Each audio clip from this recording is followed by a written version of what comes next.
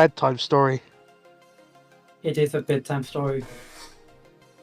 Oh, He's reading I porn, better have a guys. story. Give him a I break. better tuck myself in. How a Now D&D you're adventuring afraid party just and flippin' say dies. He's reading porn, guys. story. Give him a I break. better tuck myself in. How a Oh, D&D adventuring party just flippin' He's dies. reading porn, guys. Yeah. Give him a I break. better I was tuck just myself reading in. the How Sigmar a Hello, D&D adventuring party just everybody. Oh, flippin' Jesus dies. Christ. Yeah. Words. Oh shit. Yeah. I forgot that. Yeah. I had everything unmuted. I mean, oh my Odin. Hello everybody. Welcome back to the stream of the Fate of Asharon. I hope that everybody is having a wonderful Sunday evening. And that everything is going okay at home, as normal. And today we hold on 2 seconds. Yeah. And For God's today, sake. Golden. I know you like your new shiny toy, but like, shut the hell up. You ask for too much. all right. Now, as where we left off last session, we left off with our party in a precarious situation, didn't we, party? I don't know what that means. We went to bed in a safe place. You We finally guys- got a long rest. You guys went Oh. into a walled city, and you guys ended up you guys was in a walled city, and you guys currently are inside of the wall. You guys haven't entered the actual housing districts or anything, but you guys are currently in a barracks where you guys have gotten everybody a room for yourselves.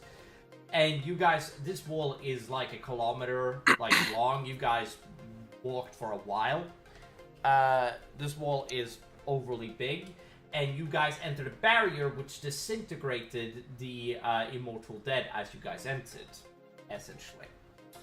And as you guys are inside of here, you guys can essentially start essentially the session off.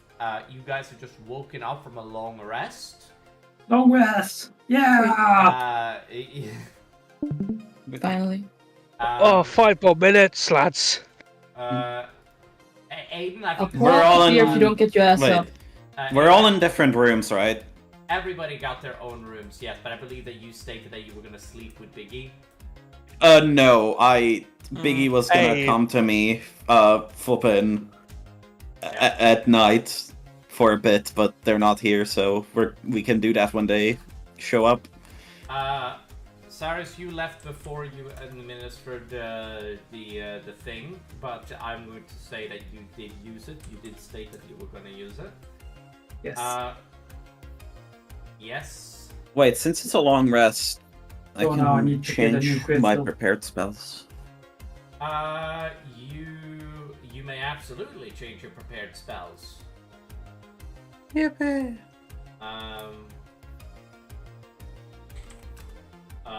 There we go. I'm just currently fixing up the players that haven't been fixed.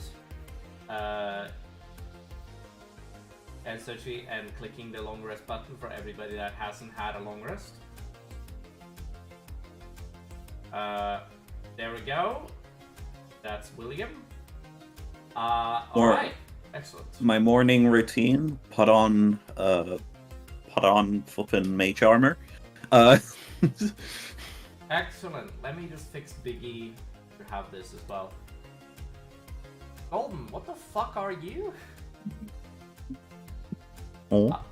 Golden, talk really quick, please. Ah! Oh, I couldn't see shit. Hi, gang. Oh my god. That is the most chaotic thing I've ever seen. I made it animated. I love it. That's why I was kind of saying, yeah. Okay, hold on a second. Let me just double check that the stream is good enough. Alright, yeah, everybody can see me, everybody can see you guys, as normal. That's perfect. That means that I don't have to do as much work as I typically had to do.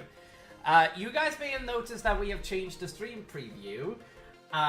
Which is an obvious reason why. Oh, Biggie hasn't been on a rest. I'm gonna click that for Biggie. Also, Biggie had -3 in a long in exhaustion. That has become a -2. I don't think I've set up exhaustion for you, Saris, have I? Yeah, but I don't think I have any points of No, exhaustion. no, you shouldn't have any. I don't think. But yes, I do Bill- have. No, Lomadon has 2 levels of exhaustion, I think. Because he got fucked up. Who else got golden? You got down twice, didn't you? Yes. Oh my god, you have 1 level of exhaustion after that long rest. Don't forget Biggie.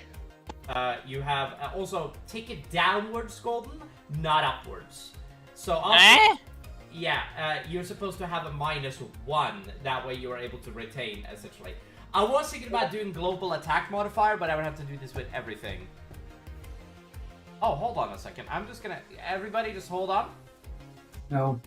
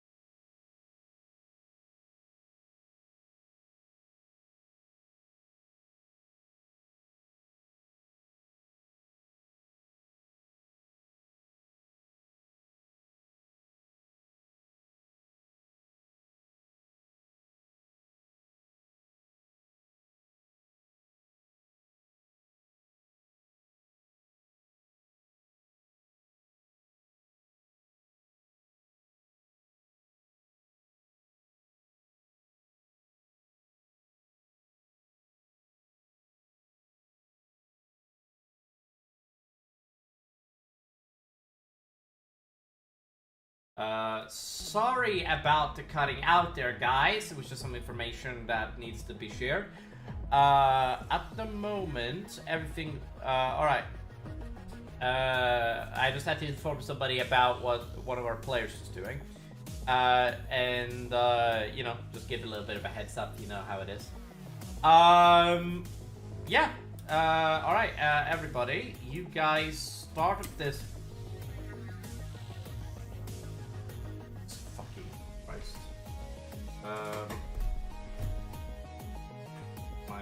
I forgot this bad pen. My bad. You guys... He's pissing himself.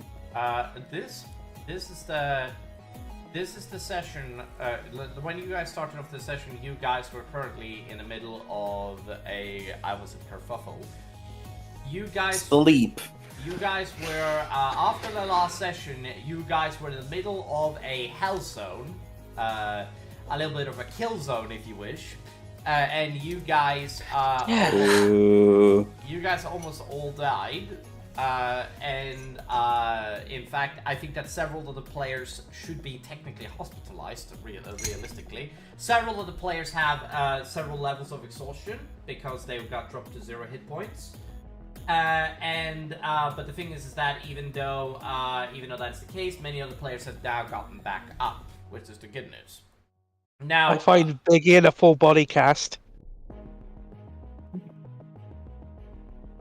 I do want to say, the bit that I wanted to do with Biggie is that they would show up at my, in the middle of the night at my place and just say, I threw up. Emphasis, I threw up.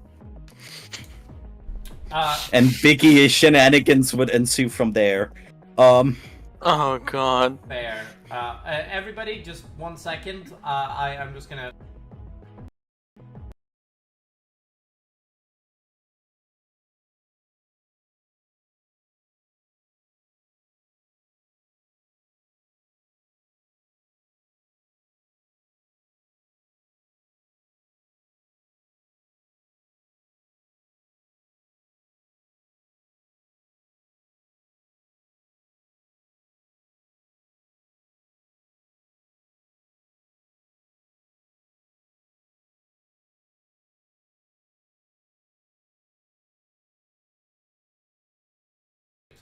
All right. All right. So now, essentially, where we were last session, you guys went from a hell zone, and then you got back, and you are now sleeping, and you guys wake up the next morning, and you guys feel a sense of calm come across you guys. You guys remember that last session ended. I described it wrongly. You guys are not insecure. You guys did not end up going into the city. You're currently inside of a wall, which you guys entered, and you guys are now in a housing area. I described it wrongly.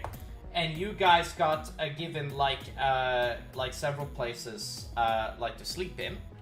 And you guys went in, and everybody had their own rooms, and they went to sleep. I don't remember if what the player said. So, Bird, what did you say before I muted? What did I say before I muted? Said Something about Biggie. Oh no, I just put on mage armor in the morning. Excellent. Yes. I'm just gonna say that it becomes like a fucking routine that you do. Just remember. Yeah. Like honestly, like by the way, we've changed a couple of things that I cannot keep track of. One thing that I'm not gonna bother to keep track of from now on is literally mage armor, which is now until a long rest. I'm sorry. 8 hours is retarded. That it only lasts. I'm sorry. It's until a long rest now. Mage armor. Like it's better in Baldur's Gate 3. I'm just stealing the rules from Baldur's Gate 3. I don't give a fuck. Okay.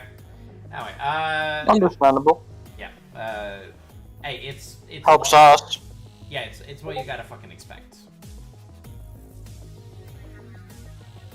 All right. Hold on a second. Naya just messaged me.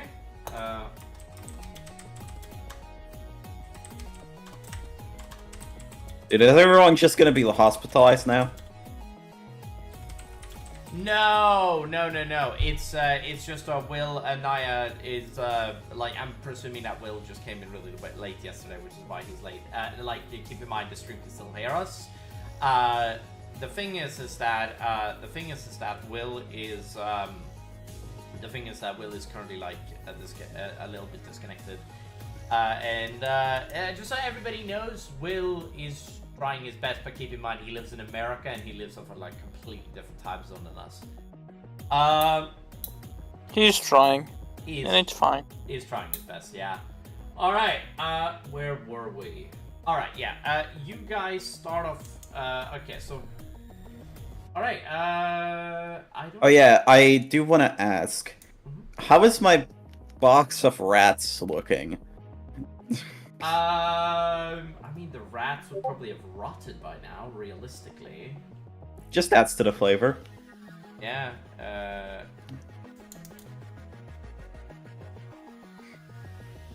yes, okay.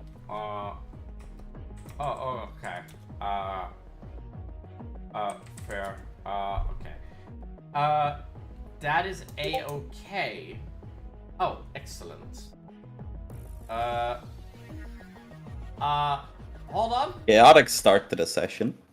Actually, I need to start something here, because it is important that I do this.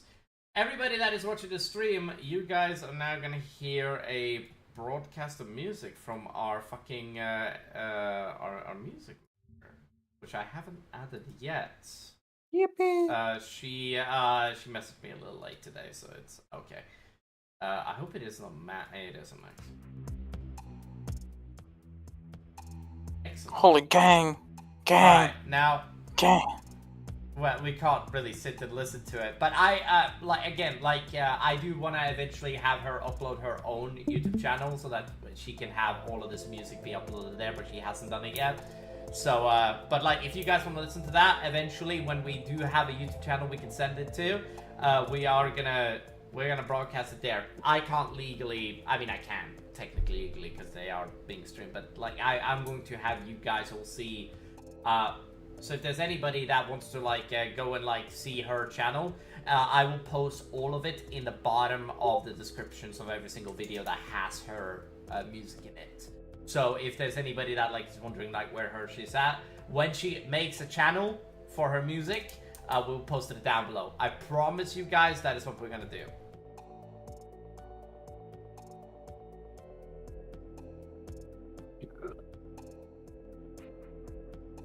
Yeah. Huh? Nothing, I just said, yeah. I love you. Yeah. Okay then.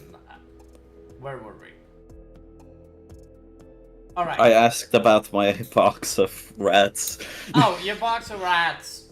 Probably rotten. I don't think that anything would be healthy to eat from there. Do you think it was scarce? I don't know. I think that yeah, oh.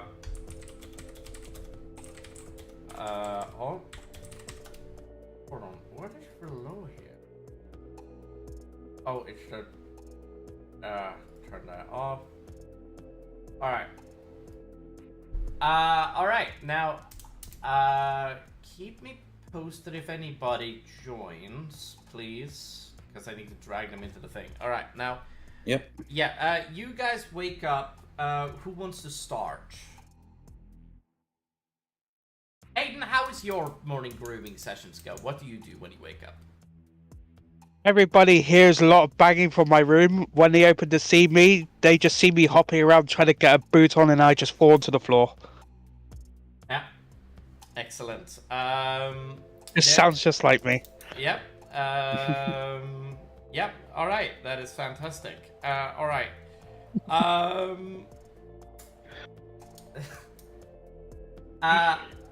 Okay. Sorry. No, I'm kind of like thinking about that in my brain now. Kind of maybe shut down my brain. Golden, what are you doing right now? Personally, if by my room, you would basically hear nothing. Basically, I would just be meditating, to be honest. Excellent. You meditating. You're trying to. Are you trying to maybe reconnect with the thing that I told you about the other week? The other things like during the season that has been happening to you.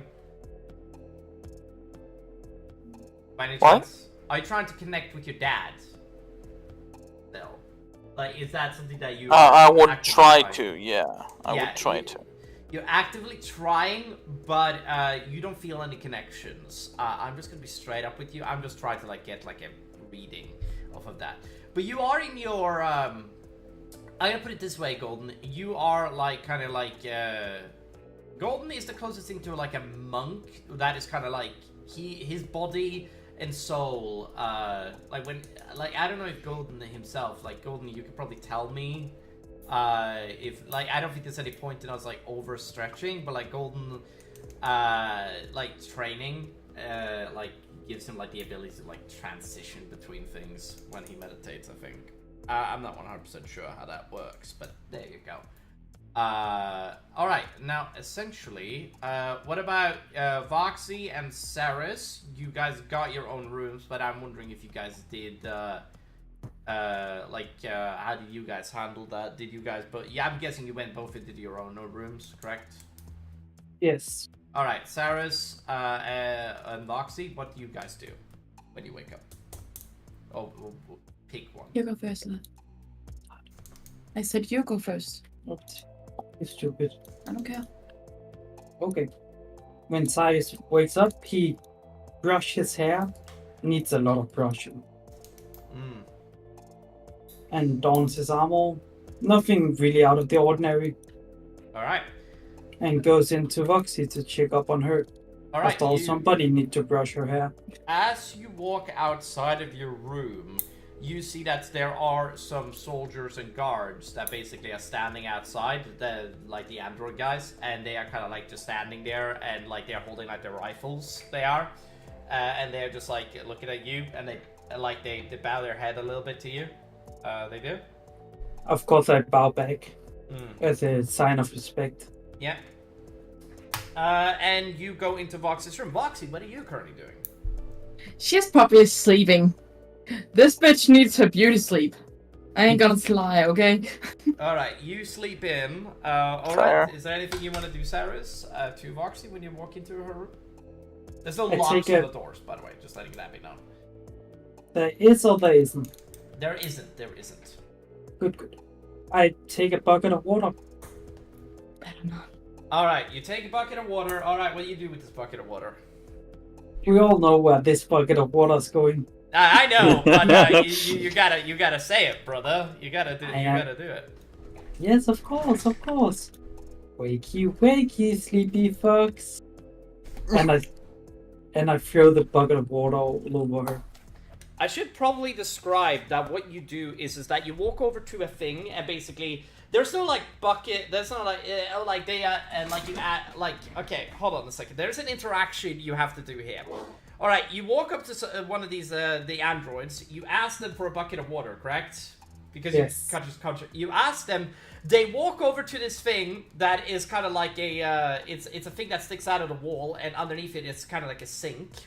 And then he basically puts that under there and he turns it on, and there's plumbing. There is my point. And basically the water rushes into the bucket and he gives you, and it's, did you ask him what the temperature was gonna be? Whether you want to cold or warm? I would probably say cold. Oh, okay, excellent. He puts on cold and he basically gives it to you, be like, there you go. Cool cat thing. I've never seen anything like that before. Thank you. You're welcome. And he goes back to like he picks up his he takes up his rifle and he just stabs there like this. He does. Glad I got a prop now. It's not a great prop, but it's a prop anyway. Yeah, you go and do that, and then you go into the room. And what do you do with this bucket?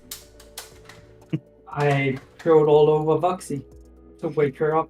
All right, you throw it over Voxy. You throw it. Wakey, wakey, sleepy fox. You can't stay in bed all day. You know, you could just have woken me up normally, but you just had to get me wet. Didn't you? That works both ways. Yes. God damn it, Abe. Why actually did you? I suppose I do owe you a cleaning of your armor. No, not anymore. I'm perfectly fine with what I just got. Oh wow, so you don't want me to use a little bit of magic? That could be useful though. After all, we both know you're not the best at details. All right, Eva says. Oh, sorry. Yeah, Voxy. Yeah. I just want to say that I use prestidigitation on myself. Yeah.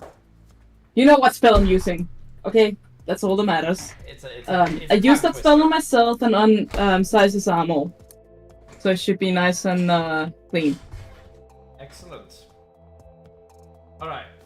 Alright, you make sure to clean up yourself. You prestidigitate your armor. Sorry, his armor. I don't remember if you have a type of armor. Julie? You can probably humor me here. But you guys would probably be drenched in blood at this point. Or like your armor prior, essentially. Like again, that's why I'm using magic to clean it. I know. I get We it. are nice and clean. We are not messy. I should probably state True. that, like, none of you guys went through that battle unscathed. There would be blood in the thousands that would have, like, been on your bodies and stuff, and some of you even got drenched with acid and yada yada yada. A lot of bad is my point. You guys, yeah, you clean them up. Yeah, fair. Excellent. Let's see if Okay. they have somewhere to eat breakfast, Sayas. Yeah. I could eat some food too.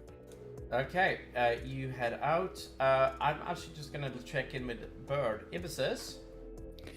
So, Ibis wakes up, puts on mage armor. Well, you can't really see it, but yeah. And she just walks out with the box of rats that's probably smelling worse than anything that has been in this place prior. She's also just not cleaned up at all. She is in the same bloody, torn robes she has been in the past battle, and she just kind of walks over to one of the androids and gives him the box and just slithers away. You give it to one of the androids that just looks at the box, looks at you, looks at the box, looks at you. I'm already going as he like- does the second look back. Yeah, it's like, fucking hell. Be like, what the, like, yeah, fair. Alright, you do that, and what happens, you hear fire go off in the background. You do. I hiss as soon as I hear fire. Yeah. And the box is clearly disintegrated. I don't really have a better fucking explanation other than the fact that they burn their corpses, which probably makes it smell a lot worse. She just looks at them and then looks away and starts walking away. Yeah. Actually, she wants to do flippin'. She just walks into Cold's room. Like, cold. Uninvited, without making a sound.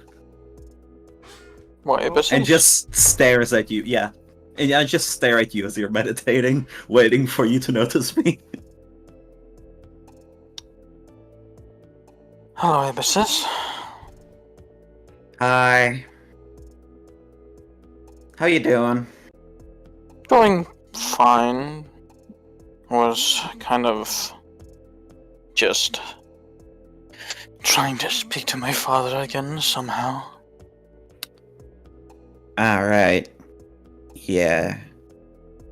You should probably get food though. I probably should. What brings you here, may I ask? I don't know. I just wanted to look at you. I don't know. That's fine. Well, I'm pretty, well, drenched in a lot of old, filthy, probably infected blood, so I think I'm gonna go take a shower. Yeah, just on a Tuesday. And I just walk out the room without saying anything else. I'm going to go get some food, hopefully. Alright. Alright. You that. Let me just. I need to get some notes running. I also just, like, look at Rurik's door, but don't go into the room. Alright. Does anybody here go into Rurik's room by any chance? I suppose we do walk past the place and can hear something happening in that room. You just hear, oh fuck! Vaxi knocks on Warwick's door. Knock knock. Come in! And she opens the door, and what do I see? Just see me trying to get my fucking boots on, but I fall backwards. Huh? Tiny man, why are you struggling with your... Don't call me footwear? fucking tiny. Well, you're shorter than me, so therefore I'm allowed. You don't see me calling you a fucking giant. Well, I wouldn't mind. At least someone will see how tall I am. Yeah, sure. Just help me with the damn boots. Sure, you're trying to get it on or off? It on, obviously. Voxy, of course, tried to help. Probably holding the boot. Sias, can you pin him down? So he don't go anywhere? Stop, I'm ticklish. I don't think I need to pin him down. Okay, they're on. Stop it, get off me. I think it's the wrong person you're asking to help you getting a boot on. What do you mean? When was the last time you put your own shoes on? I can do that. I don't have you to do everything for me.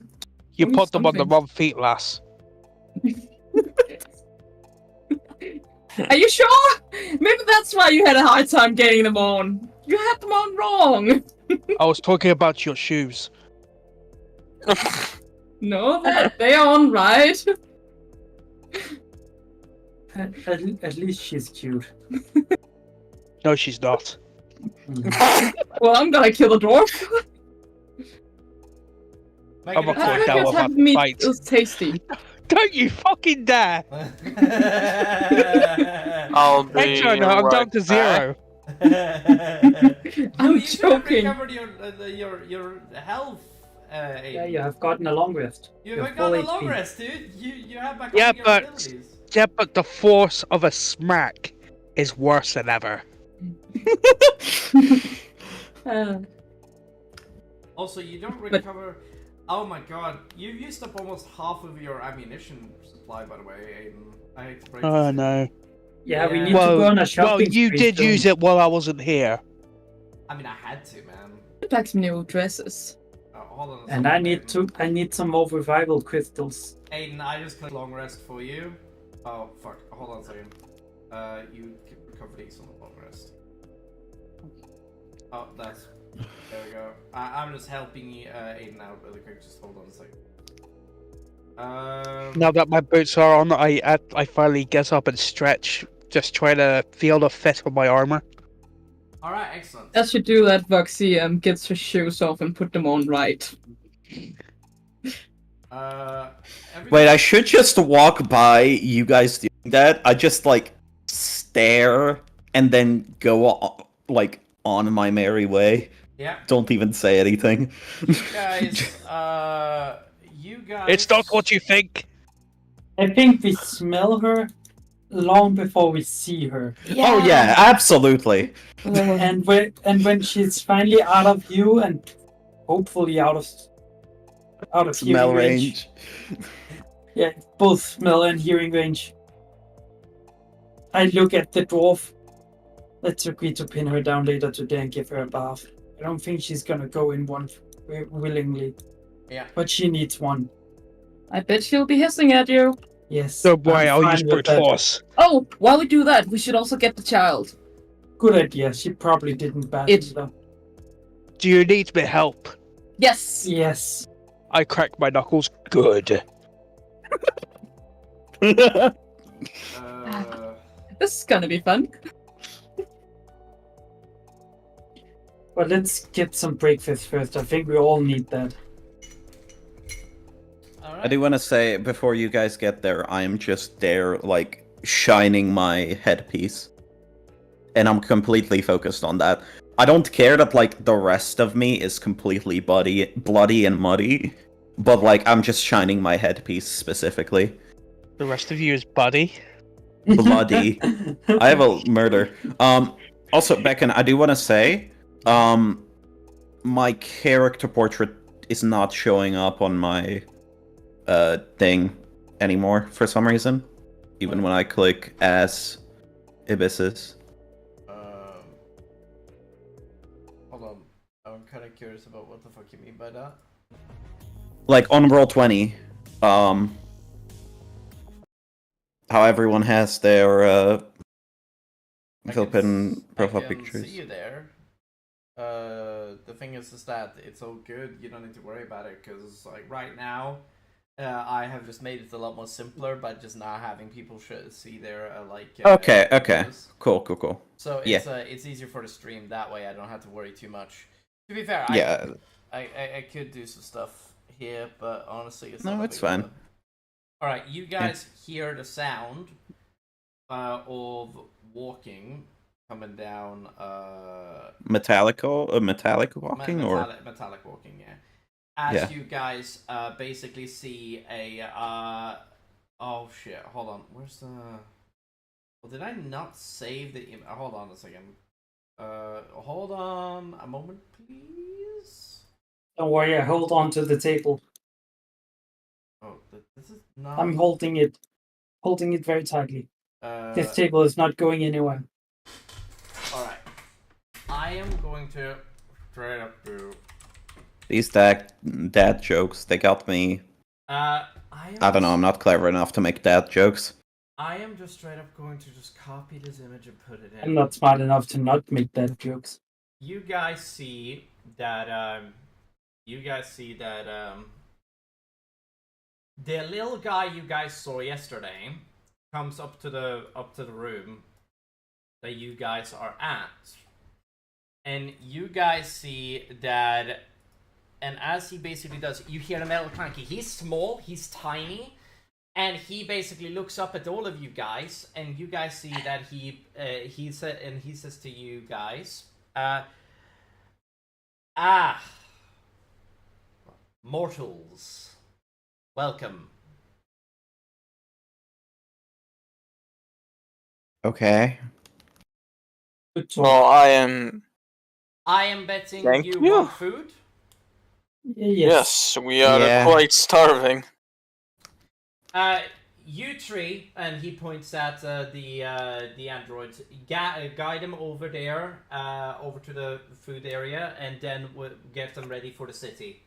And you guys see that he's like, my name is Claymore, by the way. May I ask? Do you guys know a person called Merlin? I look at it, but says, I look blankly. wasn't that the lizard you guys traveled with before? He also Right. got you guys. Whatever. Yes, we know the person Merlin. Interesting. You see that he basically spends a second, and he looks at all of you, says, so you must all be God-chosen.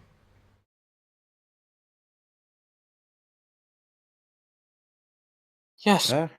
I think, yes. Yeah. Interesting. I'm a man of faith, so I would be surprised if I wasn't God chosen. You guys see that he basically says, "Come with me," and he walks with you guys for a second. He's very small, so he's like clanky, like movements is a lot more like wobbly and stuff. But he looks up at you guys and says, "You must be wondering." Right. I am not very dissimilar from you. I come from a universe. I'm presuming that you guys are from the material plane, and that the material plane is good and safe.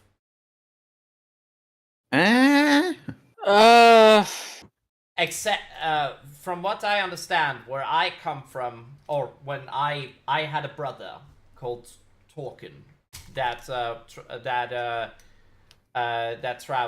we got sent to the realm that it was called Asharon a while ago. Yeah, that's our place. Yeah.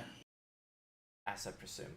I tried to tell the keeper, but he said that the material plane was for sure doomed and dead.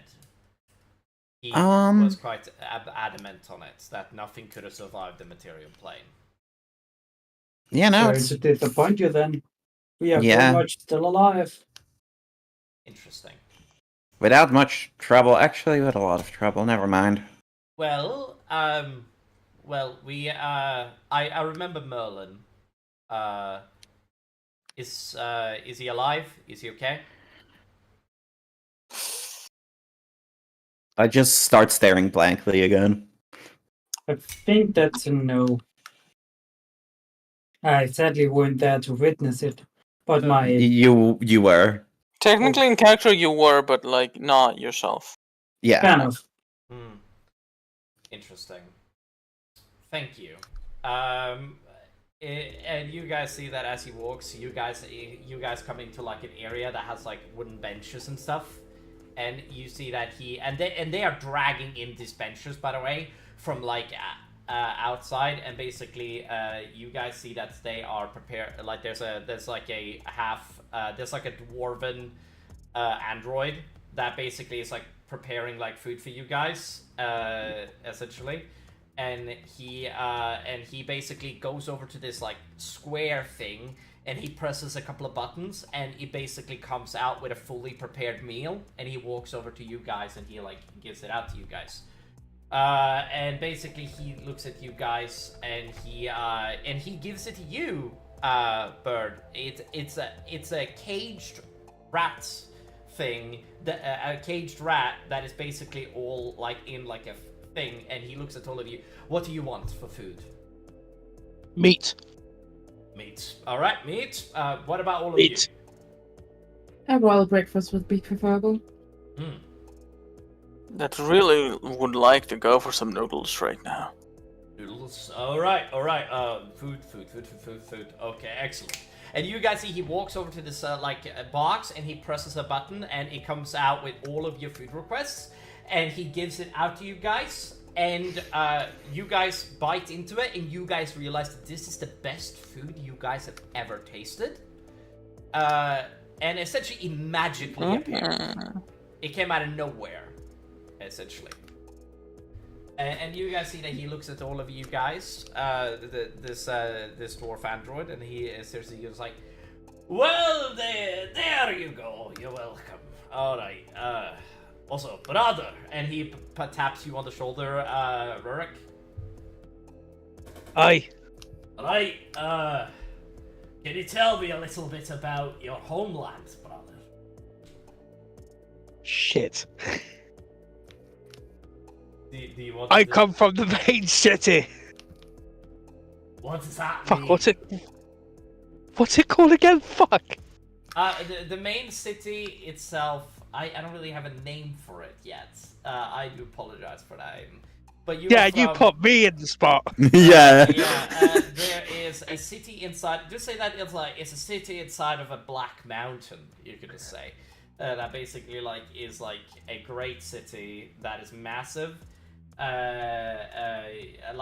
If you were to just turn this, I'm sorry, I forgot to write down the name. It is on. I forgot I thought we already spoke about this. Yeah, we already did. And you basically see that he basically asked a question, and you basically put this in, and he says, "Oh, I don't know why I went Joker." Right. Oh, that's fantastic. And as you explain, some of the stuff from the city that you're from, the name and stuff, and he's like, "Well, I never heard about a city like this before. Doesn't sound familiar." Have you not? No. You said a black mountain. I've never heard of a black mountain before. But it's been around for generations, lad. Right. No, I've never heard about it, sadly. Now, you may, Aiden, roll me a history check here. I'm gonna say with advantage because this is about your home, specifically. Okay, hold on a minute. Let me just find my character sheet. You want me to do a history check, yeah? With advantage, yes. Oh shit, it's a 1. You remember that your home, this would not be a hard one. This is stuff that is talked about today. You would have to be an idiot not to remember this. Now, which is why it's a super easy one to make clear. You remember that the city itself, there's a rumor that the city is the corpse of a gigantic dragon, essentially. And the city, the corpse itself is where your city is made, the Black Mountain. Actually, let's name the city. Your city is named after the dragon. Sorry, I'm so sorry. I should have just named it that way. That's actually brilliant. The city is called Angkor. It is, and the city is made and essentially the Black Mountain is the corpse of a gigantic gigantic dragon that was as big as mountains. That was slain by an ancient dragon slayer known as the Great Orticus, the Dragon Slayer. And he basically slaughtered and killed a gigantic dragon on his own with the power of gods, essentially.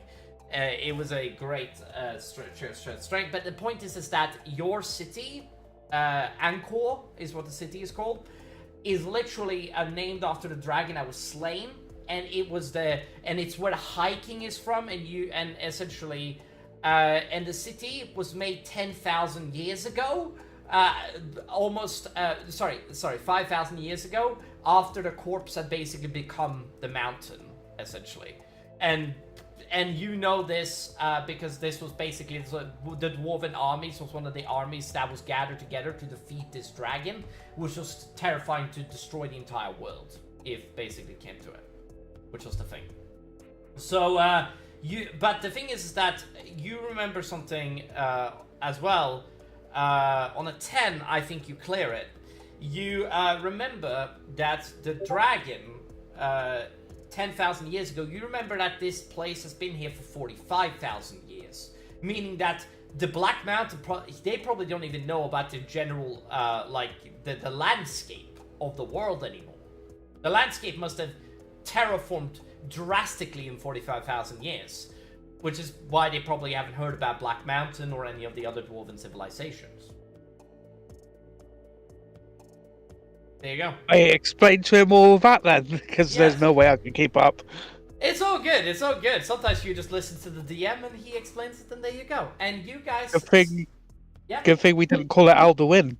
Yeah, I'm just gonna call the city Angkor. That's brilliant. I didn't think about that. Anyway, and Angkor is like the great city... is the biggest dwarven settlement in Asharon, and it is so massive it dwarfs every other dwarven settlement. And you have a neighbor city that is it's not technically a neighbor city, but it's a city that is right next to it. That is the home of the Druegar, which is the dark dwarfs, or more commonly known as the sun cursed dwarfs. Which whenever they step into the sunlight, their skin burns. They do. Oh, they're ginger. Nice. That's brilliant. No, it's their skin is dark blue, and essentially whenever they step into the sunlight, their skin burns essentially, and it is a cause of the darkening, the first war, which is why elves are hated. Okay. It's a Let's bastards. But yeah, you explain all of this to him. It's like, right, well, all of this must have started around the time. Right, and you see that the dwarf says, basically understands, like, right, thank you, brother. Appreciate it. And he walks away from you as you're eating, and you guys all basically eat. You get bear meat, Rurik, you do? Like grilled bear meat you get, that you're just eating. So good. And it's a big slab of meat as well, yeah. Anyway, yeah, there. Beckon? Yeah. So... I look over to Claymore, right, and I just say, "Hey, Claymore, whatever, Clay. Yes. Why are all the robots dwarves?" No, the dwarves that are the androids that are dwarves that is here is that over there is you must understand. Not everybody of us, and you basically see that he's like, not everybody here is dwarves. There's humans, elves, and dwarves, essentially. Androids. I guess I've only seen dwarves. No, you've seen elves and humans, but Claymore basically explains to you that like they are. He explains. Am I just blind? It's like, no, you have seen both. You've seen all types. Like you saw them in Lost Combat and stuff like that as well. Yeah, no, I say that in character. Am I just blind? you probably are, yeah. I mean, look over there, and he points at like one of the androids with the rifle, and it's just a human look-alike android that is just like looking around the area, and it's like just ready. You don't see any elven ones in this room specifically. There's only human and dwarves alike. But yeah, Never mind then. Yeah, and the dwarf is that is emotional. He seems like he's willing to talk, but he seems like he has emotions. Claymore doesn't seem like he has emotions. He seems very stale in his like thing. He doesn't seem like the type that would be like super emotional. Yeah, he explains very like unemotionally how essentially all this works. There you go. Yeah. Okay. I feel like I just like play with my prey. Okay. Sorry. I just like play with my flippin' rat in a thing, and it's just the one rat, I'm guessing. Yes, it's I mean, you can yeah, but like they made sure it was an alive rat that he just conjured, and basically it's there, yeah. Yeah, I just play with my prey for a bit. Yep. Just completely focused on that. Mm-hmm. Some have the one wing. Episodes have the one rat. Yep. And yeah, there you go. And you do that, and what happens is that Bird, What did you want to say, Rurik, by the way? I feel like that elf robots would be more like scouts or assassins or snipers. They're more acrobatic, while dwarf ones are more heavies, and human ones are just normal foot soldiers. Yeah, I mean That's my theory. That's great theory. I like that a lot. Just a theory. A No. racist theory. I'm a dwarf, I can't be racist. Yeah, you're right. That Small is people can't be classism, racist. man. That is classism right there. Brilliant. Anyway, and you guys. No, it's speciesism. Yeah. I'm sorry. Sorry, Cyrus. Didn't mean to interrupt you. Continue. Oh, that was what I said. That was all. Oh. It's not racism. It's speciesism. Oh. Oh yeah. By the way, Julie. I think it is. Anyway, yeah. Julie, do you react to me eating rats again at all? My character look hopelessly at you, and as she gets her own royal meal, she takes a plate of probably scrambled egg and places it next to you, stares at you coldly. Eat this. Wait, Nah. are those rats alive or dead? Ooh, very alive, very alive. I scoot away slowly. I take the rat, just fucking grab it. No, I stop you from doing that. Wait, do I have to roll Oh, something for here. that? Oh no! All I hear is just the rats screaming in agony while you munch on them. I go, oh my god. No, I'm just playing with them. I'm playing with my food right now. I'm not even Why did eating these it people yet. have to save me? This is... You can have to decide after you ate something that isn't alive. I push the plate of scrambled egg towards you, it says. Through the screaming, I'm all you good. hear is my chair just scooting away slowly. Ibis just like looks at you and says, "I'm good," and keeps playing with the rat. It was not an option, Ibis. You're not traveling alone anymore. And if you don't want a newest team member, I straight up kind of points at you, Dwarf. What, Rick? Rurik. Warwick. And if you don't want us latest team member to be frightened out of his fucking balls, I suggest you fucking eat the eggs. Why You would guys he hear be the- frightened from me eating? You guys It's hear a the good thing there's sound no of- fetus. You guys hear the sound of as Person there's joined the call. scraping on the ground. You do. Will have joined the call. Hey, Oh. William. Inside, I'm hoping there's no fetus in the eggs. It's scrambled eggs, a plate of scrambled eggs that I'm pushing. Thank God. I Shut- wasn't listening. Dude, that's what I've been saying. Jesus Christ. I wasn't listening. I'm some just so token dwarf engrossed in now. my meat. Will, That came out I wrong. can't hear you right now. Are you good? Well, You actually had like a decent amount of sleep this time. Jesus Christ, dude. Oh my God, that came out so wrong. what did you say? I said I'm engrossed in my meat. Don't worry, we are all enclosed in your meat. No! Okay. Calm the fuck down, guys. Like I'm just trying to eat my bare ribs. and Kills beef. you with hammers! I will kill you with hammers, truly. Okay. William. Will? I cannot hear Will. He's He's not speaking. talking, yeah. Okay. I'm gonna send a funny gift to him. I mean, have you messaged me? No, he has not messaged me. I thought you all could hear me the whole time. Now we can hear you. Now we can hear you. Very quiet. Hello. Again, you didn't arrive super late this time. Wow.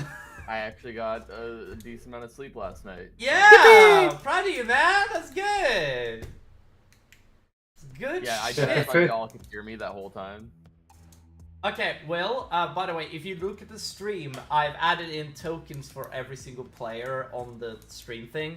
So like you can like fuck around with your own thing and basically add it into like the stream preview. So like you don't need to worry too much. Also, you are bigger than Bird, which is not great. This is on the stream itself, not in Discord. Gotcha.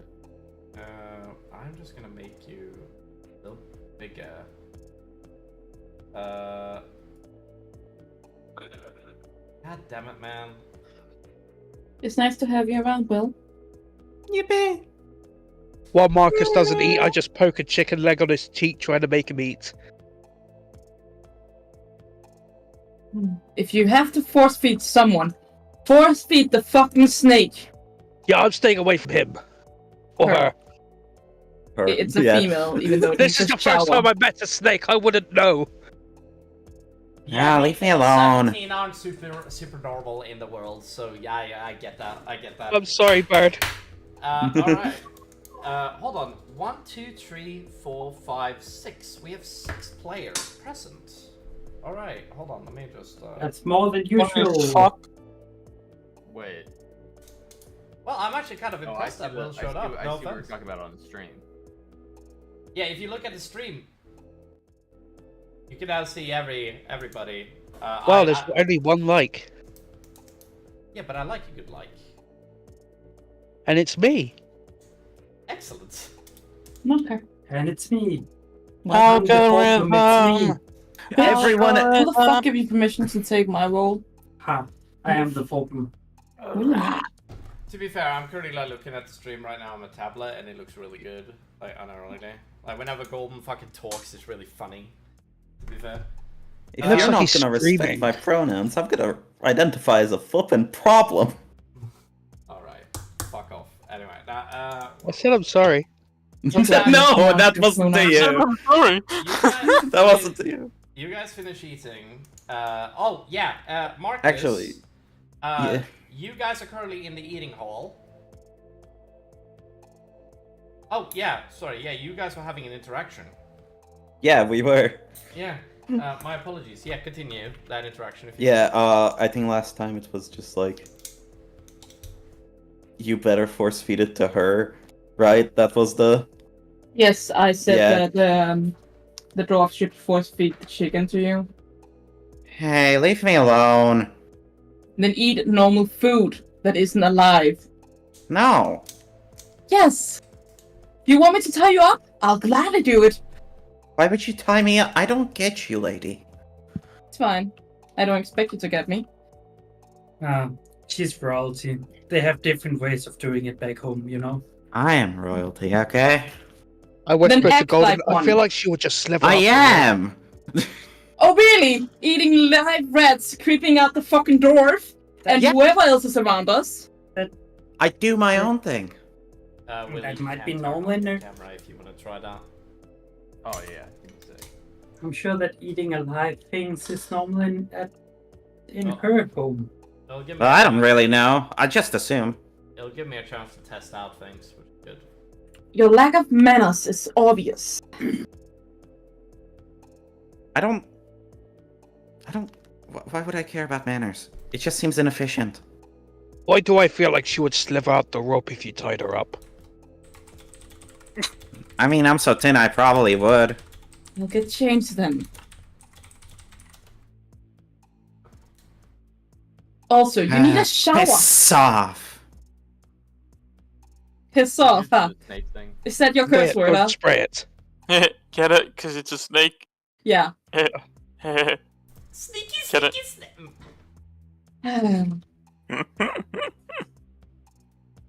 I get it, you're a snake, but could you at least wash off before you got to the breakfast table? Oh yeah, I am dirty. Oh, are you? Wow! You dirty bitch. Wait, did you say that in character? Huh? Go. No, okay. Aw. I go both ways. I like, after I just like say piss off, I just like look at the rat and just keep toying with it, ignoring you. Cyrus, I think I have a big project in front of me. Ah, yes, you do. Well, I need etiquette too. Alright. I actually need to hear what Will is doing. Will, you have just gotten dressed, armor on, and you guys are currently in the area. I've clicked long rest for you, so don't need to worry about it. And well, here's Sleeping Beauty. And you head into the... I'm gonna say you arrive last, which is fair. You did almost get I'm killed also gonna say that I did not put my armor on. You did Oh not... God. Alright. Is he I did naked? not put my armor on. My armor was never off. What? Wait, you slipped in your armor. I'm going to need to worry you here. If you sleep with armor, you will not benefit from a long rest.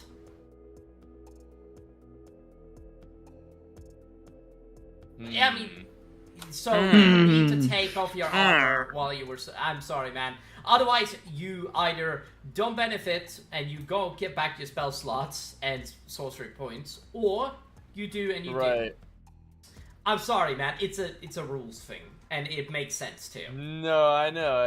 I just am like, Oh, our temporary hit points are gone, right? For sure. Yeah, Heroes Yeah. was over, and Cyrus doesn't have like $1 billion to spend. It's less. It was more of a rhetorical question. I just suddenly noticed I had 10 more HP than I should, and I'm like, oh yeah, that's from the... Yeah, just remove 10 hit points. Everybody needs to remember to do that. If you guys added 10 hit points to your own maximum hit points, remember to remove it. You couldn't possibly have had the effect of it, Rurik, so it can't be you. You guys see that the Minotaur looks down upon all of you guys and says, "What?" Oh, wait, hold on. Yeah, Will hasn't done his thing. Sorry, my apologies. Okay. So, where are we again exactly? You guys are currently in a mess hall that is currently inside of a wall that you guys entered. The wall is massive, several hundred meters tall, and Is it like an impromptu mess hall? Kinda, yeah. And we have seen that the creatures burn whenever they get into contact with the wall. Yeah. The barrier. Yeah. Barrier. Excellent. Okay. Yeah. We're just We're reasonably safe here. yeah. You We're would just feel safe, yeah. yeah. We're just eating. I'm guessing your character just comes late because, you know. You probably come to the image of Roxy trying to force scrambled egg down in Ibis's. Eat your fucking eggs!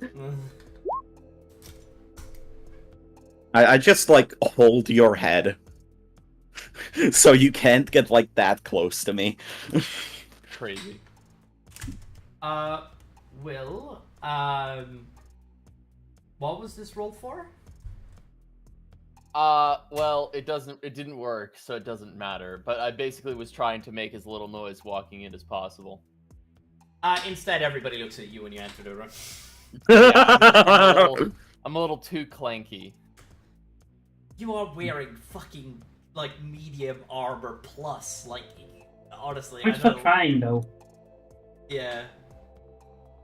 I'm just imagining that movie where, like, somebody enters the room and they're sneaking, there's just... like, it's like Yeah, when he and steps the creaks the floor or something, like, it's something stupid like that. But it's like, I'm just imagining, like, somebody enters and they have, like, just extreme, like, heavy armor, so just clink, clang, clink, clang, clink, clang. You know, it's what I'm expecting. Right. It's like I walked into the room trying to draw as little attention as possible. I'm not necessarily trying to like sneak. Does that make sense? Yeah. Don't be suspicious, don't be And then I suppose I just grabbed some food. Yeah. Do you, one of the guys comes up to you and he asks you, what do you want for food? I don't know, I'll take what everybody else is having. Everybody else has something unique. Okay, is there like can I see what's being served somewhere? You can are not probably seeing see what my anything. character- There is a box on the wall that is, Yeah, there you go. Is there like a chef somewhere? Nope.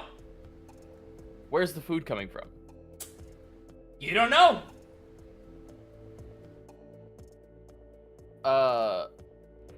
Marcus doesn't. So how does Marcus know what to order? You just got asked, like. Hold on. Hello? Yeah, you just got asked, like, what food do you want? There's no context clues here. Just think like Star Trek. Well, maybe your character would ask one of the other characters that sit at the table and eating how this whole food thing works. Yeah, I think I'm gonna look at whatever. What is it, Voxy? What does it look like you're having? What do I see? I asked for a royal breakfast meal, so that's a little bit about everything. Of course you did. All right, I'll just point at what you're. I'll just point at your plate and be like, I'm having that. Oh, so you're just gonna take one of the things I ordered? I should have enough to share. Marcus has stumbled in here with zero enthusiasm, and it's just like, I can't be bothered to fucking order from a menu. You're not even gonna ask what your dear old pappy is having? I honestly, like, what does it look like you're having? Bear ribs. Oh. Grills. All I did was ask for meat, and they just gave me a plate of bear meat. That's amazing. Is it cooked at least? I know. Sorry. Yeah, I fucking Grilled. hope so. My mom. He said grilled. My mom just called me with dope news. I'm so happy. Yes! Tell us after the stream. No. It's so good. I'm not gonna say it now. All right, now. Sorry. What has happened? Sorry. What has transpired while I was in the call? I pointed at Julie's plate and I said, "Just get me whatever she's having." And then look over at Rurik and I'm like, and some of what he's having. Well, you see that the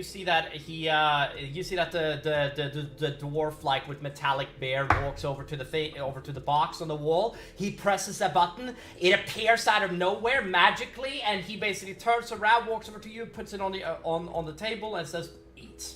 And he walks back in. And he stands by the wall next to. Is this a real dude or is this a robot dude? This is an android. This is a robot. Gotcha. Okay. He's gonna quickly send a message to Drift. You try to send a message, the spell rebounds, doesn't work. Fuck.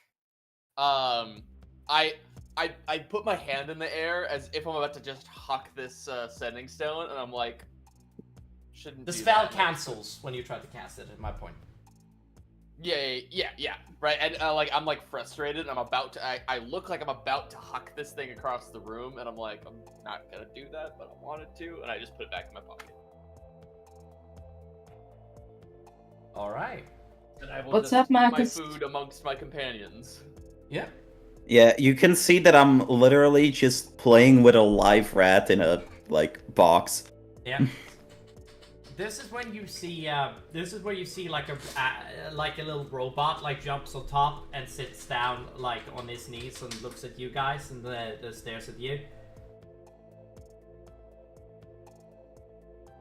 He stares at all of you, and you guys see that it's Claymore. And Claymore, he basically asks you guys a question. So, what is the material plane like? Normal? I don't know. Well, actually, there was half the human kingdom is just gone now. So wait, the Malukai Empire just upped and disappeared? Got blown up.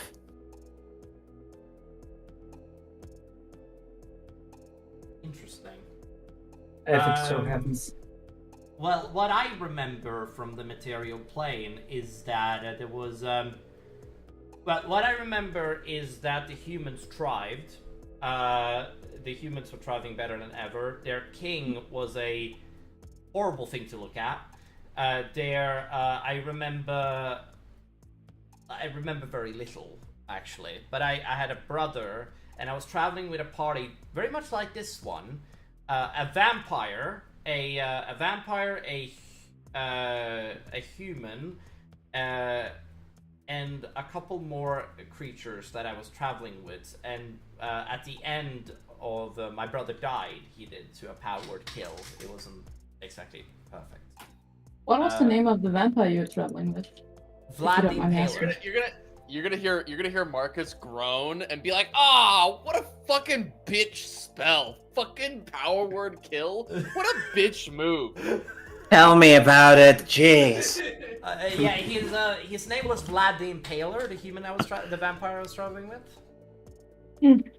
Yeah, well, maybe he should have been impaled by his dick. Fucking never mind. Oh, Jesus What Christ. That's worse than what I say. Actually true, yeah. And that's me talking. That's actually saying something.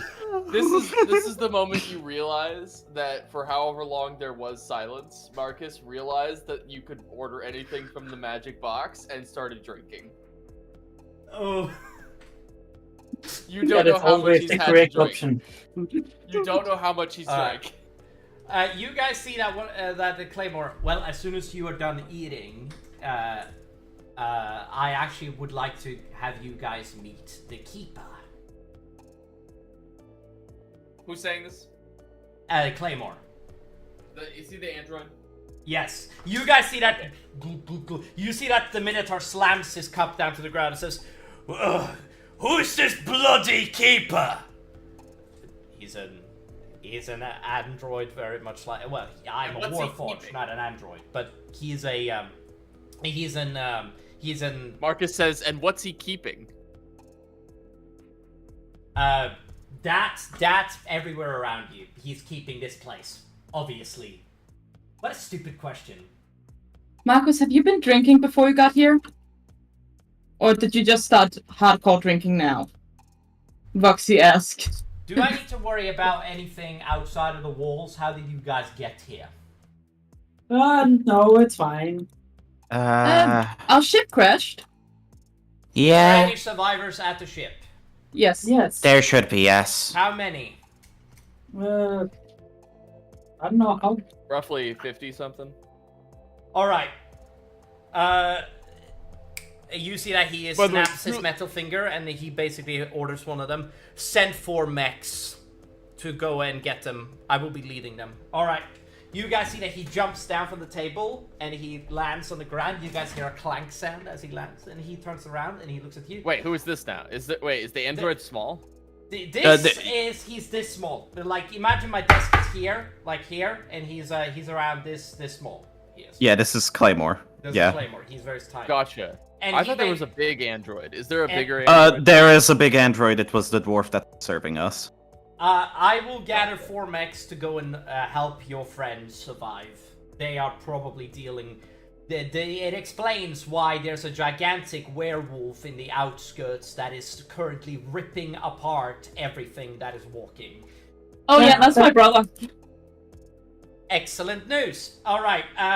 There is also a flying beast. Also, that is casting spell. There's a vampire. Ah, that's the bloodsucker. Wait, a vampire and a werewolf is helping each other? Yeah, he's my pet. Don't worry about it. Long story. That's very irregular. They are like the greatest enemies. Never mind. All right. Excellent. I am going to get in my mech. Marcus is going to say... drunkenly. Marcus drunkenly speaks up and be like, "This little harlot has a natural talent for taming men." All right. What does that mean? He's intoxicated. Excellent. Yeah. Yeah. You suddenly notice that there is a small buildup of tankards that wasn't there before. He's drinking at an alarming rate, and you don't know how he keeps getting them without your notice.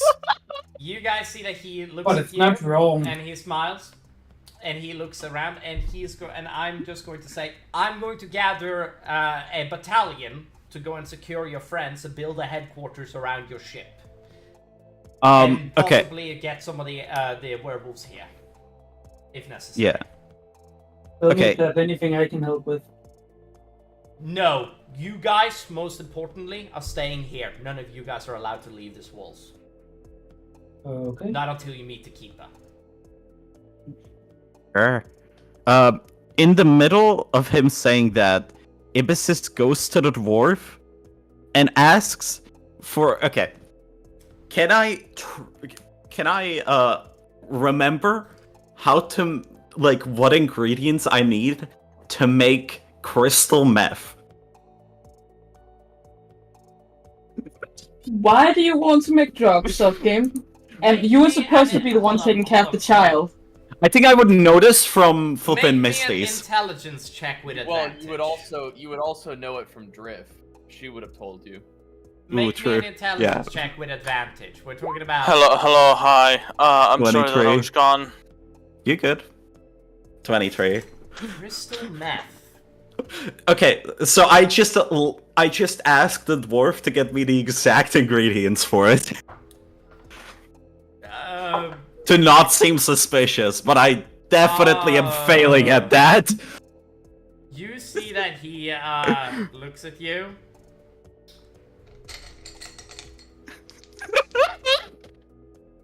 He succeeds. Okay, great. All right. Now he looks at you and says, "You wish to make crystal meth. You wish to make crystal meth." Yeah. Presses a button. Crystal meth comes out. Woo! I just grab it and kind of try to silently scurry off back to my room. He says, "Hold on there, lady. Not yet." I look back. I just look back at him with wide eyes. He says, Ibisys has taken a turn. I apologize, but the most important thing right now is for me to Claymore. It says, yes, all of you need to meet the Keeper before anything else can be astonished. I promise you, you can knock yourself out afterwards, but it's imperative that you meet the Keeper. If you do not, I cannot promise that anything can happen further. Okay. Let's get it over with. Alright. Does anyone, does anyone question me just having meth now? You guys see that he basically... I don't think anybody else has context for meth. Would we have context for meth? You, no, not that I know of. I don't think, because I'd be like, okay, I don't know what that is. I might be able to surmise that it's drugs of some kind, but I don't think Marcus would know what that is. You could just ask the android. Right, but I don't think Marcus cares too much. Oh, well, so Marcus would react, right? If Marcus doesn't know what it is, and doesn't care enough to find out, because he's drunk, right? Yeah. I don't know about everybody else. Does somebody else know what meth is? Alright, you guys see that he basically spends a second. He does. And you see that the Claymore walks out of the room and says, "Good luck. I will see you later." And you see he struts away at it just yeah, it's makes a little bit of sound as he walks out of the room and struts out of the room. And you guys see the door closes automatically. And you see that one of the dwarven android is like, "Right, I as soon as we reach the dome, I will let you guys know everything. Now, just a bit of a warning, don't listen to what all the naysayers say." And you guys finish up all of your food and drinks, and you guys see that he basically opens the door back into the hallway, and he says, "Come right with me." I'm guessing everybody comes with him? No. I actually walks over and ask what the fuck the snake just took. Oh god. Oh, crystal meth! What is it? It's a drug. It's a very, very nasty drug that basically gets you highly addicted, but problems. But we have ways to deal with that, don't you worry about it. Okay, next question. Can it kill a child?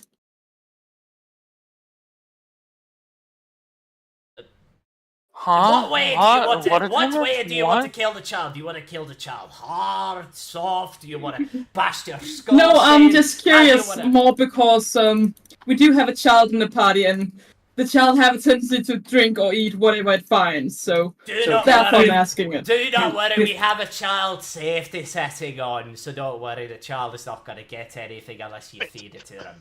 So don't worry. There is a child safety thing for everything. So We're talking about Biggie? Yeah. Obviously. What else? What other stupid child do we have in this Like, group? the child would not have access to anything you have access to, don't you? No, but the thing is that the snake is close to the child. Eric, did you? I am not right now. No, but normally, my way of employing that. What did you say, Will? Hold on. Something got. All right, I'm gonna throw one of the empty tankards at Julie. I'm like, Biggie can totally take care of himself. Is Biggie in the room? I'm gonna say Biggie is, but that is. But they're not listening, definitely. Yeah. I turn and throw a tankard at Biggie. I go, you stay out of trouble, dipshit. Alright then. Hold on a second. You see that one of the androids walks up to you, Will, and taps you on the back, and basically, as he does, he jabs a needle into your throat, and then injects it, and you go from being Can I drunk... roll a dex saving throw to, like, grapple or something? Or athletics? Disadvantage for sure, since you're highly drunk. Okay, so I'm rolling athletics. Acrobatics, I'll say. I'll roll against you. You have to beat... okay. You have to beat 25. That is an interesting roll. You have to beat a natural 1. What? You rolled 2 natural ones. Imagine losing to that. To be fair, I am tempted to say Hold on. I have disadvantage on getting away, but you rolled 2 natural ones? I rolled 1 nat 1. But to be fair, I should probably... But you have reminded me, I should probably roll with advantage because you're so disoriented. So let me do that really quick. Well, would they? It makes sense that I would have disadvantage, but would they have advantage though? I think that you being, since you're not a part of the drunken master monk, yes, they that's get what gives me disadvantage. Yes, I think that's what. I think it's a reckless attack thing where they have disadvantage. They have advantage against you, but you have disadvantage. Well, to be fair, no, I think it's fair that they have advantage. I think that's fine. Okay, that's fine. Yeah, whatever. All right. There's a way of the drunken. Okay, all right. Something monk. I think. So. That's not that bad. That's not that bad. So the way of fucking Bo Raicho from Mortal Kombat. Alright, do I escape or not? Do I get away? Hold on a second. I'm just double checking. No, this would be this android. Let me just quickly do like a little bit of math to determine how this. All right. Yeah. Seems like you do. Wow, that is kind of surprising. Okay. Well then, I'm going to throw a bottle. I'm gonna throw something at this guy. You throw it at the android. It smashes. He doesn't seem affected. That doesn't faze me because I totally expected that and just threw it because I wanted to. And then I do this. Okay. I do this. You know when you're like trying to catch a dog, and you get your stance wide, right? You know what I'm talking about? You like. You know what I'm talking about? I kind of do that, but I'm not the one who's trying to catch the robot. The robot's trying to catch me. I am now going to try and play Ring Around the Rosie around the table with this robot.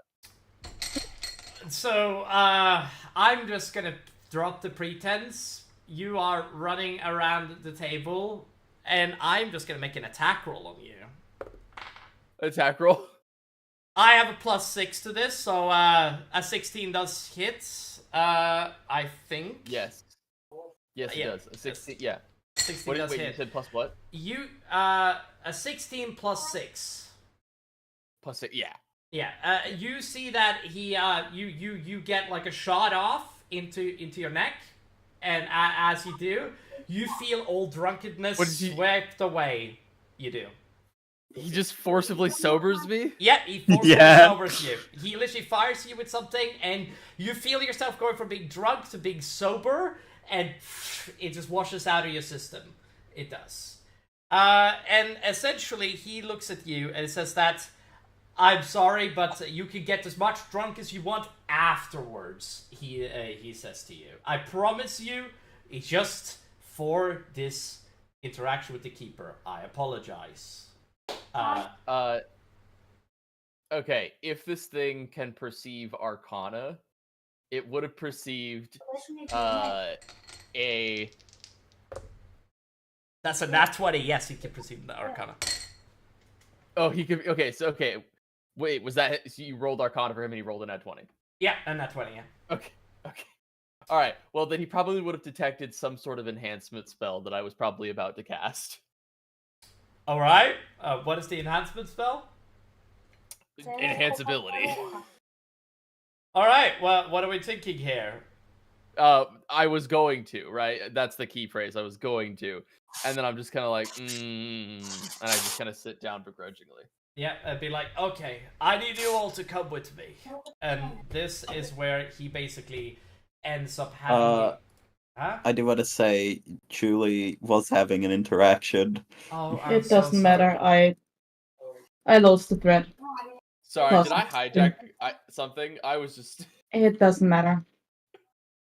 I suppose I would have, though, right? Like, Drunken Marcus would have totally hijacked the situation. Sure. I do gotta keep in mind. I do apologize for that. Remind me next time, please. Bird, why is that meme that you sent me so small? Because it is. Alright, now... Is it a fish in a bowl and a puppy? A cat. Alright, you guys end up... It looks like a golden retriever puppy because it's so small. Now, anyways. You guys end up going through the... Okay, this is what happens now. Alright, pay attention. You guys go through the door, and you guys end up in a hallway, and you guys head through that hallway until you guys enter through a big door that opens, like, slowly to reveal... Hold on, let me... As you guys slowly start to see the City of Lights, you guys enter, and you guys see this city bustling with androids walking around. There's soldier androids, and then on the ground you see that there's just a couple of androids that's just sitting on the ground and being like, "Speak up against the Keeper, man! Fuck the Keeper!" Oh my god, it's Las Vegas! And you guys see that there's just a bunch of, like, people that is basically around the entire place. It fills out the entire thing. You guys feel the magical barrier around you guys. As you guys look up, you see guys a green hue that covers the entire city. And as you do, you see in the middle of the city a gigantic dome that is shining its beacon around, with a gigantic green beam going up into the sky and surrounding this walled city that you guys are in. You guys head towards the dome that is in the middle.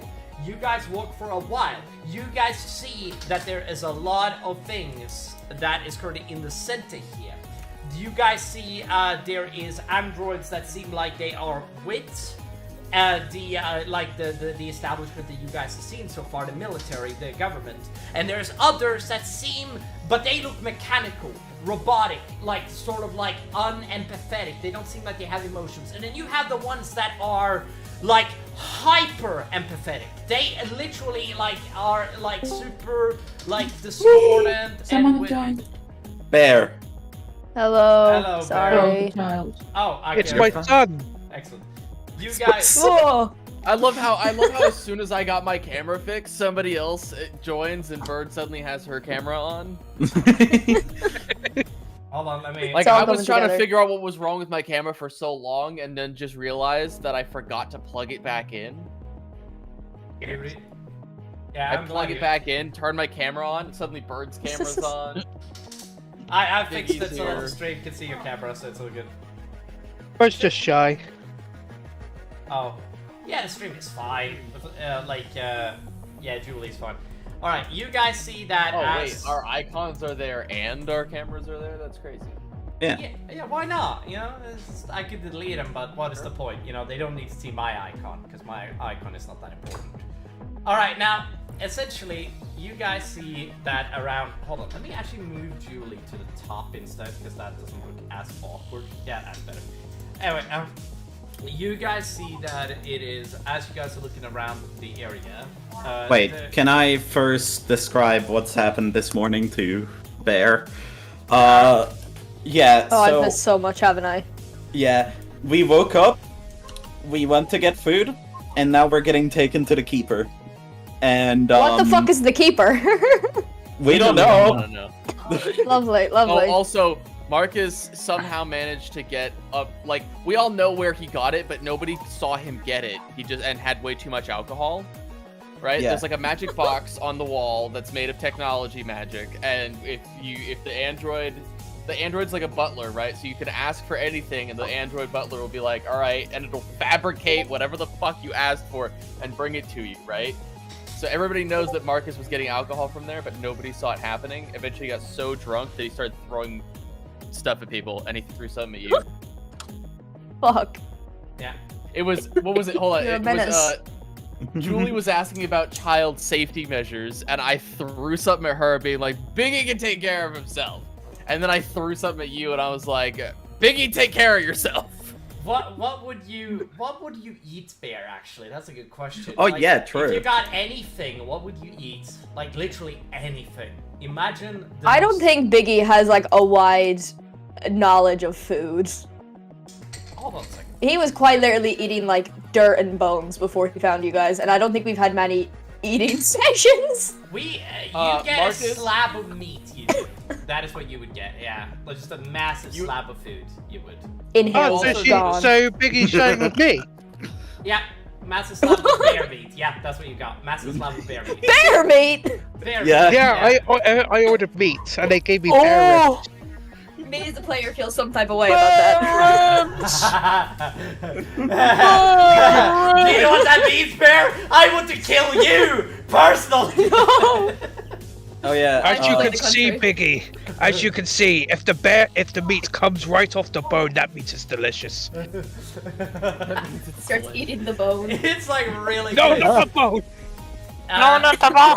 Consumes Also, the Bird, bone. I should probably have described Yeah. that the rat doesn't act logically. Like the rat doesn't act. I forgot to mention the rat didn't act conscious. Does that make sense? Yes, it was afraid like a normal rat, but it didn't seem like it had. I got bored of it soon. Yeah, you would have gotten bored of it. Yeah, that's my point. Anyway, you guys entered, and you are now in what is called the City of Light. Bird, sort of Biggie. Holy shit, cyberpunk. And you guys, it is actually not that far away, but it is way more futuristic. You guys see androids that is basically like you guys walk into the city. You guys see that there are androids that walk with their guns, flamethrowers, things like that. That is just like walking around, like just like very calmly, like just steps around. And you guys see that on the ground, there's some androids that is just sitting, splayed on the ground, just relaxed, and just some doesn't even care. And some is just being like, hey, I'm like, you wanna hang out? Like, it's like, and some of them are like super like chill about it, and then you see like there's some androids that just slap away. There's some that look hyper emotional, like they seem like they're having conversations with each other rather than like acting like each other, like they're part of a hive mind. I don't like it there's part, but there's some that do. And as you guys walk through the city, you guys slowly but securely head toward this gigantic structure that basically looks like an eye staring out over the city. You guys see a dome in the center that is kind of outshining everything that is around. And as you do,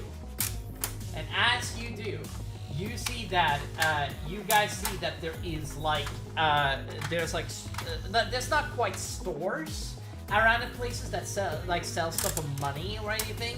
They just look like, from what you guys are able to tell, roll me an intelligence check, everybody. Like everybody here that wants to be able to do that. I walk past the ones on the floor and mutter, fucking hippies. Sorry.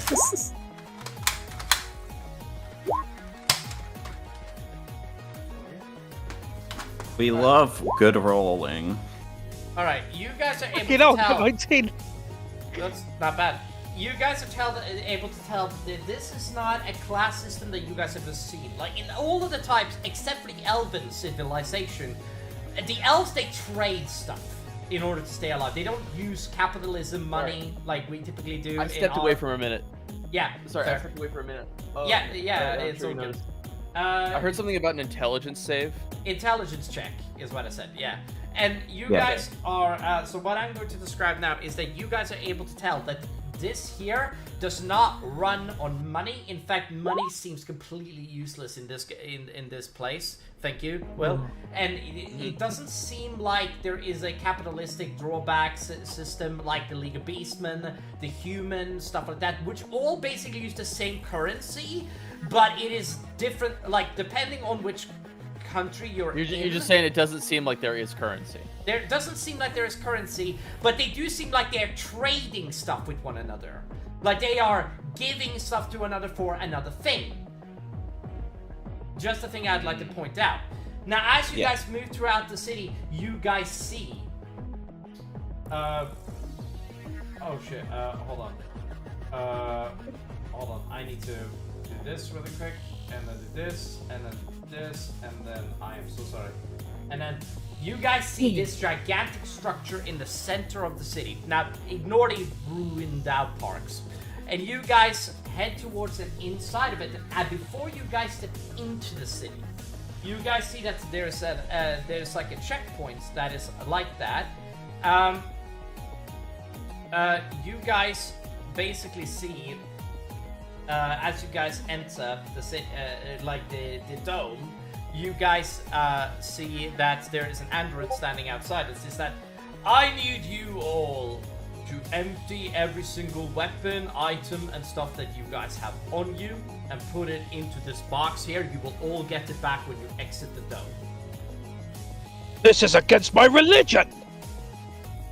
Do I have to cut off my arms? No. Legal weapons. I will not. You don't have to worry about that. Those arms of yours at all. But because he holds up your arm. Ah, magic tattoos. Interesting. Well, there's nothing we can do about this except, and he basically like puts like a restraint on your hand that is like just a cool hour band. It does, but you feel the magic in your arms sort of go away. You do. As for anybody here that is magical, I refrain from use your magic. And put all of your weapons here, and you will get them back as soon as you exit. I pull out a bunch of just random liquids and vials, all of that just like into the box. I will also need, I don't think, alright, you guys also need to like enter this, and he gives you this, like put this on, but more importantly, like I will show you guys this when you guys come back into the thing. I do want you guys to remove most of your clothes and step in. You will get your own decontamination centers to step into, but please follow the rules. As soon as I hear like clothes, I just like kind of slightly back off, just instinctually. I mutter pervert. Well, we won't be watching you. Just we need to step into the decontamination or enter the dome. Okay. Beckett, I have a question about my weapons. Doesn't Scar's weapon and my side doesn't that shit follow me? Yes, it typically How will does. they keep that? You can unattune to the item and put it on the thing. Okay. Isn't that kind of rude though? That is kind of rude. Sure. I don't want to That's kind of rude to the weepon. I'll come back. Would Biggie even know how to do that? Yeah, of course. Everybody knows how to unattune to a weapon. It's like when you're linked to something, you feel. I mean, rule 0 is the thing, but honestly, like, it's like everyone should know that there's always exceptions. Imagine you have a third arm, right? Can I just ask, what is Biggie's intelligence? Can I ask? No, let me pull it up. My intelligence is a 13. Yeah, so okay, that's actually not as bad as I thought. Yeah, and I'm just gonna say this right now. You guys know this. This is like, you have a third arm. You're not gonna never miss that third arm is there. You're always gonna feel it. It's always gonna be there. And you can, and the things that when you're unattuned to it, you lose that third arm. It's very simple to that concept. Okay. You will never ever miss that is there. It's like a feeling, right? Essentially, that's my point. Yeah. I'll come back. Bye bye. And he just plops them in. Plops like the entire like. So in other words, you will have to pick them up. Yeah. Biggie just effortlessly detaches himself from his magical weapon. I'll be back soon. Bye bye. It's just a big pile of weapons and bombs in front of me. Yep. Eric, would it be fair to say that most people from the material plane would be weirded out by the need to like unattune from a weapon? Because I feel like a magic weapon, they're usually a very personal thing, right? Why would they unattune from it? It's there. Yeah, but these guys don't seem like, I mean, don't get me wrong, it's not that they don't seem like they care very clearly, but the thing is right, I guess, I'm trying to get a sense of like, I feel like that would just make sense, and that for most people, including especially Marcus right now, it's like, I don't really want to part with my weapon, right? Can you reattune easily, or is that, like, is it gone forever? No, you can just reattune. No, you can reattune, yeah. Okay. Yeah, right. I'm kind of adding some, like, meta lore about, like, just, like, people... Yeah, like, personal feelings and shit. Right, I mean, like, it's not wrong. Again, right? It's a third arm. It's a third arm, bro. Like, right, it's if that's like, how you're he's gonna miss describing that it, third and arm. you have... I need my if arms! That's how he's describing the sensation, like, that would feel... It's one of those things where you would get used to it being there, and I can just imagine that someone who is accustomed to having a magic weapon attuned to them, might feel a little uncomfortable with it no longer being there. It's you know the term, it's like you're all of a sudden blind. Without this? It's kind of like that. You feel like you're walking into a place naked. You guys just feel you're lacking. Yeah. I want to say, Ibis just asked, hey, can I walk behind all you? Can I be the last one, please? Hi-ho. Sure. But Yeah. what's wrong? Please do Don't as worry. the and you guys see an eyeball come up right in front of you guys. You do, and you guys see that there's an eyeball that ends up right in front of you. Please listen to what's the android say, please. And you Shut guys, the hell up, please. And you guys see that this thing blinks. It says that. I apologize if I offended you. Please, go. Did I say something to offend her? And he looks at you, Marcus. Or she looks at you, Marcus. I just shrug. I'm like, I don't know. Oh, my apologies. Right. Please do as the androids say. I promise that we are not going to destroy any of your items or do anything to them. You will get them back as soon as you come back out. I promise. Why would you even say that? Like, I wasn't thinking you were gonna vandalize them. I mean, I thought you might yoink them, but I feel like I have to mention it because if I do not mention it, what is the point? Right, but that one wasn't even on the table for me, and now it is, right? Like, you could have just said you'd take care of it. Yeah, but I feel like this is more saying about you than it is about me. Honestly, I think you're just extremely paranoid. Am I having a philosophical or semantical conversation with Yeah, an eyeball what right are now? you? Yes, you are. You are having a very philosophical question with an android eye right now. While you guys are talking, Crazy. you hear... While you guys are talking, you hear from, like, behind you guys, because Ibis behind you, the drop of, like, the first one of Ibis's coats. With, like, clang jewelry.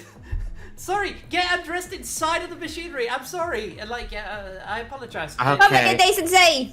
It does not... No, it does not look... Ibis has, like, 3 more layers of clothing on. Oh, okay. And she's like, you can... When you step into the machine, I just need you to leave your weapons here, and you collect them on the way. I already done that. Yeah, okay, cool. And I just go in there. You go in there and it says, please remove your clothes and put them on in this basket right here. And Yep. God, this feels like such Star Citizen type bullshit. The basket overflows with my clothes. I do want to say. I can also account for my shield. I point at the heavy shield on my back. Yes, preferably your shields would be preferential, essentially. Sure. I hope you can carry it. Yeah. Well, you just put it on the table there, please. I put the shield on the table. Thank you. And you see that the shields get you put. I'm guessing, does everybody here? If anybody wants to have any interactions, feel free to say. But I'm guessing that everybody's putting on the thing now. On the table. Yeah. No. What, the weapon? Sorry. The weapons. Yeah. I just have my dagger and my crossbow, and that's really it. All right. I'm just gonna take it as all of you guys do put it on, unless somebody says differently. I would like to hold on to the dragon scale dagger. You see that? Is that personal to you? Yes. Just put it. Okay, I promise you. Just put it into a machine that'll take it with you over the decontamination. I promise you, and you can take it with you into the hallway. I promise. All right. He kind of. Yeah. So I have to like put it in a box or something, or do I just hold it? Yeah. As soon as you step into decontamination, there's like a. What is it called? The fucking things that basically on an airport you basically put them on like a thing and it basically conveyor belt. Yeah, conveyor belt, that's it. Yeah, and it basically is conveyor and you put it on the conveyor belt and it like goes over. You guys all step into a square box that is orange in nature with like a weird symbol on like the thing, and you guys get showered. You guys do as you guys step in here. I hiss. Yeah, you guys get forcefully showered, you guys enter the other side, and you guys feel something get put on you guys as you guys feel metal. I do want to ask, how does Piggy react to being showered forcibly? How does Piggy react to being showered forcibly? Yeah, I want to know. Honestly, I this assume is that the third time Biggie has been submerged in water. Only the second time not third time in Biggie's entire existence. Yeah. You guys feel metal crawl over your body as you guys exit. Marcus is suddenly considering learning the spell Create Water. Fair. You guys feel metal enter your body. And over your body, sorry. And you guys feel that it makes a small shirt and a jumpsuit, and more specifically jumpsuits with your coloration that you wish upon it. And essentially it covers your entire bodies, and essentially it is sleek, it is baggy, it doesn't feel super like tight unless you want it to be tight, but it changes color based on what your guys' thing. And also what you guys want, but the coloration changes, and basically as you guys exit, you guys have a jumpsuit for your entire body.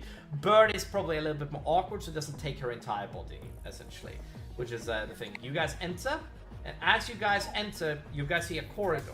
Now, as you guys enter that corridor, I refuse to come out first. You guys see a door start to open.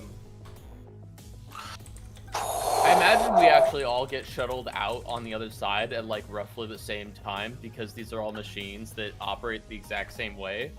Fair. You guys see a big android standing in the middle that is like kind of looking at you players as you guys enter. Yeah, so like all 5 or however many 6 doors just open simultaneously with us decontaminated. Nexo, as you basically all see this, you see this android standing in the middle. Nexo, ain't no way. Go ahead. What is this? Hello. Holy shit! Can't wait for Nexo to just be voice acting and nothing really major. Nothing major? What do you mean? Alright. Don't worry about it, buddy. Alright. Describe this android. Describe this new robot. I don't really need to. I got an image for him. Well, you got a whole thing. I think I can, unless you could drag it in. I can actually. I'll put it in the scroller, so y'all can see. Oh, there he is. Holy moly! Excellent. Well, that's fucking sick. Yeah. I had to get on Roll20 myself. Hold on. It is definitely badass. And as you guys step into the room, this is a gigantic circular room with pillars going down the entirety of the thing. This is massive. And I should probably describe this. As you guys look around, you guys see a green light at the end of the room that shines up this entire room with light, showers it with green energy. You see that inside of that stone, inside of that plinth, I think it's the term, it stands into a machinery that seems like it's spread and cables spread out across the entire dome with this entire thing.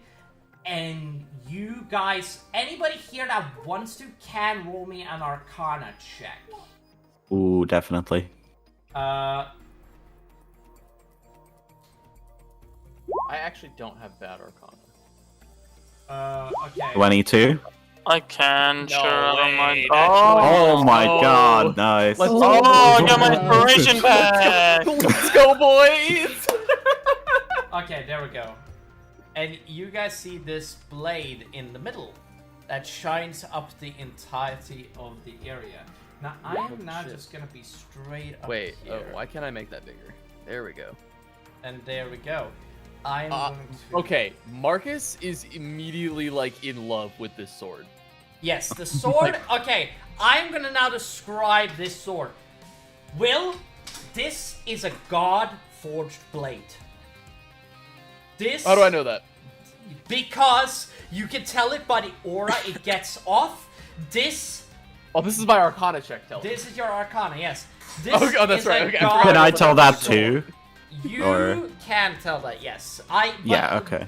Will, you can't tell what it says on the side of the blade, but there is an inscription on the side of the blade. But you feel the reason why you know it's a god-forged sword is because this room is like you feel the aura radiate beyond this entire city. You feel the aura. You felt the aura since the start, since you entered the city. So I'm realizing this sword is the source of Yes. the barrier. Yes. Ooh. This sword, you are able to tell, has infinite energy. Infinite energy. Not like, I don't mean figuratively infinite. I mean literal infinite.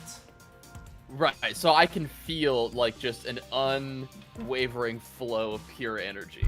Yes, it's probably enough to make some of you players throw up just on the side of it, because it's so overwhelming. But, Do I roll a constitution check for that? if you want to, go ahead, yeah. Nice. Excellent. Yes. It's funny because I actually also have decent constitution because of my fighter. I mean, Yeah. yeah, like, honestly, yeah. Oh, hold on. Anyways, so insults. Marcus, like, so we enter the room. I just suddenly understand that this is the source of that presence that I've been feeling since we got here. Mm-hmm. And I just kind of I look at this beautiful, like, just gorgeous weapon, and I'm like, that's disappointing.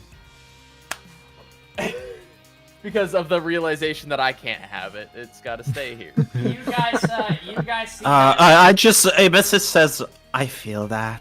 You guys see that right next to those guys there are these two gigantic gray, like, android guards that are standing right next to the sword. Fuck! Yeah. Oh my god!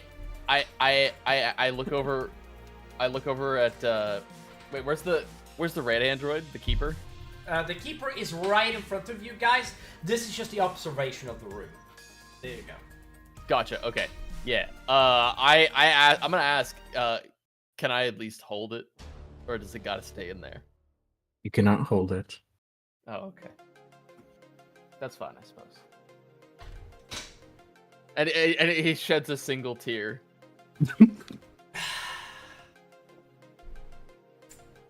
You guys, anybody, Nexo, if you want to, you can lead into the question part, if you feel like it. Question part? Like, you know, you're the one that is supposed to go crazy here, you know? I'm supposed to, what? Yeah, man. I'm supposed to be calm, collective. I mean, I do want to ask a question here. I roll an insight check on him. Oh yeah, go ahead. Where the hell Actually, I don't think there's any. I don't think rolling insight is gonna help because there's nothing you can read off of him because you don't know what the fuck he is. Like it's like trying to read a Argonian, right? You've never seen a creature like it before. Like it's like you don't know what the body language is yet. You haven't had enough time. I'm gonna say it's impossible here. Sorry, I apologize. I'm not gonna. Ibis just kind of says, "So you're the keeper, considering you stick out like a sore thumb compared to everyone else." Indeed, I am. Well,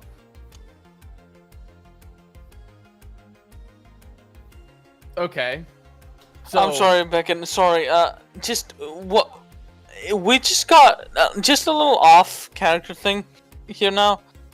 Beckett, we just kind of randomly got into this city, and what are we looking for exactly?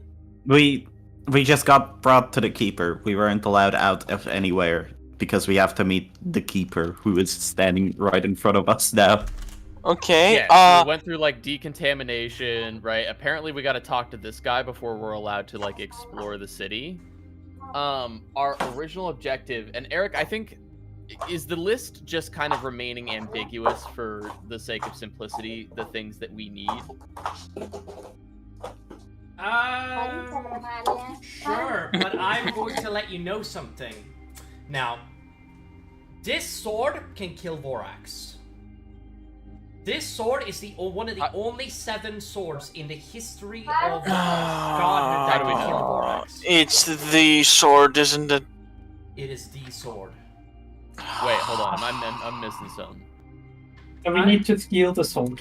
You guys either need to steal this sword or you need to find a way to bargain for it. I am just going to let you guys know this. There's no pretense. There's no nothing. I'm letting you guys know. This is a little cheap, but I'm going to let you know because we'll get a nat 20 Arcana. I think it's fair. This is a sword that can kill a god. This is a god-made sword specifically made for killing gods. That's my point. Okay. So Ibis is just kind of tired of standing here, looking at everything, and just asks, "So, sorry, what? Oh, that's what's from. Never mind. And I just asked, so, why did you want to meet us?" To personally congratulate you on making it here. You are the first people in 47,000 years to make it to the dome.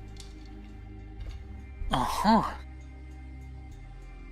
Right.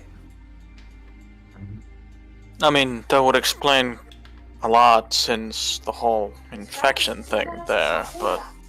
I heard it's nasty. Indeed it is. Well, Okay.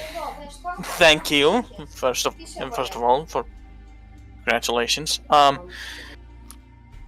We are here for... Captain, would you like to explain it to us? Okay, well,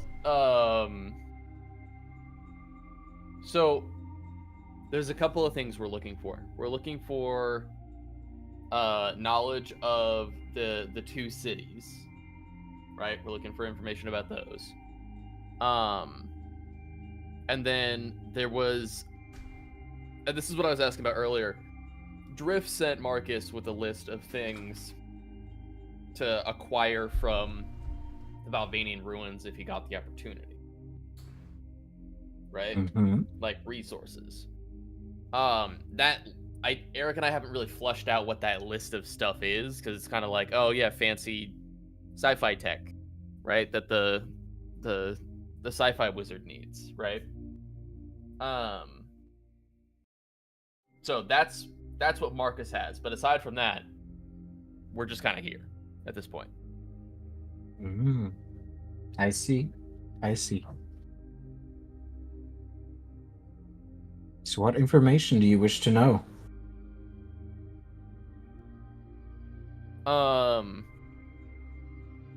So we need to know. Okay, so I'll say this. Marcus says we need to know, hopefully, where these cities were, and a little bit more about. There was something about a story. Does somebody else remember the story better? Marcus doesn't remember very well. Oh god, I'm gonna need to look up the story because I have it written in my lore stuff. So just did somebody tell the story? Somebody has the story, right? Haven't told the story to you guys about the Twin right. Cities. So okay, so we're just gonna have to remember it the best we can. I mean, I think I wrote it down in notes somewhere. I swear I did to somebody. Right, but if the players don't remember. All right. Hold on, let me quickly have a look at, because I know for a fact that I have the document somewhere. Script. There we go. Oh, okay. Anyways. There we go. Yeah. All right. I found the thing.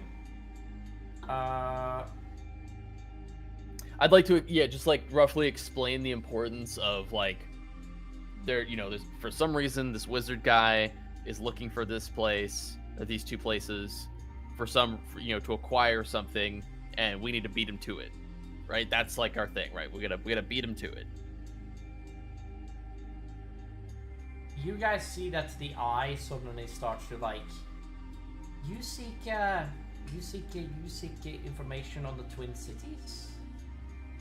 You see the eyeball comes in front of you. We do. Keeper, may I share this information with them? Yes. You may, Iki. All right. So, first of all, what you guys are seeking is the Twin City known as Valarian and Tarka. Valarian and Tarka is two cities that are quite... Well, they were one of the first two cities to ever go to war with one another. This was right after the Darkening. The dwarves remember it well, I presume. Rurik? Aiden? Yeah, I'm here. Yeah.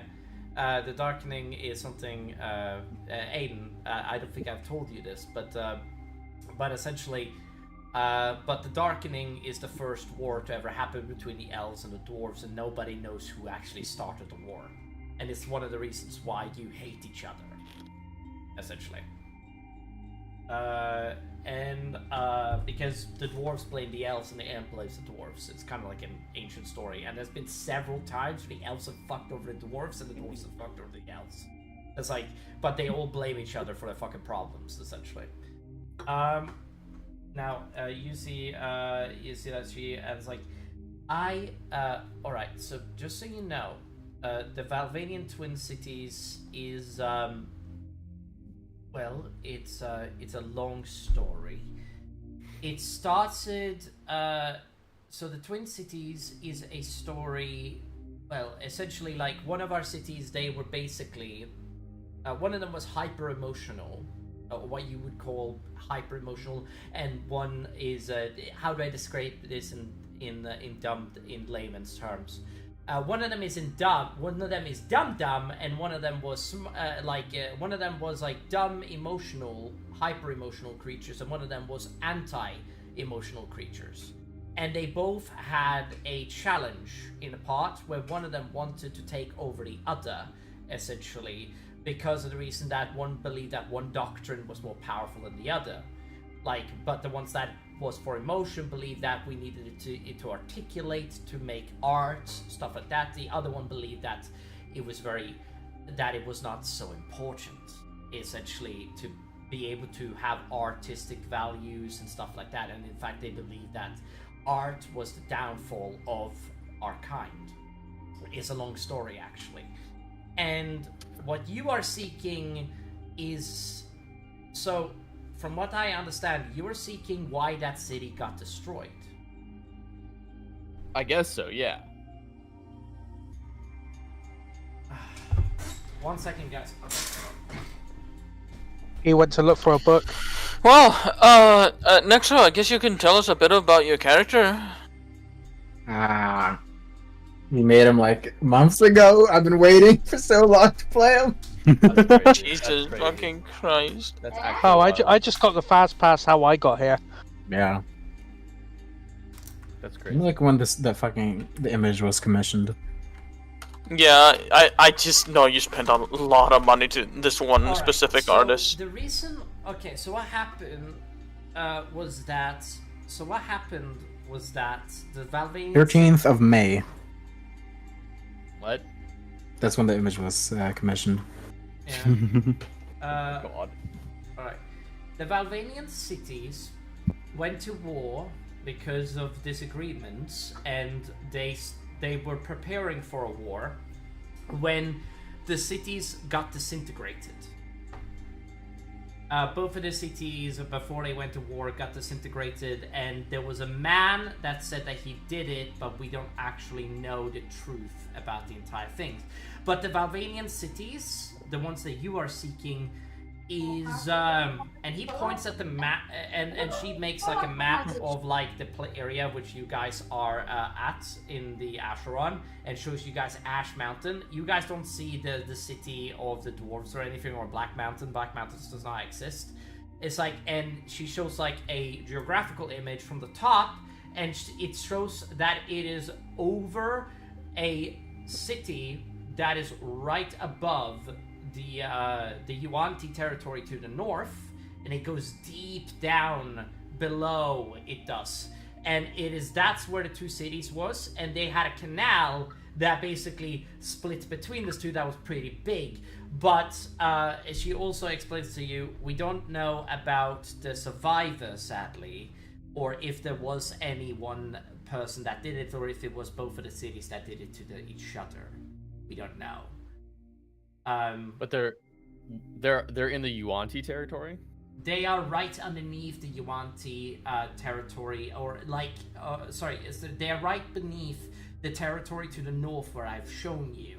I don't know if there's any entrance tunnels that still goes there. You'll still have to figure out that on your own. I do not know what you'll find there, but I can tell you this, that there is 7 Valvanian cities, and he shows you one that is right underneath the Malachi Empire, one that is underneath the Malachi Empire, one that is underneath the League of Beastmen, one that is underneath the Mon Helvi, and specifically underneath their major city, but it's really far. Like, this twin city is far underground. It's not close to the crust, but it's... Which is the one that Marcus and Drift went to together? You guys went to the one that is to the east of Ash Mountain, that is in the Gnome territory. Gotcha. That's the one you went to.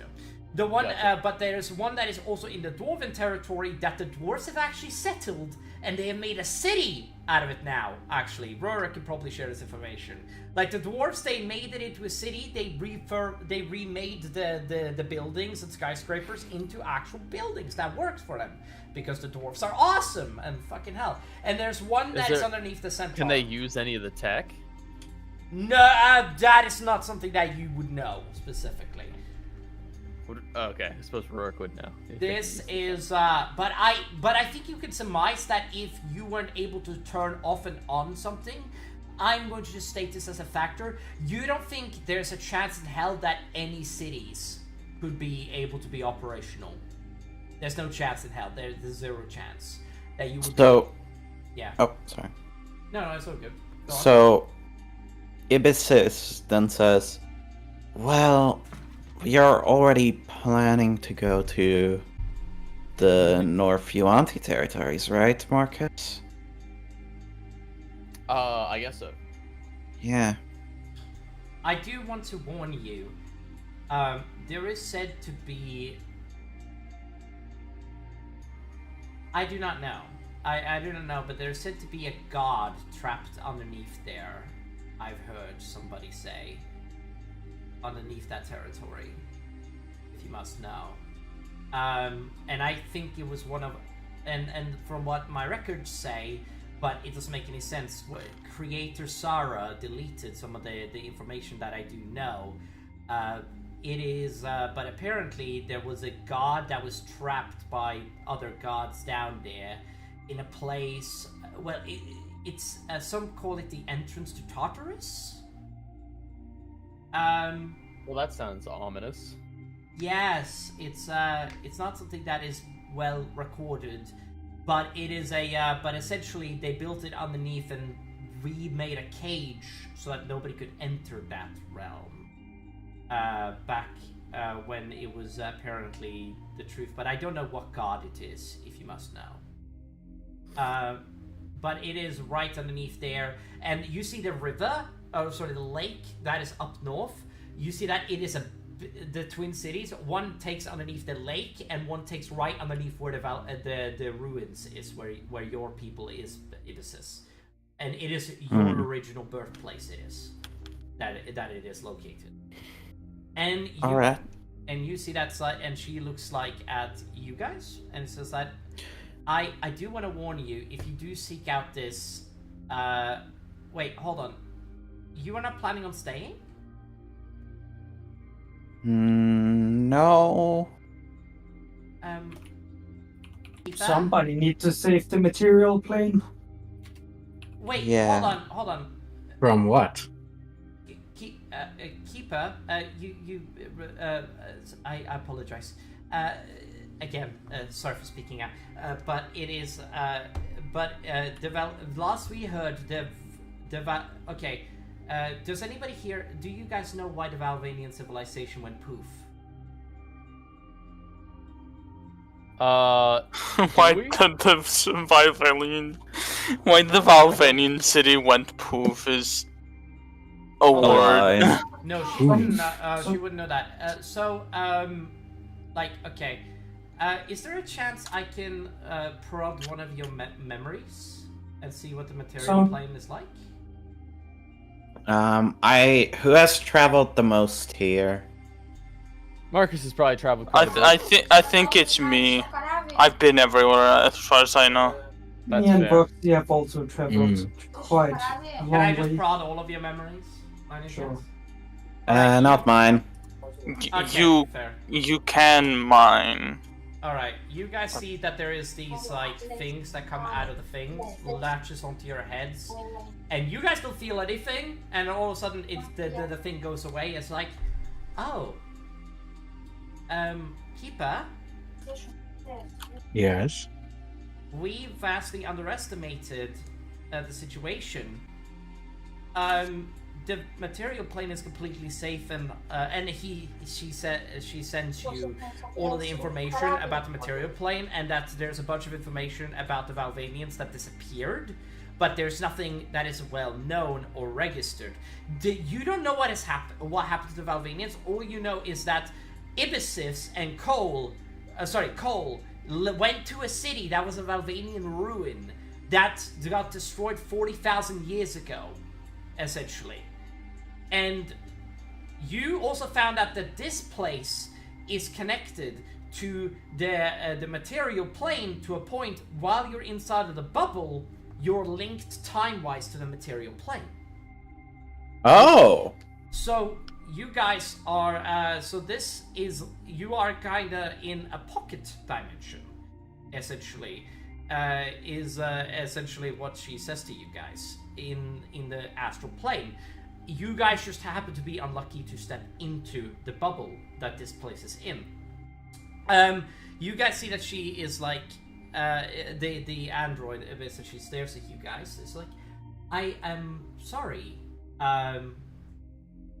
You guys have a wizard that you guys have fought, and I'm sorry about your friends. Everybody you have lost along the way. What an ordeal you must have. I just look at her kind of angrily. That she's like even mentioning it. Yeah, fair. So you seek all of those things. I'm sure we can accommodate and get you those items, Marcus.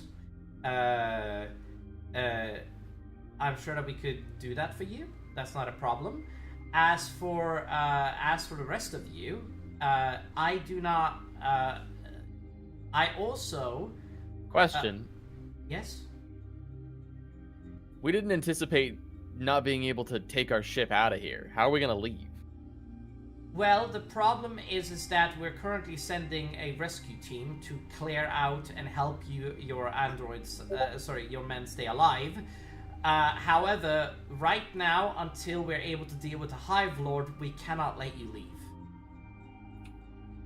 What is the Hive Lord? He looks at you, Keeper. At you. She looks at you, Nexo. It is what is preventing all of you from leaving. None of you can leave until floor 1 is cleared. Oh. Great. Is this a way to get us to help you? It is to keep everyone safe. Alright, you're saying if we kill this big bad ugly thing, we get to leave. Yes. Great. Now I got a question. What the fuck is stopping us from teleporting? That is. What's this asking? That is us. We because you don't want to be dealing with those things teleporting around. Trust me. I'm telling you this right now. I'm telling you this. You don't want them to be teleporting around. It has been us that has dampened the field so that no teleportation works inside of this field. I apologize for that. And I'm sure that it's made your survival a lot harder. But yeah. You better be sorry. But you know those gigantic eyeballs things? Yeah, they teleport typically. So be glad that you don't have to deal with them teleporting. I think those were the least of our issues. The disintegration beams wasn't scary at all. Oh, they disintegrate. Yeah. Gotcha. Yeah. Look, I'm just saying that and she spends a second. Wait. Keeper? Yes. There is I believe you how so this robot's stuttering a lot. We have been fuck off. Is your voice module okay? Sorry, robot's glitching. I just had this malfunctioning. Fixed. I apologize. I will fix it. I think that we need to go because we have been waiting for a group of individuals to take. We have been waiting for somebody to take that passage, right? To attack the Hive Lord. So this is a way of getting us to flip and help you, of course. As it is right now, you do not have much of a choice. There is no other way for us to get out of here. The only way I feel like that there is for us to do something is this. We've tried teleporting, nothing works. And you wouldn't want to be stuck in the middle of space now, would you? Heaven could do something. Take the sword? I'm sorry, Mr. Robot Man. You see the Minotaur speaks up. But we really need that sword to kill Big Bad. I don't think that's how it works. I think. Hold on. I want to clarify. This being this I didn't protected. say any of that. I didn't say any of that to anybody, right? No. We got that information on my Nat 20. I didn't tell everybody that that's the thing we need to kill Vorax. No, but he is. But he looks at the sword and he says that he thinks to himself that's like I want big sword because I want to kill big thing. That's why I want it. He doesn't think rationally. Okay. He's like that is a magic sword I needed to kill something bigger and scarier than any of these creatures here. Well, maybe not any, but I need to kill big thing. Magic. If you try to take that sword, I and every android on this rock will kill you. Oh, but we again, I don't Minotaur. Cool.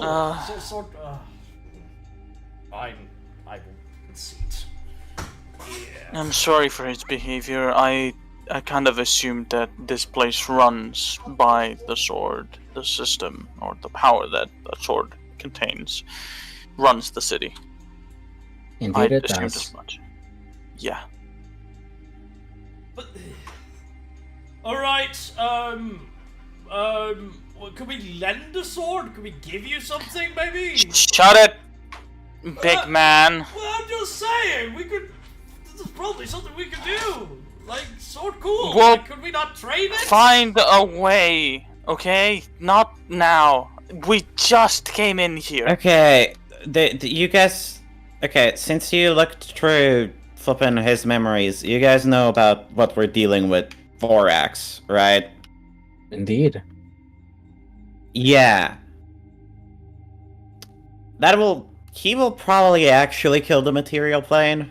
I think that's why he was asking, but like, that would be good for us. I'm guessing this entire flippin' city would just collapse on itself if that sword was taken out. Yeah. Well, the city will not collapse, but the Tain'di will be able to run rampant. And what the Tain'di does is that they grow up until when they have killed everything that challenges them, they grow into and take over an entire planet's worth, and then they will go around consuming everything in the astral plane until there's nothing, and the astral plane is infinite. So, you know, It was swarm is less than 5 minutes. yeah, let's put it this way: this entire city fell in 7 days, and there's 3 billion people on it. The numbers have been reduced. Sorry, Keeper. Yes, 600 million of them had died. Yes. Look. Okay. I think that's a similar situation to us now. So here's how this works. We kill their big bad, and then they help us kill our big bad. Well, Could work like that. I mean, well, I'm sure we can hand some guards over to you. Maybe even send some troopers to you during your greatest need. But I don't. But I don't know if we can give you the sword. I mean, The sword's one thing, but we still need help with those twin cities. There may be some other things we need, right? Just, you know. Yes. In general, we help you, you help us. That's what I mean. Do we have access code to those twin cities, Iki? We should have. I'm sorry. Hold on. Off character. Next, did you just say fucking hee? No, Iki. Iki. Oh. Iki, not he. Iki. I thought you said hee. Yes, Michael Jackson is my helpful AI. She's very inspirational. Thank you. Very. Very inspirational. Very awesome. Anyway, back to law. Yeah, back to the regularly scheduled program. To be fair, Keeper, Yes. if they took down the Hive Lord, could we put a teleportation spell on the sword and give them the sword for a good period of time? Mathematically, work. you're the calculator here. You know the stuff. That could work. But what would power the dome and everything else in the meanwhile?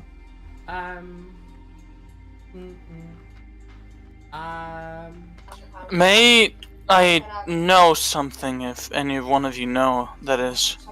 Hold on, wait a second. I've got an idea. Let me say this first, Will. Hold on. Go for it. Does any one of you know how much power it takes to run the dome? Thought this was going to be a fucking light bulb joke. An immense amount of power, somewhere around a number of, well, from what I understood, none of you guys have the technology to make what is necessary. It's either that or we need an immensely powerful spellcaster that we can slowly drain magic-wise. Like, if you had somebody like Hammond, for example, we could probably put him inside of the machine and have him power the thing indefinitely for a good while. But we would have to have a spellcaster that could cast 10th level, and I can't imagine that that there's anybody left that is able to do that. Yeah, Hammond is the closest thing to that. Here's another suggestion. Now I'll get there. So, in order to leave, we got to take care of this. What did you call it? Hive Lord. Yeah. Hive Lord. We say it in unison. We take care of the Hive Lord. We take care of the Hive Lord. We take our information. We head back to Hammond's school. Then we bring Hammond and Miss Ivory over here to help provide them with an energy source that they can use at least temporarily, while we use the sword to cut down. Who is Miss Ivory? Thorax. Oh, Miss Ivory is from Earth. Did she probe Cole's memories? Yeah. Yeah, Miss Cole's. Ivory is. So Cole definitely knows who. All right. From Earth. Is. So from Earth, Quite interesting. I would like to. I've heard of similar stories of a world. We have had travelers during the thing. The Munhelvi originally was from the Milky Way, weren't they? You see, it's That's a Marcus stupid name. Like I don't know what that means. Is that Ibis just says that's a stupid name without realizing she's saying. Can we all just say the Milky Way is a fucking stupid name for a fucking galaxy? Goddamn. Okay, it's pretty. It's also pretty the name of a accurate when you chocolate look bar. at it. Fucking real! I love the Milky Way chocolate bar! Oh yeah, it is very good. Sorry, yeah. It's like, my apologies. You know the Munhelvi? Indeed. Yeah, I was speaking to the players. Sorry. Do you guys? You're being clear, bro. As if Nexo's not a player at this point. God damn it, man! Anyway, I'm back for more, baby. Now I'm gonna go again. Now I'm back for more, baby. Back for more, baby. Ah, goddamn it! I want to switch character. Back for more. You see that he looks. She looks at you guys. The Munhelvi are aberrations. They are aliens. They are not from this place. They came from another planet a long time ago. Cool. Crazy. We brought them here, which is where the first sighting of the Tain'Di was, actually. Okay. So, long story short, Yes. we've got a couple of options. Right? First things first, we take care of the Hive Lord, and then we figure out some sort of temporary power problem for you. Keeper, Yes. do you hold up?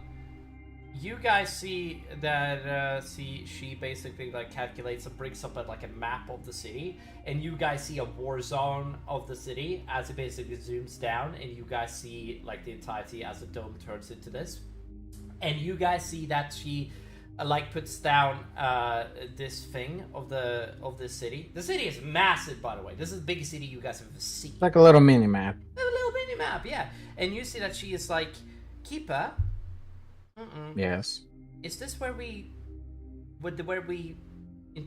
Is this? Do we need to bring? Should you go with them?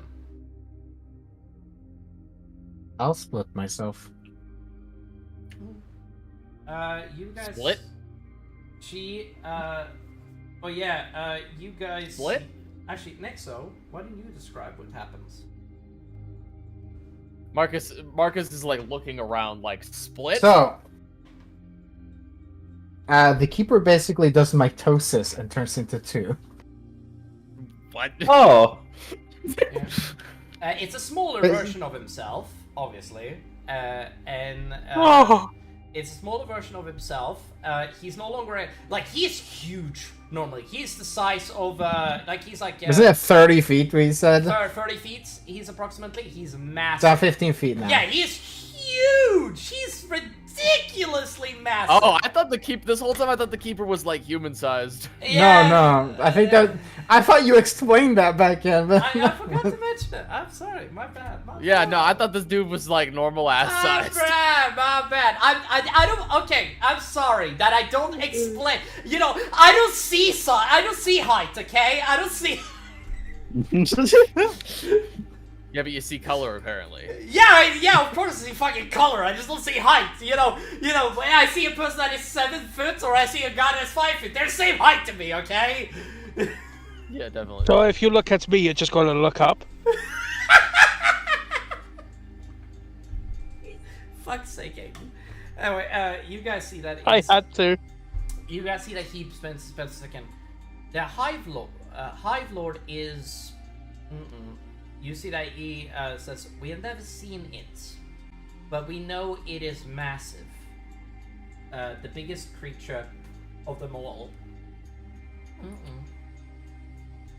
We will send. How many do you need?" Is she malfunctioning? A little bit, yeah. Okay. I thought this was the ones, but I'm like. Her later. Yeah, she needs a little bit of an adjustment. You gotta do an Adobe update. No, a Windows update. You know, that nightmare. Windows. Her drivers need updating too. God damn it, man. She You always forget the drivers. Nobody interacts with anybody here, okay? Nobody is used to talking. Okay? Yeah, anyway. You see, you guys see she spends a second. She looks at all of you. Right. There's only a passage for all of you, plus the keeper. Mathematically. Convenient. Well, it's not that convenient, it's just that we cannot spare any of the men from the other sides of the troops, otherwise we would have sent Claymore with you. And the problem is, while Claymore is super useful, he is currently heading south to help your friends. Yeah. Right. Plus, there is a giant horde coming from the east. Yes. We need to... Oh, he's going the wrong way. No, he's going to help your friends. Also, I believe you are the Minotaur that has been causing a lot of troubles in the outside. And you see that he is like, well, what of it? Sorry, you're the gigantic bull creature. She doesn't know what a Minotaur is. You must be the gigantic bull creature that's been causing problems in the outskirts. Yes, what of it? Well, Minotaur. Oh, I thought she was going to call him a bullfrog for a minute, but I don't know why. Yeah, as well, she wouldn't know what a Minotaur is because she's never seen one. It's Minotaur. What are all of your creatures called? May I ask?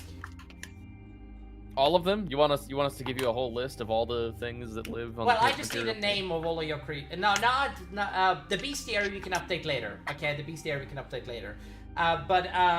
No, actually, she was in your memories. She could just update the bestiary. Yeah. Oh shit! Yeah, that's right. Oh fuck! I forgot about that. We all immediately know. Yeah, I already know. Every single one. You see, she That's basically looks around. That's crazy. Like, all right, so you guys are all Black Mountain. Interesting. We should send Scout to the material plane. We have There- things to focus on right now. Apologies, Keeper. Didn't mean to- We do have to say, everyone's kind of racist there. Better than here. You could say the world runs on racism. For fuck's Oh, god damn it! Don't make Alexander quotes, god damn it! Anyway, It's the best quote he has. It's like the only one. I'm sorry, wait, Alexander actually said that? Yeah, Yeah, he said that constantly. I thought you were making a reference to like some random ass fucking meme. No, I actually remember that. I remember that. I said too. that a lot as Alexander. Yeah. Anyway, we Wait, the keeper says that, and no, the keeper actually says that because he was seeing I know our memories. he the saw memory it is shared. Yeah. And flippin' Ibis is just like gives him a death stare. I just get PTSD. I mean, what else am I supposed to get, bro? You just reference fucking Alexander. Fucking God! Of course you do. Okay, so you guys decide to basically gather up your items. We will give you back all of your items now. We can. You see, all right. She says, we are going to send we're going to try to send a couple more troopers with you to get past the breach, but we can't promise anything. The keeper should be able to survive it. As for that, be prepared for anything. And she basically goes back to like she looks around, she does, and she gets back to her eyeballs, goes back into the dome. All of you, good luck. And there's like a lot of things. As you guys look up, by the way, there's a bunch, there's like a swarm of something right above you guys. As you guys look up, essentially, and you guys see conveyor belts going around as well. Essentially, shouldn't we get some gears from you guys? What kind for this? Or gear? What kind of gear? I'm not sure you're smart enough to understand this. What? Huh? No, I'm with her. You guys got any protective gear to help us fend off whatever this thing is? We don't have magic items that you already had. No, like you tell me you don't have any like special armor or anything to help us, like, 'cause those things are scary, man.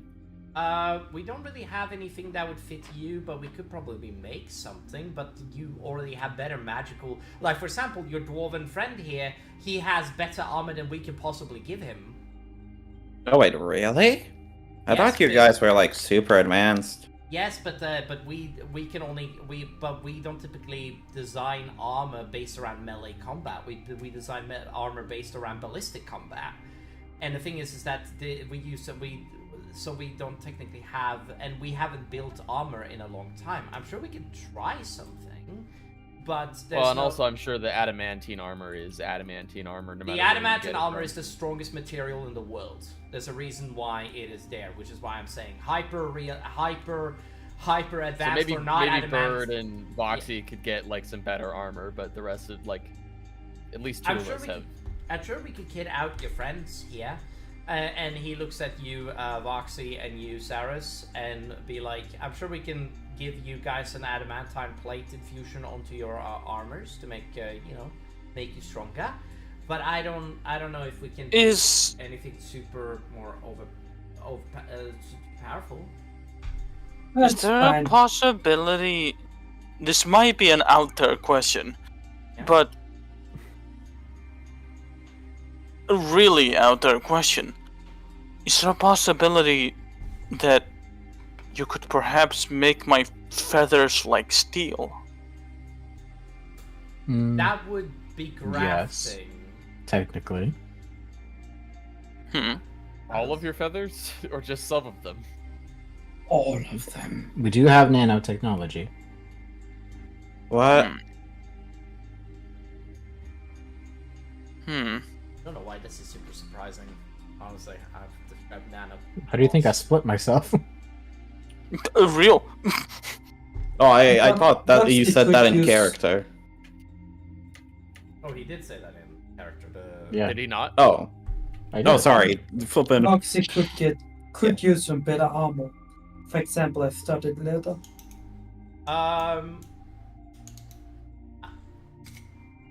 Yeah. I'm sure we can accommodate. Hold on a second. Do they just have enough? Materials on hand to give everybody like an adamantine variant of whatever armor type they wear? Yes, I don't think it's a problem. The problem is that technically, it wouldn't work the same way on Ibis's. Sorry, on. Oh yeah, no, I just use magic to get my armor. Like I don't actually have armor. Right, you don't have to wear armor. Yeah. I think I'm gonna do. So it'd just be the one thing that we could potentially get from this place that doesn't benefit Ibisys. Yeah. Yeah, that's fine. I could also use some new crystals, to be fair. I'm running a little low. Yeah, maybe something like that, right? Like if you need some diamonds, I'm sure they have them, Anything that right? you need that is necessary for like spell casting, feel free to ask it. But like, there's nothing, like you guys are not gonna get OP as shit items. That is gonna be. Yeah, I feel like and it's not it even makes sense necessarily that this city like wouldn't be like as proficient with magic as, let's say, like Ibisys in general. I mean, yeah. Okay, you guys forget. Okay, there's an android that you guys have been traveling with. He's the only magic android around, which is the problem. Yeah, no, that's what I was thinking about. Yeah, like that like adamantine armor is the best I can do. I can't do like +3 magic item weapons. The sword is the best I can give, and the sword is overpowered. Yeah, it was more like how much for me, this feels like a suit up before we head out to fight the monster, right? That's what this feels like. Yeah. Yeah. I do want to ask, like, what is if you have anything, you have a recommendation that you want that is not like super overpowered fucking magic items, feel free to ask me it now. I was thinking homebrew shit myself, but yeah, go ahead, Bert. Oh yeah, we can do that. What do you have in mind, Golden? Later. All right. Do you guys have a like spell scrolls around or a library or something? We have the database. He's a wizard. Don't we have a we had a wizard's library, don't we? Yes. Yes. I mean we're. I would appreciate that. I mean, it's in District 12. Okay, cool. Yes. I mean, we don't need to head out immediately, but I do want to warn you that your friends are, if I don't remember wrong, and you see that she, there's like a thing where she zooms out and she shows off like the battlefield, what is happening south, essentially, and happening to your friends. And as you guys do, you zoom in and you see that Brad is still fighting. He's on 1 level of exhaustion since he has not had no sleep, and he is just tearing apart the Tame D. Like, you see him ripping up skulls and going crazy, he is. While the vampire is just flying around, shooting down everything that is flying and just going around. But they look tired. I don't know if it's been known. They've been fighting all night, very clearly. And it's just an endless horde of them. You can see a pile of bodies have been, like, covering the entirety of the area around. And Bran probably could keep this up indefinitely, because whenever he gets wounded, you see that his body heals slowly over time. So, like, he seems like he can do this indefinitely, but the problem is, if he gets 10 levels of exhaustion, he's dead. No saving throw, meaning that you guys can wait a couple of days if you want to.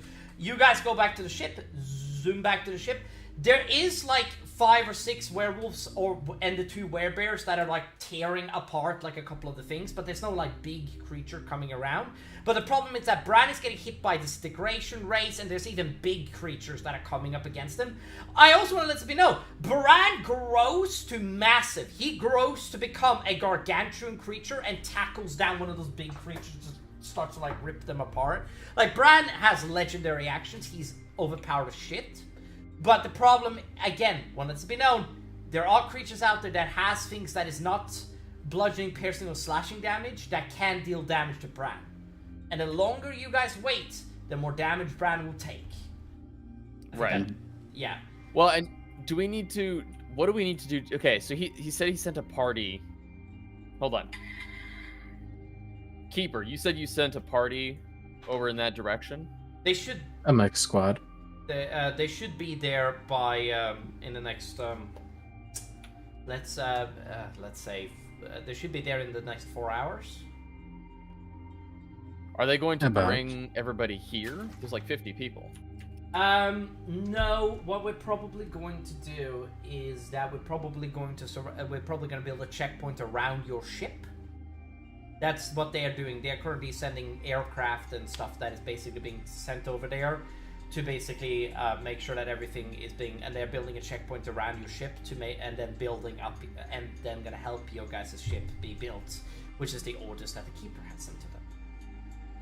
Gotcha. Okay. But we're they'll be okay, and you need us to help you get rid of this. What was it, Hive Lord? The Hive Lord, yes. What's the significance of the Hive Lord exactly? If we take out the Hive Lord, this entire, the upper level of the city, this entire first level, will go dead. All the Taindy will lose all of their synchronicity, and they will attack rapidly without coordination.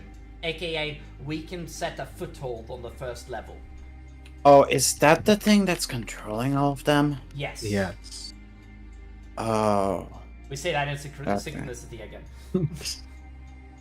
Yeah. Just That's as just the the sound of Taindy are the hive connected, we are connected. So I have a dumb question, but don't you high-tech metalmen have flying machines and stuff like that?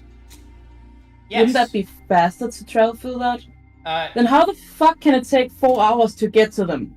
Because it took us like 2 days, didn't it? It took you like a day forced march, and it's 40 kilometers, Julie. It is not a short trek, okay? Plus buildings in the it way. took us a long time. Plus buildings. It is not like they're gonna get there in 1 hour. This is a city that is so big, it dwarfs any other city that has ever been made. It is that big. So it would take typically, the only reason why you guys got here in 1 day, which is what you did, the only reason why you got here in 1 day is because you guys were constantly on the move, you didn't stop, and it's still gonna take hours to get there. So 4 hours is me being generous. Alright? And that is like, you guys took an entire day to get here, which is why it takes them 4 hours. There you go.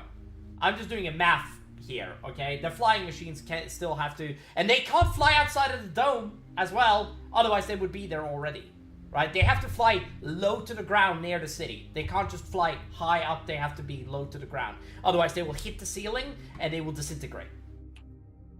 There's not an easy solution here. There's nothing that can be done. Wait. The ceiling of the dome?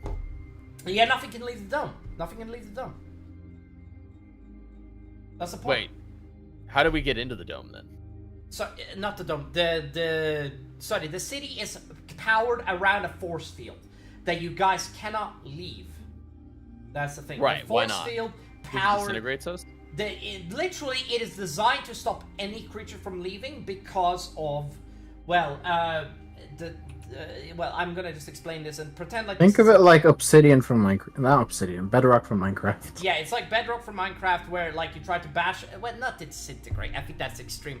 But it's designed to not let any creatures through, because if one Taindy escapes, the world could end. Just one. Right. But how do we get in? You can get in, but you can't get out. It's like a one-way ticket. It's a one-way mirror, essentially. It's a. Why? The reason why. How are they sending a rescue crew then? What? You're asking all the right questions. No, Will. Which? We're not talking about the dome you're in or the city you're in now with the force field. We're talking about the fucking actual city, the entire city. When you enter the city. Oh, like the whole ass the island. Whole yeah, ass the whole. Yes. Let's just refer to it as Space Rock from now on. Okay, all right. Space Rock. Space Rock has a Space Rock force field is can't get out. Okay. Oh yeah. And it also stops teleportation, which I think is fair, honestly, because you guys don't. I'm gonna be straight up with you. You guys don't want to deal with things that can teleport with bonus actions. I'm just letting you know that. Fair enough. Anyways. Yeah. Okay, so Marcus is thinking nice. Okay, so we kill the Mind Lord. How does that help you get us out? Killing the Mind Lord makes it so all the Taindy on level 1 become not in a hive mind anymore. Meaning that they act irrationally. That's the thing. Easier to take down. Easier to take down, and they don't act in a group. They are like normal zombies at that point. That's the point. They are, yes. And the thing is that, and secondly, right. What I'm missing is the part where we get to leave. Well, the thing is that if you get the sword powers enough of a powerful radiant thing that you can make a shield around yourself that can literally, okay, this is what's gonna happen. This is me trying to explain everything that we've gone over so far. The sword is so powerful you can make a force field around yourself that can protect you against this creature specifically. You can only do that not forever, but the creatures are afraid of the sword specifically. These creatures, not all creatures, the energy but undead it produces. the undead or detained flee away from the sword, because if they go up to it, they will die. That's my point. This only works against detained specifically because that's the way the keeper has made it. Making it into something else, well, fuck it. That's why the force field kills everybody. That's the point. Meaning that you cannot just go into I'm just letting you guys know this. You guys can't just enter the material plane and just walk up to everybody, disintegrate them by walking right up to them. You can only do this against detained. Meaning the sword will give you a force field that will protect you to get back to your ship. That's the point I'm trying to make. Okay. Secondly, I'm confused now. You can also get aircrafts to fly you back to your thing after you guys got the sword. I feel like we're tangenting a little bit. Yeah, I'm not fully understanding what you're saying now, Becca.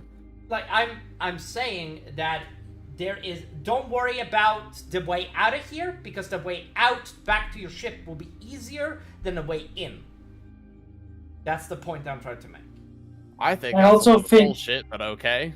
I also think we mean out of the island. Will. How do we leave the island afterwards? You take the sword, the power field goes down, you got aircraft, you can fly out. Good. See my point, right? Take the sword, you get out, move. That is not wrong. I don't think that's what we agreed on, was it? But once they take the but the force field goes down. The force field goes down, and then right. But the problem is, like, why are they suddenly allowing us to take the sword? That's not what we agreed on. Was after we kill the Hive Lord, like when you guys are going to fight Vorax, that's when you get the sword and stuff. Yeah, that's what Right. Yeah. And then you have like Hammond and the fucking other lady. Yeah, but I thought come over. Yeah, but I thought to help figure out the powers. Yeah, but I thought that's the agreement. Yeah, but I thought you guys would remove the sword, then call Hammond, and then have him make a deal. That's what it sounded like to me. Well, if we can open back in, it really obviously. Okay, listen. That's what it sounded I know like this is a stupid little argument.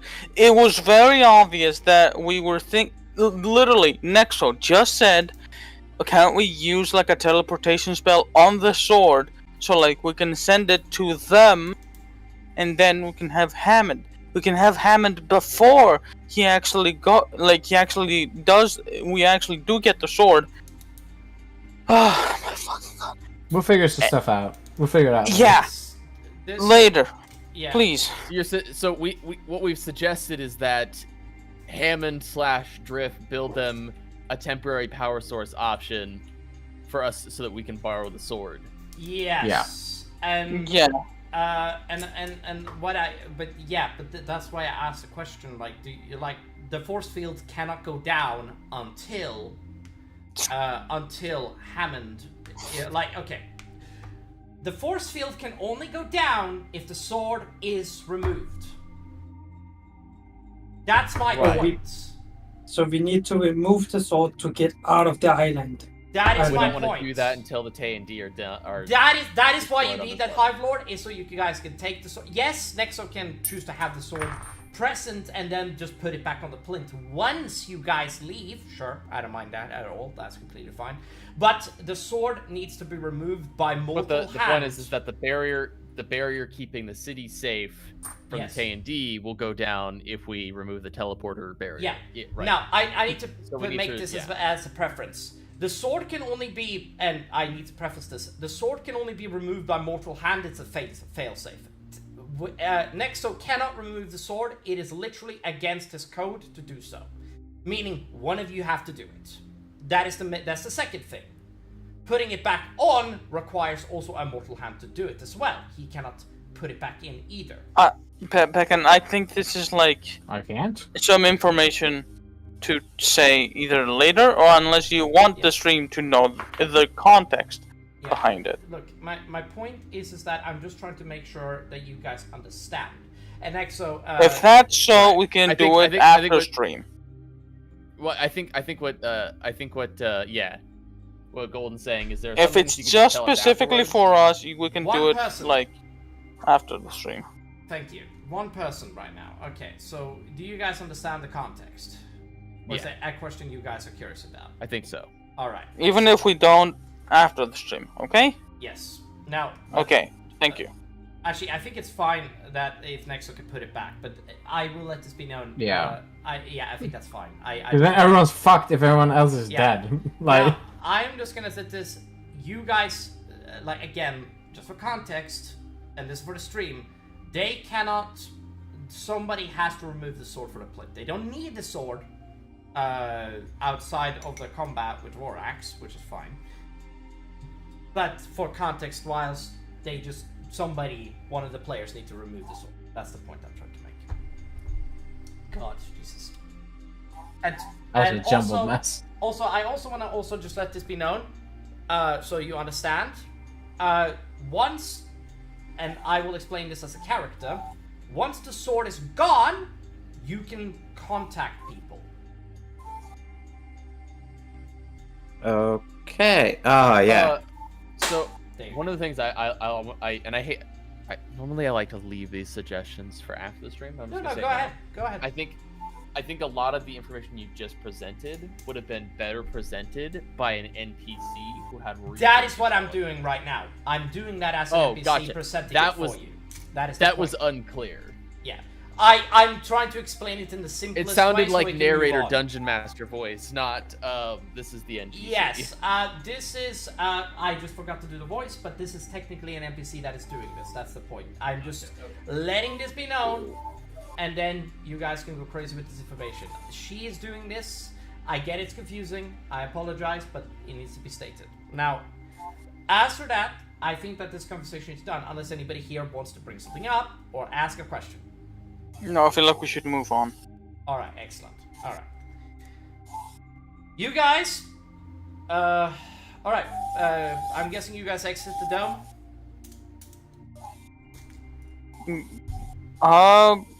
There isn't much anything else to do here, I assume, so...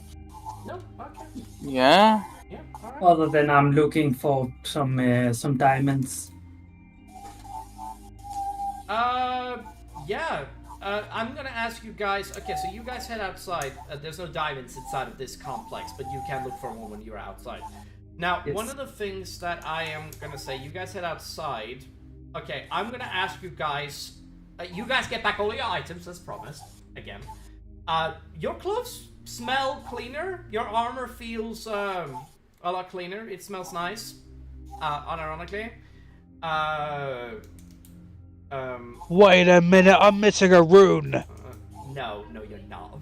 Shut the fuck up. I know. To borrow it, I'm sorry. Motherfucker. Anyway. We stole a dog. Anybody that doesn't have adamantine... This one looks slightly pale. Anybody that doesn't have adamantine armor, feel free to add it.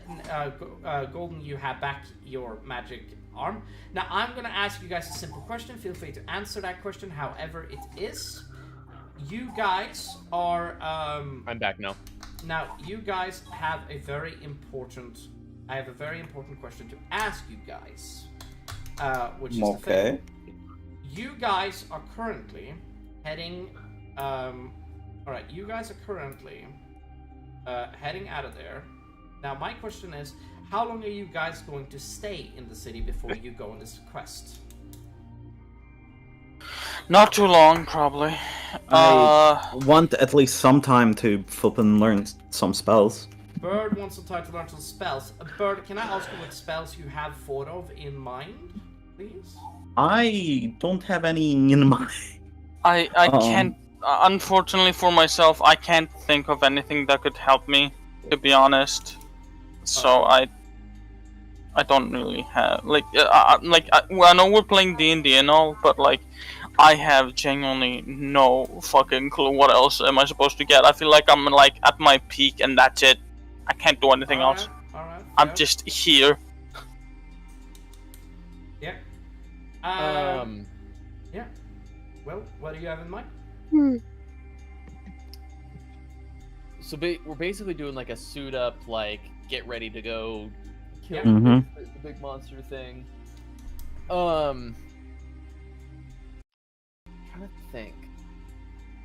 I do want to say I ask the eye thing. What's her name again?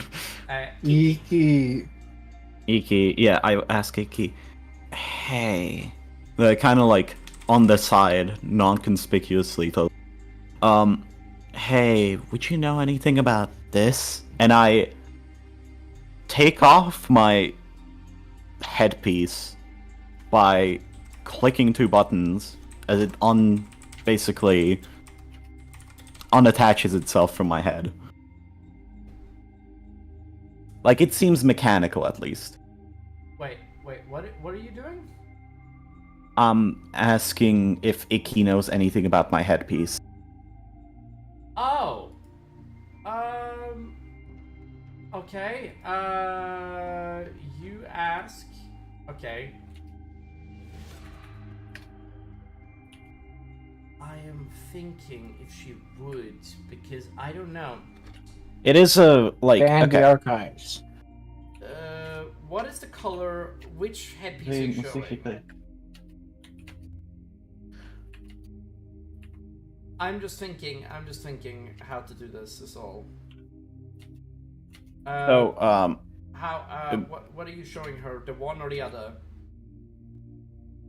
Huh? Which one are you showing her? The one or the other? The one that my one. The one that I flippin' got kicked out with, and that's weirdly for how...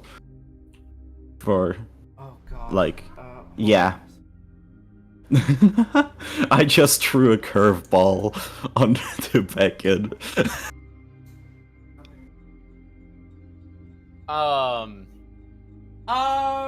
I cannot do that, Will. I apologize. You cannot. Okay, that's fine. That's fine. I appreciate it, but I can't do that. That's fine. There's a reason why those rules are... This is like one of the times where I'm a stickler for the rules in the game. Well, yeah, it's just it was an item that would allow for it, right? Yeah, you would have to roll both con saves after the damage, right? What you trying to do, huh? No, he's okay. I'm sorry, I'm back. But okay, so yeah, I respect it, Will. But nah, I'm sorry. No, it's fine. That's fine. Now essentially, you give this to her. She says, "Well, it is magical." Wait, it is? Yes, there is a.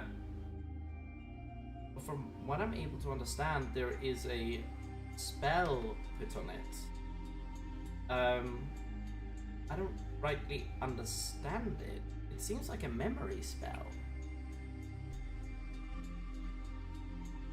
I look like I look like I was just transported to a different plane. That's my headpiece. That's your headpiece? Yeah. What? Does everyone else hear this? Because I did kind of go to the side with her. No, not everybody else hears this, but yeah, there is a memory spell on it. Excuse me. What? And I just shout out. If this is the loudest you've heard of it. That singular what is the loudest you've ever heard of it. Good thing you didn't do that in the fucking hospital. Well, it's a dormant spell that is it's a spell that basically is put on it. This spell has long faded away, but there was a spell that was on it prior. Essentially, the only reason why I'm able to tell is because this, every single bit of magic leaves a residue, and the residue of this spell is still on the thing you have, the headpiece. Can you somehow tell how long ago this spell has been dormant, or the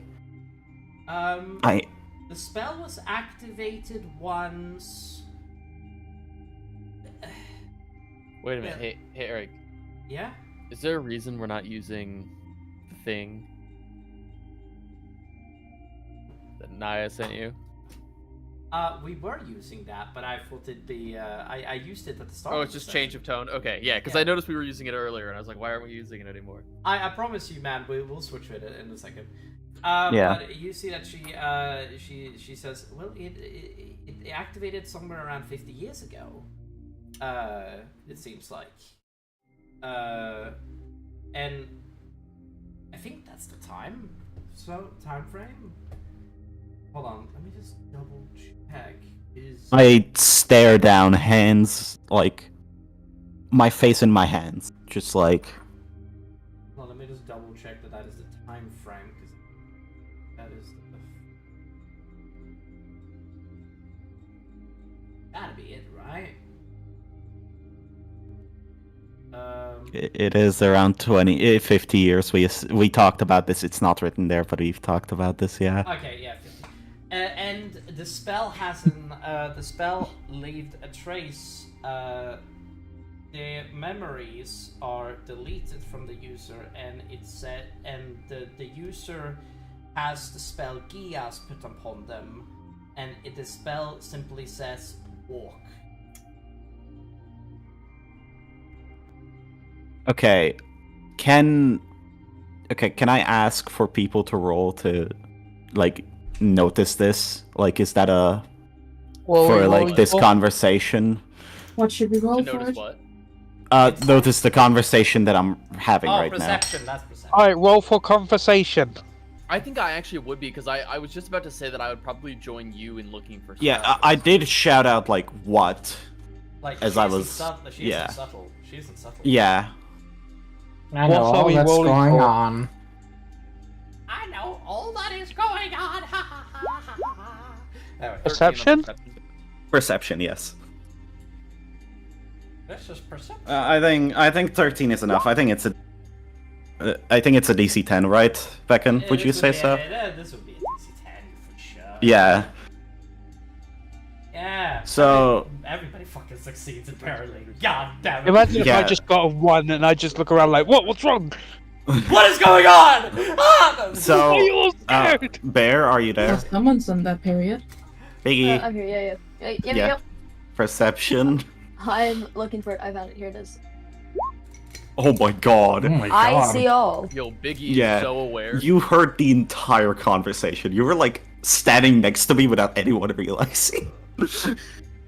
Basically, so all of you talk, all of you hear Iki, the flippin' robot, whatever, talk about the headpiece I've been wearing this entire time having a memory spell cast upon it. And I'm kind of and Ibis is kind of freaking out right now. That's kind of what. Does anyone do anything? I just want to know. Oh, But she's listening what more did I curiously. hear?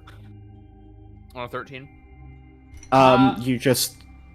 You hear about the headband having a memory spell.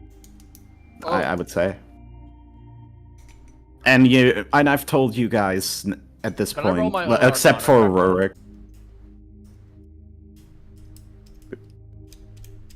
I think so, yeah. Allow me to I like investigate it. Here, yeah, I'm gonna walk up to Bird. And be like, you mind if I take a look at that?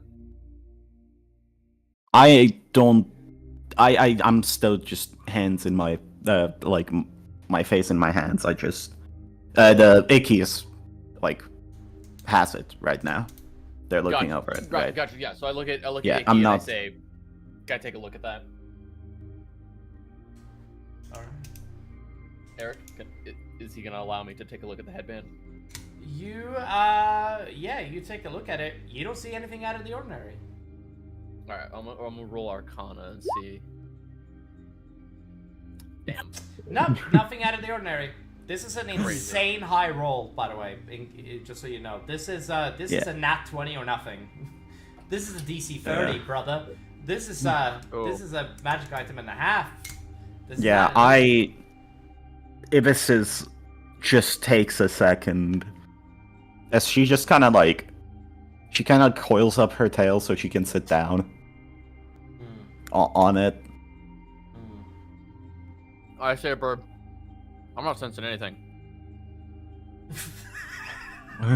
Yeah. I know nothing! I can't see. I'm not sensing anything on this headband. Of course you would see nothing. You're. And he kind of gives you this look like, oh really? What you about to say, huh? Be careful, Will. She will tear you apart. Neither one of us is in a good mood. Oh man.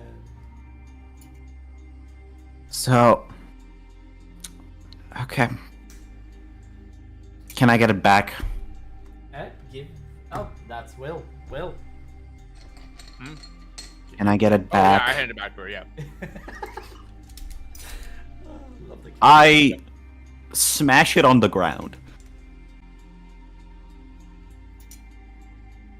Well, that's a bit excessive. No. You smash it with on full the ground, force, and it cracks, and you feel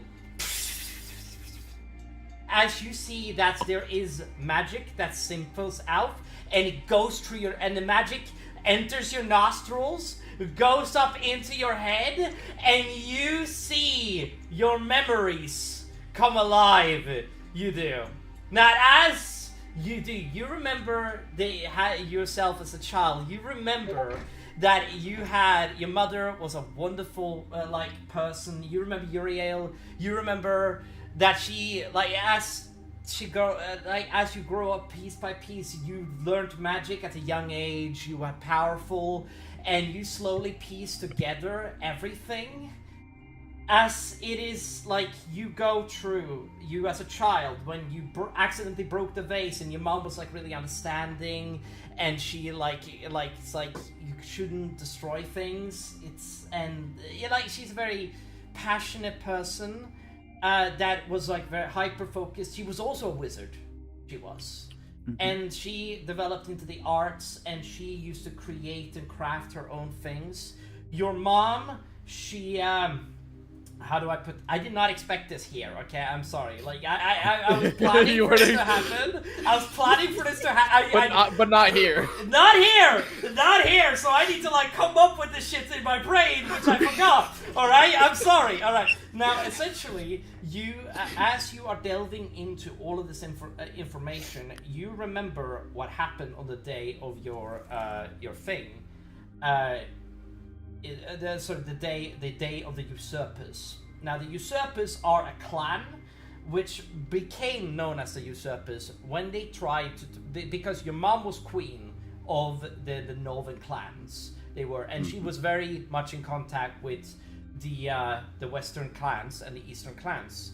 And this was during a time where, there wasn't synchronicity, but they knew each other. They were allies. They were friends. And then the usurpers took over, and they prayed to a god called Enyo. That is the Blood Queen. The Blood Queen will sate our hunger. She will feed upon everything, and we will destroy all. The world will end, so a new world can be born. Destruction. Everything will be perfect. And are we in a protest right now from someone? Is someone doing a propaganda about the end of the world? Cole, this is like a moment. Yeah, it's just backstory memories. The memories. Again, I'm sorry, I was away. It's okay. I will explain afterwards. Please do. The memories seep into your brain. They seep into your brain, and as you realize, you see that your mom literally said to you, go through the secret passage and put this headpiece on. I will explain everything later. Just go. And you hear and basically you go through a passage, you sneak out, and you see that there's a bunch of people that come in and grab your mother and drag her by her hair outside of the thing, and you run through the secret passage, disappear out into the desert, and as you do, you put on the headpiece, and you get the sudden urge to slide forward and get away, and just continue walking, and you walk, and you walk, and you get far and far away, and then you remember that you stopped where the goblins was. You get back your personality, who you was. You remember that you were, well, how do I put this? You remember that you were part of the prophecy. The Blood Queen, they called you. It was a massive, like, the movement, the usurpers, they wanted you. They wanted to sacrifice you so that you could become the new body of Enyo, the Blood God. The mother of vampires. And you transition back, wake up, and you see ahead all of the memories here, and you look ahead. Still yourself, but you start to realize. I'm not gonna say anything else. I think that I've done enough. Yeah. Anyways, I railroaded this really hard. Holy. I did not know she would ask the robot about the headpiece. How was I supposed to know that? Like, goddamn. I had an arc about this, man. That was gonna come up. Like, goddamn. Fuck you, Bird. You were gonna, like, at the end of your fucking thing, you were gonna smash the crowd. Like, your mom was gonna tell you. I'm annoyed now. It's like, And now she already knows. Now she knows everything. I was gonna, I'm annoyed. She was gonna have her choice, and she made the choice for me, okay? I'm so annoyed with you, Bird. I'm so annoyed. Oh. Bird. I missed a lot. Okay, Please. So basically, I asked about the headband, to the thing. Rabbit. It sensed. What? Sorry. Rabbit. The headband that Avis is always shining. You know that thing. Yeah. They said, it has some magical traces of a memory spell from 50 years ago. Also, Bird, I also want to let you know. I smashed it out of anger, and then I got back my memories. Holy fuck. I also want to let you know, Bird, you practiced magic before.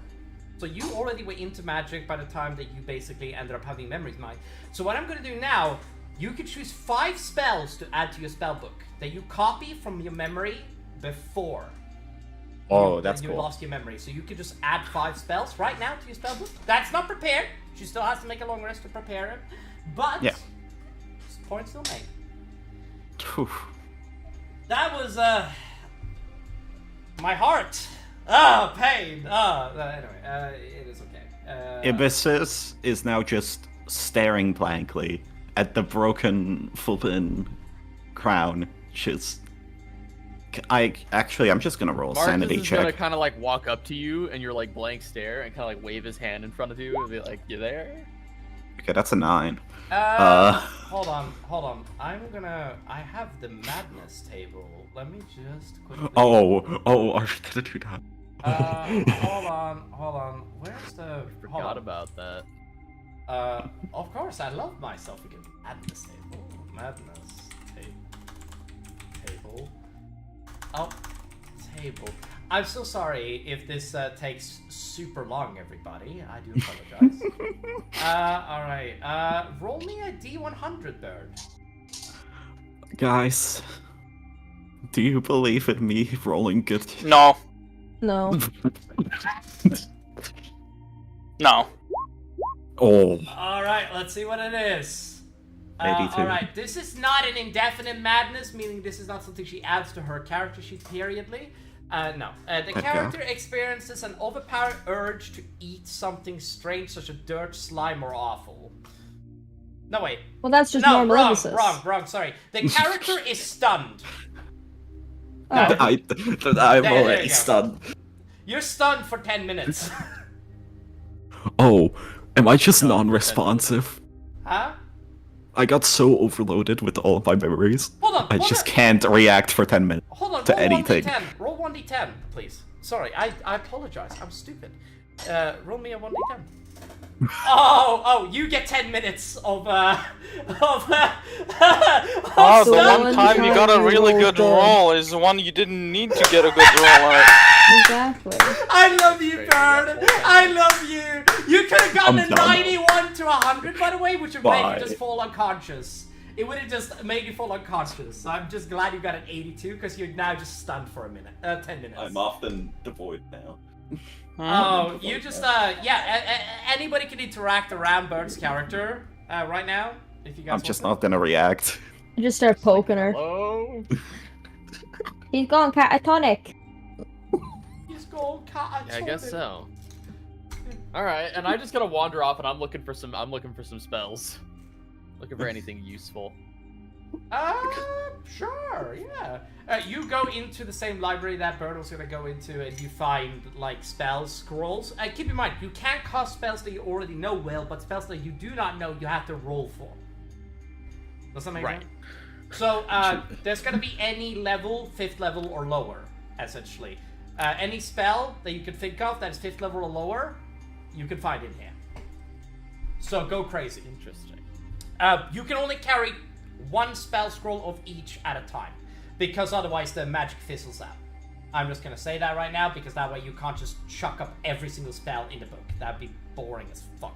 Right. That way you can't bring 50,000 fireballs. I do wanna ask, how does Foxy and Rurik react to me just getting completely stunned after having like what seems to be a random burst, like a random blow up of anger? I dismiss it. Biggie, Sorry? how are you reacting to this, actually? I'm actually kind of curious. Oh, no, hold on. Sorry, Rorik was first. Sorry, my apologies. I'm sorry. I dismiss it. You dismiss it completely. Alright, I've seen worse. Foxy, how do you react? Julie, you there? Juju? I don't think she's there. Juju? Is she? You can beat me up tonight. Wait, No, I did hear you guys calling up on me. I was just saying goodnight to Sias. So. Okay, yeah. That's okay. Did you hear what happened with my character? Memory stone. You smashed it. You got your memories back. No. Yeah. I am now stunned for 10 minutes. What did you okay. How do you react to this? I want to know. Well, at least we can give her a bath now.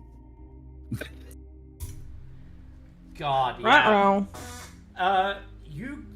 You can choose whether or not you take your royalty, like mannerism, by the way, Bird, if you want to do that, or if you want to stay the same, that's completely fine. But I think that you're going to be a completely new person because of this, which I think is great. Well, I'm gonna have to discuss this after this episode with you. Yeah, for sure. Anyway, everybody okay with what I just did? Yeah. Yeah, sorry about the overtop. I apologize, okay? Bear, how do you react? Biggie, how does Biggie react? I want to know really badly. Bear? Oh, they just muted themselves as I saying that. Ah, damn it. Diamo! Anyway. Oh, they deafened themselves. Okay. Well, you guys continue with what you were doing. I'm gonna get some chips because I need some comfort food. Okay, Will, I'm gonna ask you the question. I'll be back. Fair. Will, I'm gonna ask you the question. Yeah. What are you getting? I'm looking. Featherfall looks like a cool scroll to nab. If I can nab one of those. You can grab one of those, yeah. Yeah. Honestly, you're gonna need every help you can get on this thing, because it's not gonna be an easy solution.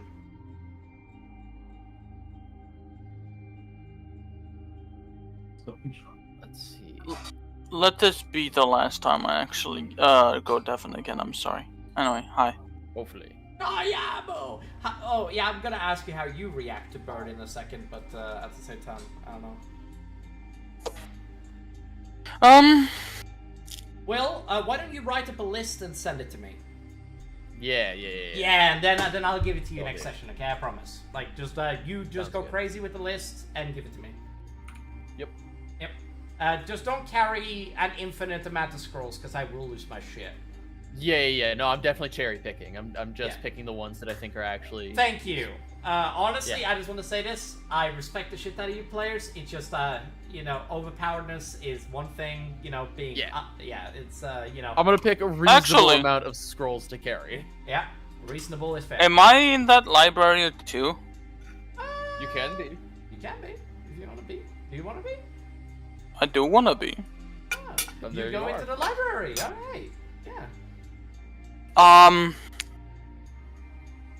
I love your character.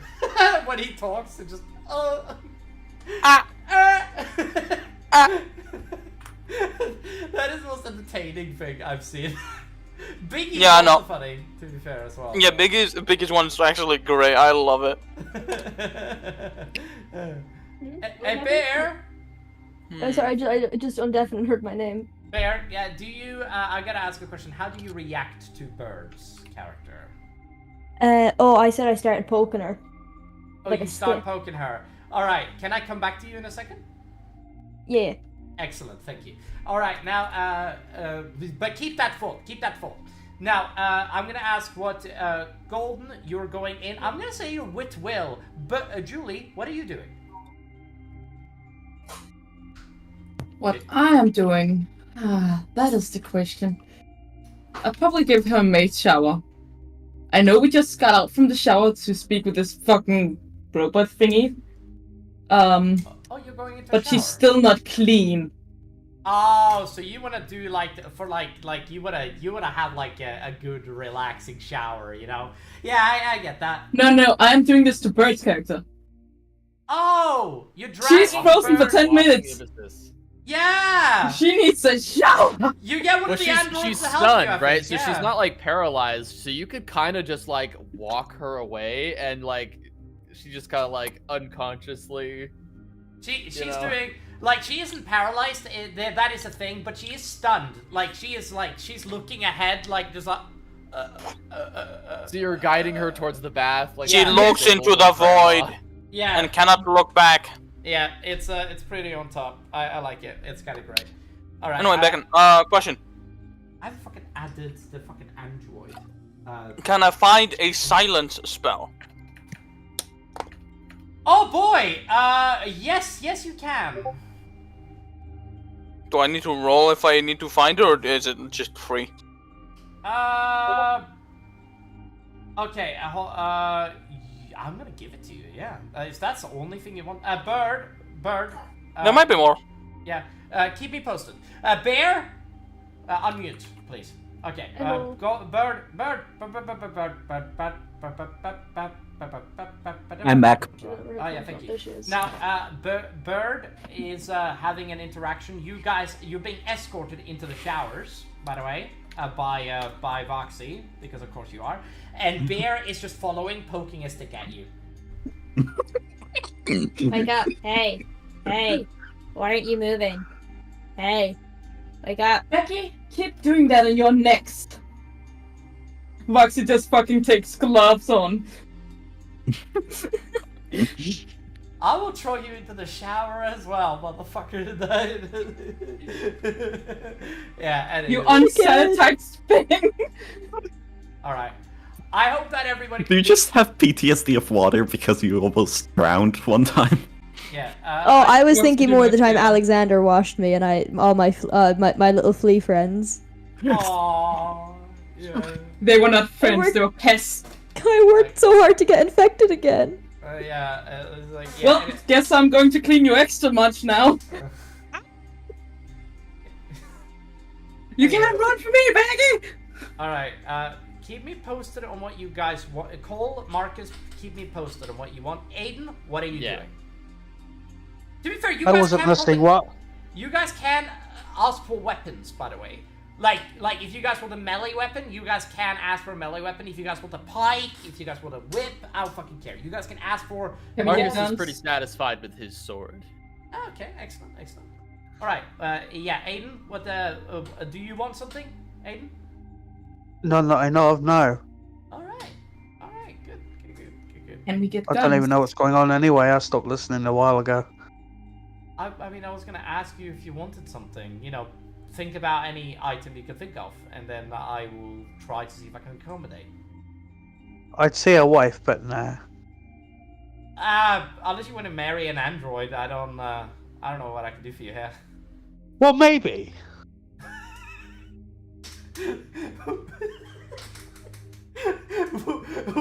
Wait, maybe? Did you even say maybe? What are we talking Yes, about? I did. Alright, what are you looking for in a wife? Honestly, I don't know, but I know if a wife smacks you, it's 10 times worse. So technically, that could be a weapon. Or perhaps her shouting at me, saying to do the dishes. You know, I am gonna recommend waiting until you get back to the material. Plain Dango crazy, honestly. Yeah, I'm gonna shut up now. I recommend just waiting. I I don't want any hate on me from the viewers, so I'm just gonna shut the fuck up now. Nobody's gonna hate you, dude. Everybody loves you. Alright, now we are gonna quickly just make sure that everything is okay. Alright, everybody, you guys gather up all of your equipment. Bird, you snap back awake. You snap back consciousness. This is while you're in the shower. Voxy is with you, showering you. I'm gonna say that it takes you 10 minutes to get to the fucking showers.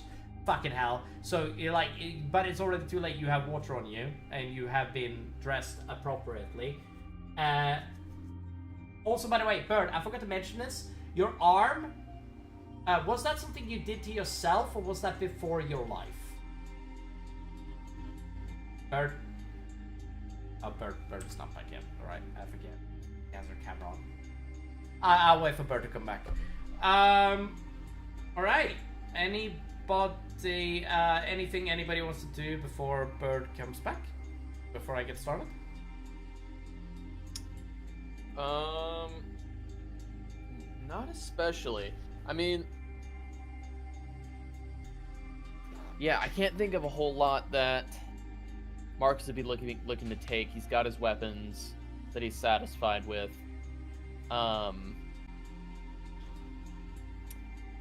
You know what? Marcus might look around for like a handgun or something. He's aware of guns, right? He sees Rorik using one. He's seen them before, right? I'm gonna be straight up with you. You might just not find a handgun, but you might find a laser gun. Straight up.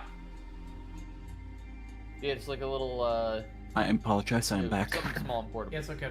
You find a laser. I'm gonna say that you go up to one of the guys, one of the soldiers, and you just ask, "Hey, can I have your it depends. Do you want? Hold on, let me get props for this. Do you want big or small? Small sidearm. Sidearm. Excellent. You go into a gun shop and there's a guy that literally like stands there. Straight up a gun store. Okay. Yeah, why the fuck not? I mean, why the fuck not? You straight up walk into a gun shop and it's a bit like, oh, what are you buying? What do you want? Hey, you want big, you want small, you want side? Oh, you want sidearm. Okay, excellent. Okay, well let me see here. We got a bit of a selection here. We got ballistics or we got laser. You pick one. Yeah, he'll pick the laser one. Alright, excellent. Laser, then lasers are practically all the same fucking thing. Here you go. And we'll design your gun for you later. Don't you worry about it. You just hand out a fucking water gun? No, this is not a water gun. This is a laser. This is supposed to be a prop, okay? I have prop. It's like fucking Men in Black when Will Smith gets a tiny-ass pistol. Yes.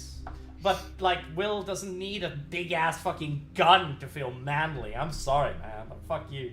I do. Bear, it is so cool if you wanna go. For now, by the way. Just letting you know. If you have to go, it's all good. You can go to bed if you wanna. Okay, Beacon. I have stuff. Have we ended the stream? No, we're still going. Okay. Clearly not. I have stuff, Beacon. Okay, what do you have? So it's silence, disguise self, Okay, I hear you. web, Web, okay, yes. Pass wall. What spell level is that? Let me go check. Pass wall is a 5th level. Alright, yeah, that's fine. I mean, you're gonna need to roll to cast that one, just letting you know. You can't just... Yeah, I can cast that. I can roll for that one, I don't mind. Anything else? This one is quite funny, but should I? What about modify memory?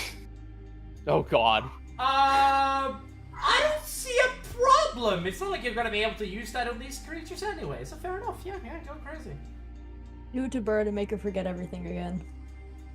Oh, that'd be funny. That'd be so rude. That'd be so funny. Why you gotta be so rude? Anyway, Sky self, web, pass wall, modify memory. Then Bird remembers how I I used to hate that abuse her. Bird had to do that really fucking cool thing, okay? Bird did such a fucking cool thing, and it annoys me. It annoys me. Bird did it on herself! I didn't expect her to, okay? I'm sorry. I'm too cool, okay? That just happened. I'm annoyed with myself. I'm annoyed with myself. I've been keeping this a secret for so long, and now I can finally... I mean, I'm kind of happy, but I'm kind of annoyed at the same time. Oh no, that's not allowed. Okay. Sorry. Gaseous form? Gaseous? Yeah, sure, go ahead. I'm gonna say you can add 2 more spells, but that's it. That way you aren't too overpowered. Sleep? Sure, why not? You can't upcast it, so that's fair, yeah.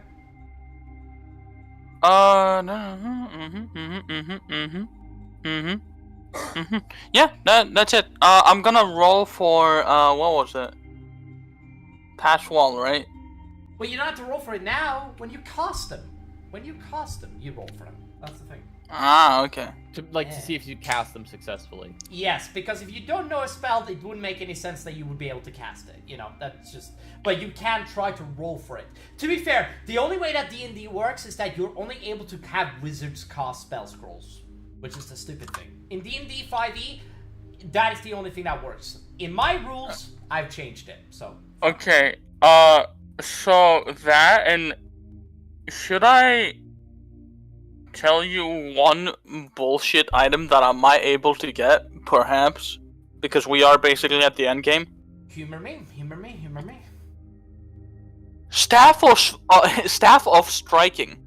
Sadly, there's no magic items present that you can get, sadly. Yeah, okay. Wait until you get to the material plane, then we can talk about it, alright? Alright. Excellent. Cool man. Cool thing, man. Okay, anyway, you should be able to just add all those spells for me, I guess. Write them down and send them to me. Sure. Write them down and then I'll add you the spell scrolls for them. Alright. Okay, alright. Bird, you wake up in the shower. You do? You snap back to reality. Oh. Boop, there goes gravity. Anyway, essentially you wait, you wake up in the shower next to Voxy scrubbing you to make sure that you are clean. And there you go. You wake up next to that. Biggie is not in the room with you guys, but essentially Voxy has managed to get you here. I kinda shiver as I regain consciousness.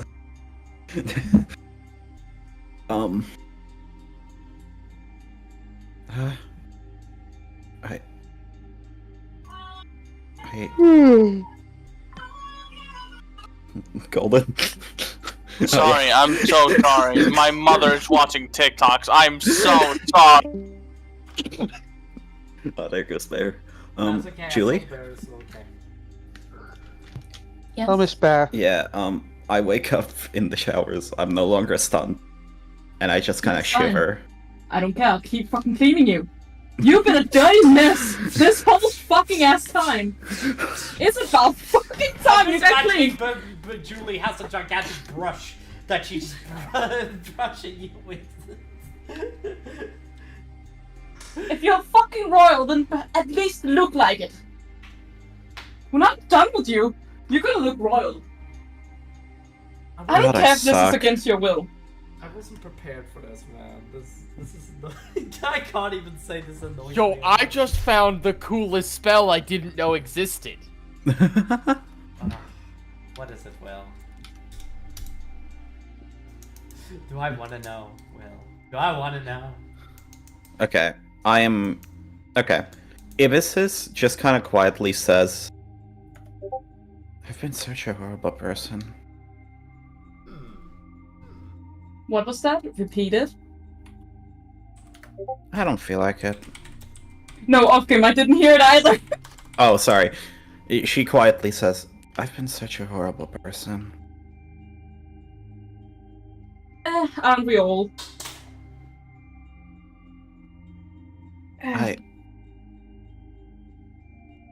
How? How what? I don't know how to deal with this. No one does. But let's start by cleaning you. And then we'll take it from there. Honestly, thank you, Jesus Christ. Yeah, you've been needing it for quite some time.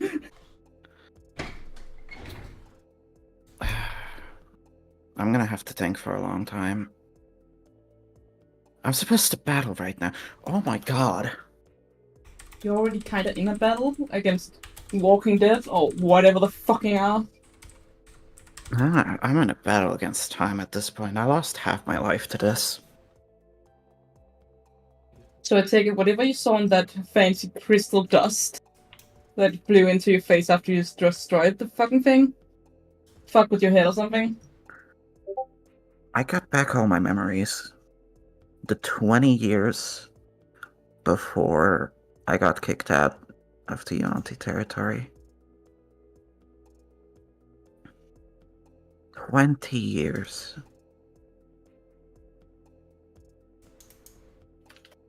Well, you probably had your reasons.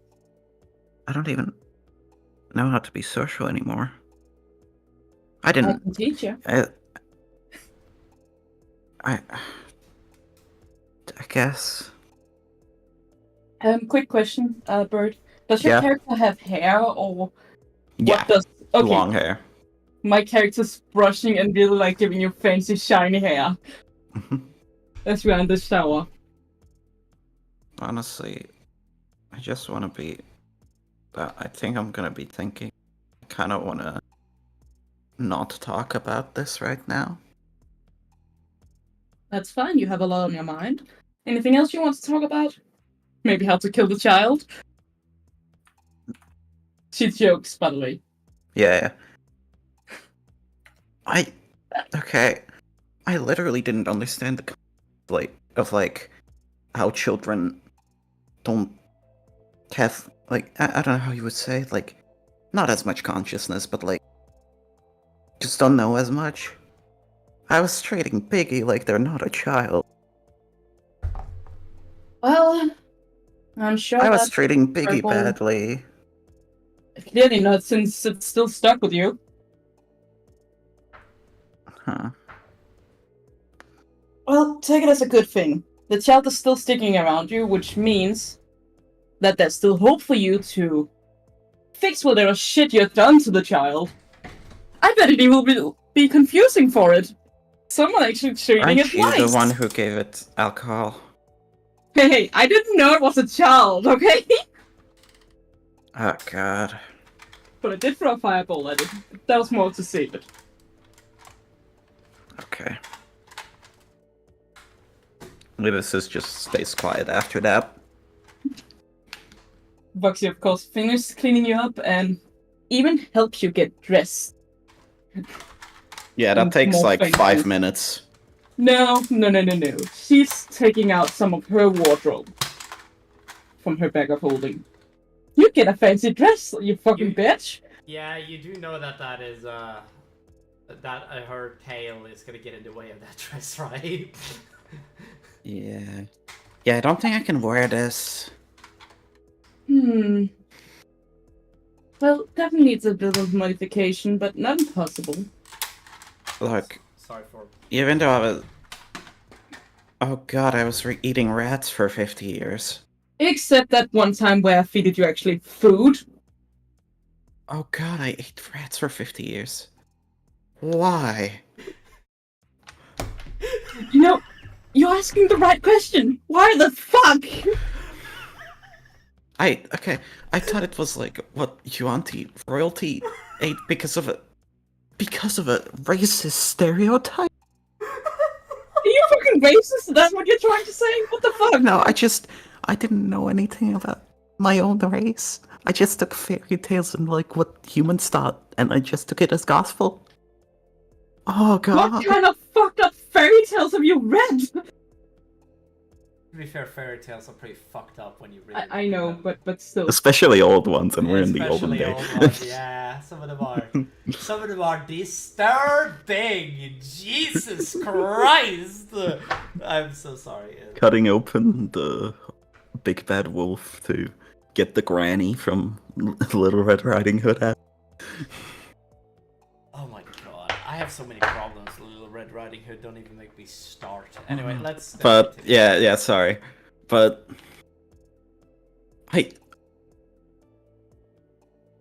God. I've been racist towards the dwarves. No, they deserved it. They treated me like garbage. But they've been racist towards the dwarves for so long without thinking it's racism because they beat down on goblins.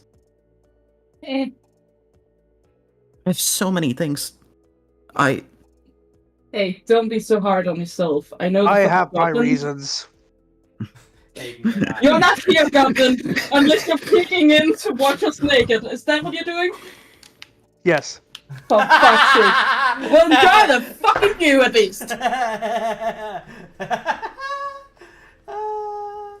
Well, it's not my fault you're being fucking loud. Fucking pervert, man. Fucking pervert. Wait, man. is he actually doing it? The real okay. pervert is Varys Nightshade. Alright, let's not talk about your other character, please, while you're present here. Oh, he's more fun, trust me. Anyway, but no. Take the fucking dwarf over there, or where the fuck he is. The first thing he fucking called was a pigeon. A fucking pigeon! Okay? I think it's okay to be a little bit racist towards him. Just a tiny bit. He's a fucking crow! How could he misunderstand? Oh my god, sorry, anyway. Yeah, I'm sorry, I didn't mistake. Luckily, I didn't mistake him for a budgie. I hate you. Anyway, let's. Okay. So don't be so hard on yourself. We all have gone through a shit ton of things. And hey, some things are good, some things are bad. The question is what we do with that knowledge. Or do we stick around and try to ignore our past or learn from it? Thank you, Oxy. Whenever you need it, I'm here. Believe it or not. Okay. We don't have much time before we go attack that thing. I'm just gonna go. We got enough time. I just want spell scroll. Just she puts some on food. Yeah, I'm so Something hungry. that isn't bad. I'm so no wonder. I literally can see your ribs. Don't say that. I'm not lying though. Okay. She puts on her clothes. It takes her 3 minutes. Because it's like 3 minutes. Because it's like 5 layers. Mm-hmm. And she just goes off to try and find a library. You go off and you find a library where Will and Golden is at, and you basically start to like pick out that. Remember, Bird. So what we're gonna do here is that you guys are, and Bird, you are. Now, my question is gonna be. This is the most important question, and I need an answer. How long? Okay. Are you guys going to do for a battle? You guys choose. How long? Because you guys will move there as quickly as possible. But yeah, essentially. Can we get me picking out us picking out spells and us learning them how long do you think is that gonna take? Like, depending on the spells, It I think. takes... Okay, I think... Hold on.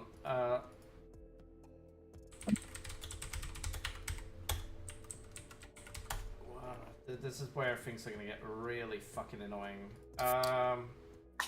Are there some spells that I could just straight up take the time to learn, and then a few spells? The problem, Will, is that you're not a wizard, meaning that learning spells is not technically a proficiency you have. And this is, and I know I'm being a stickler to That's the fair. rules. Stickler No, to it's the fine. rules, Yeah. I was originally just going to take some spell scrolls, but... Oh, for fuck's sake. Let me just Google.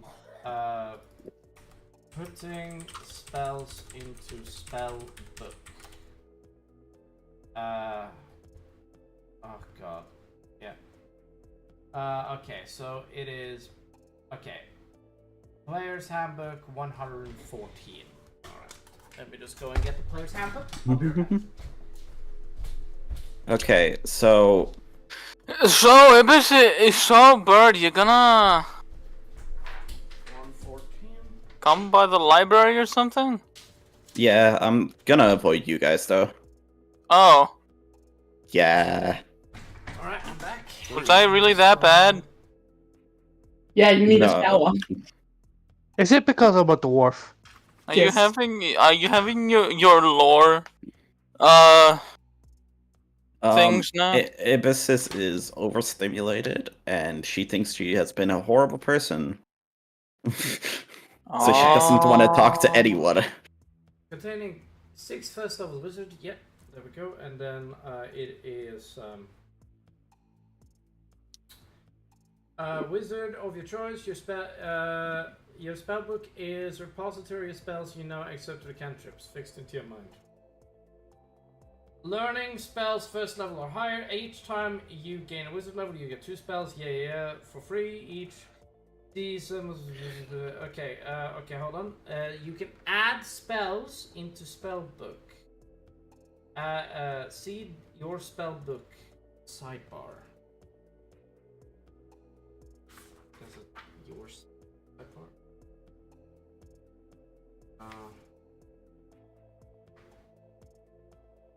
Jesus Christ, this is.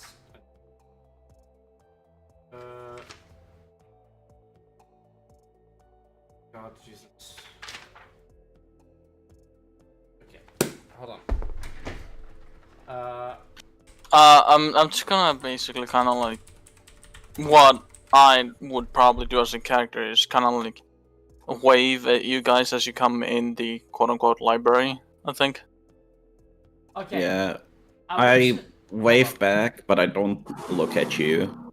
Like, as I see you, I try to avoid, like, your face. A wizard can copy a spell scroll into their spell book with 50 gold pieces / 2 hours per spell level. So, like, it takes a 2+ hour per spell level. So... Oh. So, you require 8 straight hours to do a 4th level. And 5th level is 10 hours. And 6th level is 12 hours. And it requires a ton of gold. Beckon, Will, and Bird, your cameras are currently gray on the stream. I think you might need to reopen them. No. I need to have a look at it. I need to have a look at it, and that was the only way I could have a look at it. I'm sorry. Anyway, there you go. Okay. No, it's fine. Just wanted to mention this. Yeah, it's all good. Alright. Now, let's see here. Is there anything anybody here... okay. So, Bird... okay, can we... Yeah? Can we take, like... A day? 2 days? Yeah, I think a day. Is everyone in agreement with that? Yeah. I agree, at least a day, yes. I mean, if you take 2 days, Biggie is no longer under any level of exhaustion. Which was the thing? Oh, yeah. That I think 2 days then. 2 days. Okay, 2 days. Let's take 3 then. Are you sure you want to take 3? Why not? Your brother is going to be on 4 levels of exhaustion. I just want to warn you. Even with, like, I mean, he's going to be fine realistically because that's just -4 to his attack rolls and he has a +15. But if... No, but if something goes wrong with us, and we have to stay longer. Like, we wouldn't want to risk that too much. Yeah, Alright. so let's just do 2 days, and then we'll... 2 days, okay. Bird, okay. How much gold do you guys have? Okay, I need a How much mathematical do I thing have? because Bird is gonna require a shit ton of gold to do this. I have 76 gold and 60 platinum. I'll get out and start stripping. Okay, That's not gonna work. Bird, I wanted to mention That's not gonna something work, before we yeah. continue. It's something very quick, very easy. Yeah, of course. Melon, it told me for you to eat bricks. Why does Bird need gold? Because Just gold is Melon told you to required go to eat integrate them into her spellbook. They are required to integrate into her spellbook. It's a mechanic in D&D. Oh, so Yeah. she just, like, melts the gold into the book or Yep. something? Yep. Oh, Kind of like that, yeah. Weird. Brilliant. odd. I Okay, well, do how much want to does she say... need? Huh. It's so good. You guys have the gold for sure, right? You guys should. One I person- wanna... Okay. So thinking about the time, I will have to sleep. 60 platinum is 600 gold, Bird. 60 platinum Sorry? is 600 gold. 60 platinum is 600 gold. You have a shit ton. 676 gold is what I... Yeah. Will have... Um, Okay, Golden has 150 platinum, and Biggie... I have 280. Oh, yeah, you guys... don't even worry about it. You guys... Yeah, Okay. honestly... Yeah, I'm just So- asking, how much does she need? I don't think how much is a... One Like, how much is a first fourth level? is 2. Oh, Fourth level is 200 gold. Fifth Okay. level is 250. Sixth level is 300. so how much time is it for four? Fourth is 8 hours. Okay. If I do 2 fourth level spells, Okay. that's so 8 plus- 16. Oh, That's 16 out of my 8. 48 hours. okay. I think I can do... Okay, can I do 2 fourth level spells and 1 fifth level spell? 1 fifth level. Fifth is 10 hours. Let me just do the math. This takes in... You also have to put in at least 8 hours of sleep. Or, sorry, not 8 hours. You at least have to put in 5 to 6 hours of sleep. Yeah. So you... and 2 days. We're talking 2 days here. So that's... Yeah, that's 48 hours. So, that is... Okay, so let's do this math. So in 2 days, you have to sleep... So we're talking 48 hours in 2 days. Oh my god.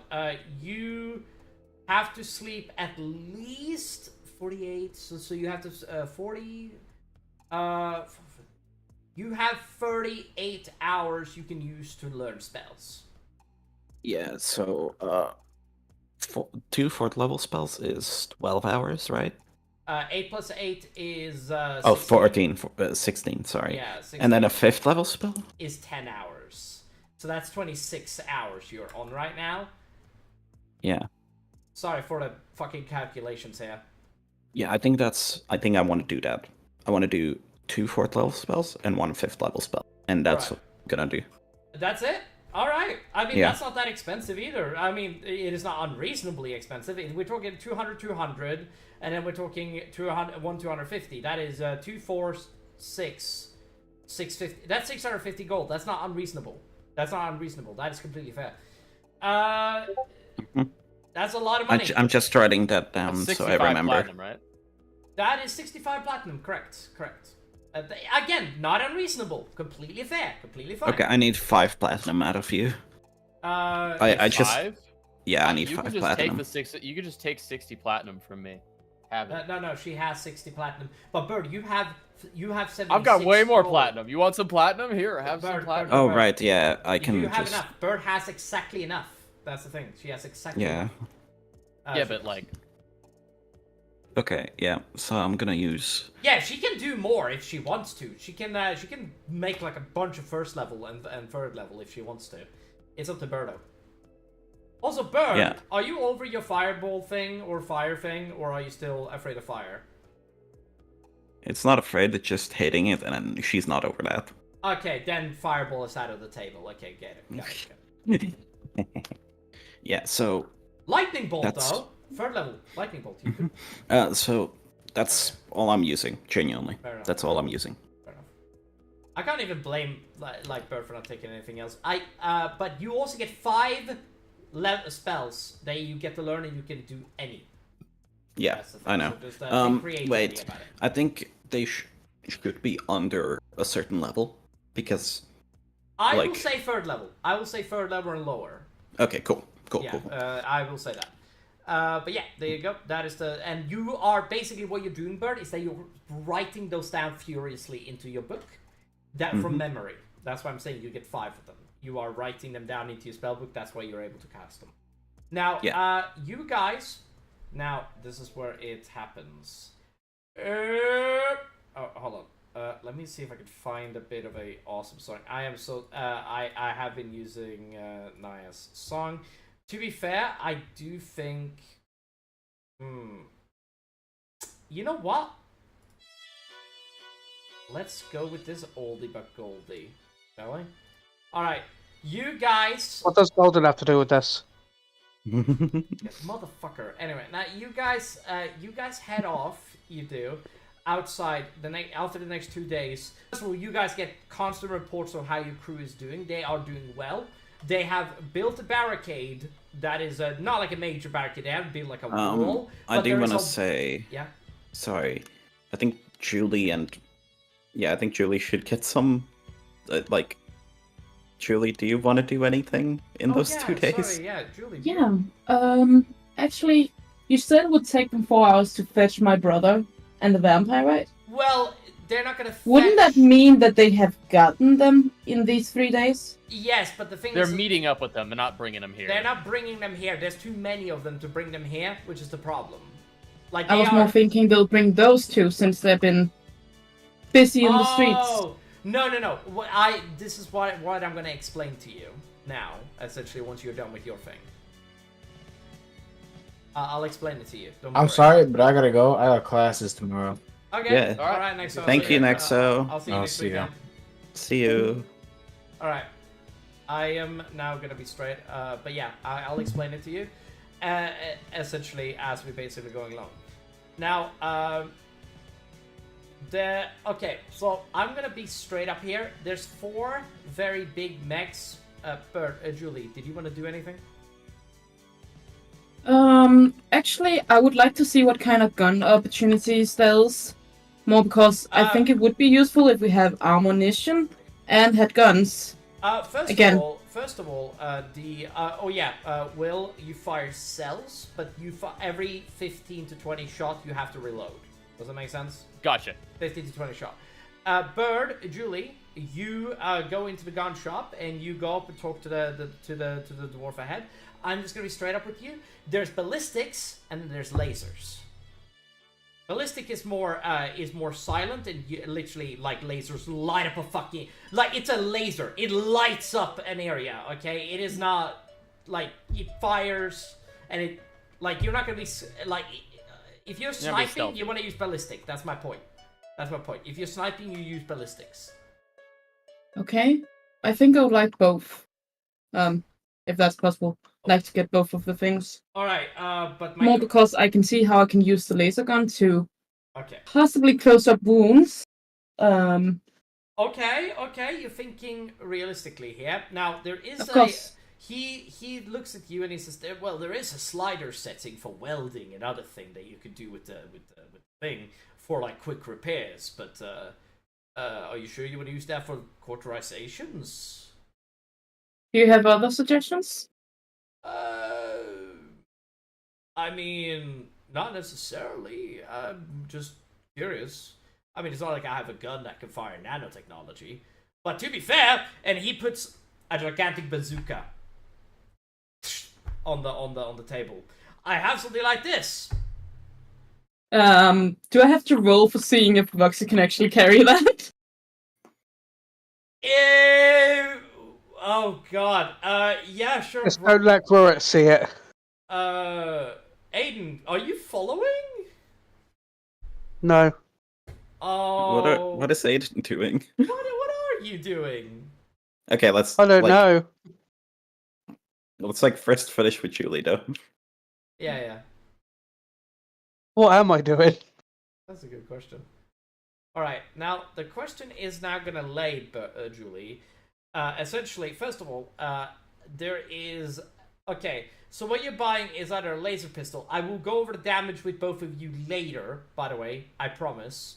And the range I will go over with you guys later, because I didn't expect you guys to actually buy guns, but it makes sense, actually. It makes a lot of fucking sense, but it's not the point. Anyway, Julie, what are you, what are you not buying? What are you getting? You never replied on if I actually could carry this gun. The bazooka. You can't. You probably need to... I'm gonna be straight up with you. That's why I asked if I had to roll for it, but you never answered that question. I mean, you could try, but it's gonna be most of the carry weight. It's a heavy thing. It's not made for humans. It can be in my bag of holding. It feels like she's going to use me as her backpack. Yeah, you can put it in a bag of holding. That's fair, yeah. But it's it weighs like 30 pounds. The bazooka. I said she's going to use me like she's going to force me to carry it for her. It's either 30 or 40 pounds. It's somewhere around that number. And it's a one. And he basically explains to you it's a one-shot thing. Once you fire it, throw it away. Fair enough. Is there any other type of ammunition I may be able to use with this thing? Well, there is a lot more. We have a javelin style, but it's not going to be good for your mission. That's the first thing that he's going to say. That's by javelin, it means that the rocket fires out, it goes up and goes down on the target, and is what is called as a bunker buster. However, the problem is the reload is going to take you 2 turns rather than 1 turn.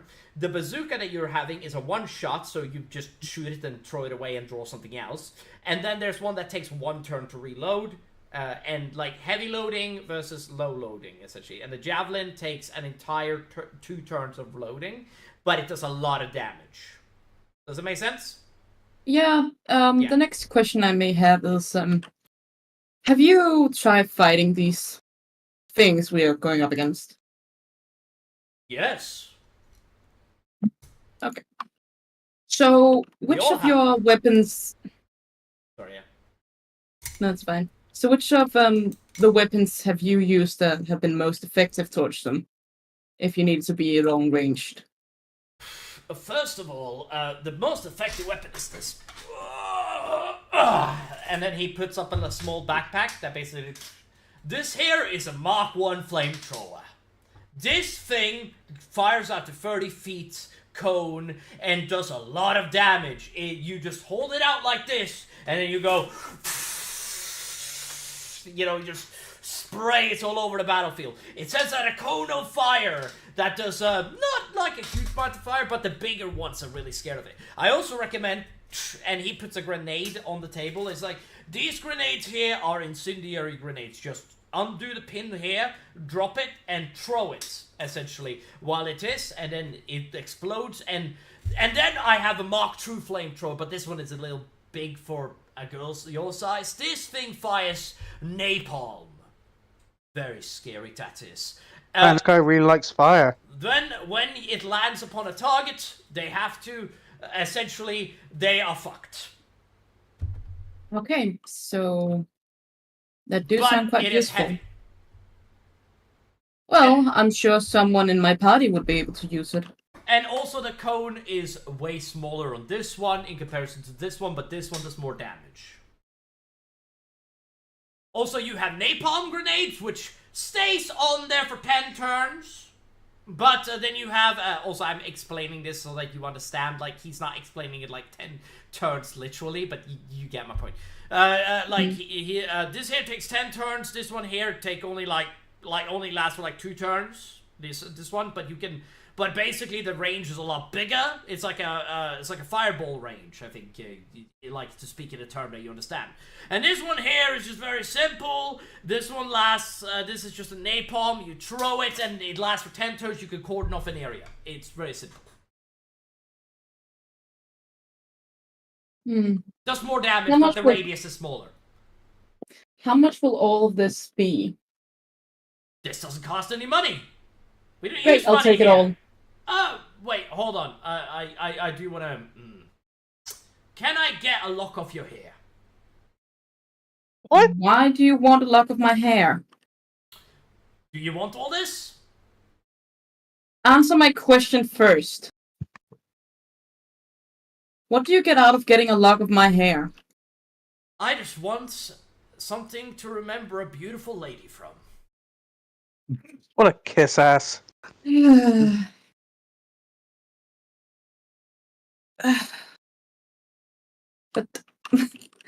But my hair. Just a lock of your hair. Come on! It's I mean, gonna- a it's gonna- bargain! Yes or no? Like, damn! It's gonna grow back, you big ninny. But also, if you also want, I recommend a rifle as well, but how are you gonna carry all this stuff? I have a bag of holding. Oh, excellent! Oh, excellent. Then I recommend taking 4 laser rifles, 4 handguns for the rest of your party, of course. And the flamethrowers, you can take 3 of those if you want them. And then, well, the thing is that I need you to distinguish whether you want a napalm one or not. And grenades, we have psionic grenades, which is psychic based. We have pulse grenades, which is like force based. Is there any of these things that are not supposed to get in contact with each other while they're in my bag of holding? I don't really recommend putting the grenades in the bag of holdings because the pins might become unpinned. If they Can I maybe get the grenades in a stuff bag that I can put in my bag of holding then? Sure, let me get a stuff bag. And he pulls out of like a plastic bag and starts putting it in, and then gives it to you, and it gives you the grenades. He does. Mm-hmm. Hold on, let me see what these grenades are really quick, Julie. Can you just give me a second? Take your time. If I was Varys, I would be walking around stealing stuff. Okay, so fire grenades, flamethrower. Essentially, the flamethrower does 46, which means that the napalm does 86. The thing is that also it takes 2 turns to reload both, because essentially the thing, and you can fire them 4. Essentially, you can use them 4 up to 4. Imagine it like you're firing a gun. You can use up 1 charge per turn. You can use up 4 until you have to reload, and that takes 2 turns to do. Just letting you know. 4, essentially. There you go. And then a psionic pulse grenade, which is a psychic grenade. Then we have a flashbang, which he's giving you. Then we have a gas grenade, which he's also giving you, essentially. He's giving you 3 of each that you could take. He's also giving you a laser rifle, which is 150 to 600 feet of range. And then he's giving you 4 of those, by the way. And then he's giving you a laser pistol, which has 40 to 120 feet of range, essentially. The reason why is because you guys are not used to firearms yet. None of you have the gunner feet, meaning that you can only hit accurately up to 40 feet with a pistol, which is the thing. Which I think is fair, honestly. None of you guys are super proficient anyway. Now, as for that, there is the pulse grenade. Oh, shit. Huh? Nothing. Don't worry about me. I mean, you are kind of, to be fair, you are kind of proficient, Aiden, to be fair, but at the same time. Also, you guys get 15 charges, you fire 15 times, and then you have to put in a new charge. That's when the gun overheats. So you need to get a new sink in. Does that make sense? 15 shots, Yep. Then sink. And then switch out the sink with another sink. You guys get 15 shots per gun. Sorry, you guys get 5 shots per gun. You get 5 sinks per gun that you have to change out.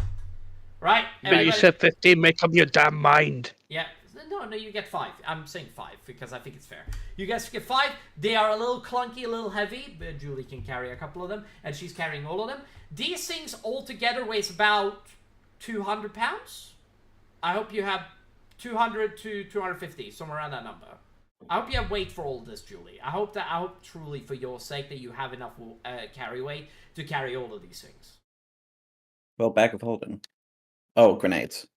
The grenades doesn't go. We'll figure that out. No, I'm hoping. No, 250 pounds is not the grenades, but this is like all of the. I hope that the bag, because the bag of holding can only hold up to 500 pounds. Yeah, something like that. Yeah, it's 500 pounds. And then it ruptures and everything drops right in front of Julie. So Julie needs to keep an eye on that poundage, or she will destroy her bag of holding. It's a poundage. Understood. Poundage. It's funny, okay? Fuck you. Anyway, you decide to... Okay, yeah. See that, yes. Yeah, that's about it, honestly. I can't recommend anything else, sadly. There's nothing else for you. The railguns... Besides, do you have a place where I can test out how to shoot with these things? Just so my chances of survival are best as possible. Okay, are there someone who can teach me how to shoot with it, or is it just luck and error, or... I'll training simulator video? I'll give you, you know what I'm gonna do? And he basically, like, this is not meant for people, so, this might cause some brain damage, so I'm not sure I should give you this. He's gonna inject knowledge into you via Neuralink. I could, you know, just like the Matrix, where you just close your eyes, and then basically then this wires it into your brain. It's kind of like that. It's like, I could either do this, or we can do it by, or I can teach you by hand. Well, what would you recommend? Which one is the quickest way to learn? The one that doesn't have brain damage. That's the quickest way to learn. Well, no. The quickest way is obviously the other way, but yes. No, I recommend doing the one that doesn't have brain damage, because it's brain damage, and you don't want to deal with that. I'm being straight with you here. Just trust me on this. Anyway, come with me. And he takes you to the gun range. And he says, okay, so you want to have your hand on the firearm, and I hope I don't get fucking striked, or like my video get taken down just because I have a fucking Nerf gun. That was stupid. Anyway, okay, so you put your hand like this, hold it on the gun. You don't close both of your eyes. You have both of your eyes open when you fire. It's better that way. You literally, it's better to learn to fire. If you need to close one of your eyes, you close one of your eyes and open up the second eye when you're about to shoot, and that gives you a more accurate shot. But if you have to have one of your eyes closed, just don't. It's better if you don't. And like, he just teaches you the basics of firearms and how to fire, the safety, how to lock it on. Also, Will, I know you're probably losing your shit here with my things. I know that you are more proficient in firearms than me. It's fine. I apologize. Of course, the American. I'm sorry. I'm sorry for being a prick. Anyway. I mean, I think I'm doing good overall, so I'm not going to complain. Anyway, now, yes, and he teaches you how to hold a firearm, the safety, the way that it works. Sadly, none of your friends are here, so I can learn it. And then, basically, he also teaches you how to use a grenade. He throws it on, and he shows you the effects. And, essentially, he fires the gun, and basically, he hits always the target, because, you know, he's a fucking android. He's intelligence instead of fucking... Anyway. And basically, he teaches you how to fire it. How to shoot it, and how it works, the safeties and stuff. He also goes over ballistics and shows you how recoil works, and how, essentially, I mean, it's not rocket science. It's pretty easy to learn how to fire a gun. I'm sorry. How to hit is another question, but how to fire is typically a very easy thing to learn. Now, he teaches you how, essentially, that. He also mansplaining. Yeah, and he is... Fuck you, Bird. Honestly. I mean, it literally is, though. Okay, do you want me to just give her a handgun and then tell her to shoot it? Like, yeah! Give her a handgun and then just do a cutscene. Oh my god. Anyway. Cutscene, shoots the gun. But Bird, also, Julie, I'm also going to ask you if you want some ballistics weapons. And ballistic, I mean... slugs, shotguns, stuff. And shotguns, you are not going to want to use. He's going to explain to you, because some of them have the kick of a fucking... because they're a nightmare to fire. The only reason why I would want shotgun is because we have a dwarf in the party, and there's a chance you know actually how to use it. He recommends a double-barrel shotgun for a dwarf, because dwarfs' eyesights are not the best thing in the world, and, you know, it's... Oh, thanks. And essentially, a double barrel is very easy. You just pop it open, you put 2 shots in, then you crick it back, and you just aim it, pull back the 2 back things, and fire them. Very simple, very effective. He also teaches you, like, lever actions, but lever actions, he says, is outdated. Not bad. He loves them, but, you know, he also understands. And essentially, that's the thing. And he also, like, is like, or if you feel really, like, frisky, you could always give him a blunderbuss. I don't recommend that. And then, he goes on and on, essentially. And, perfect timing in mute text chat. Also, I'm also gonna be straight up with you. There is fully automatic weapons, but but there's no way to actually, like, he doesn't recommend all of the fully automatics that are present, because while gunpowder is super nice, it's just gonna be cumbersome to carry. So, which is the thing. I do recommend carrying, if I'm gonna be honest, either choose a long range, mid range, or like super like long range.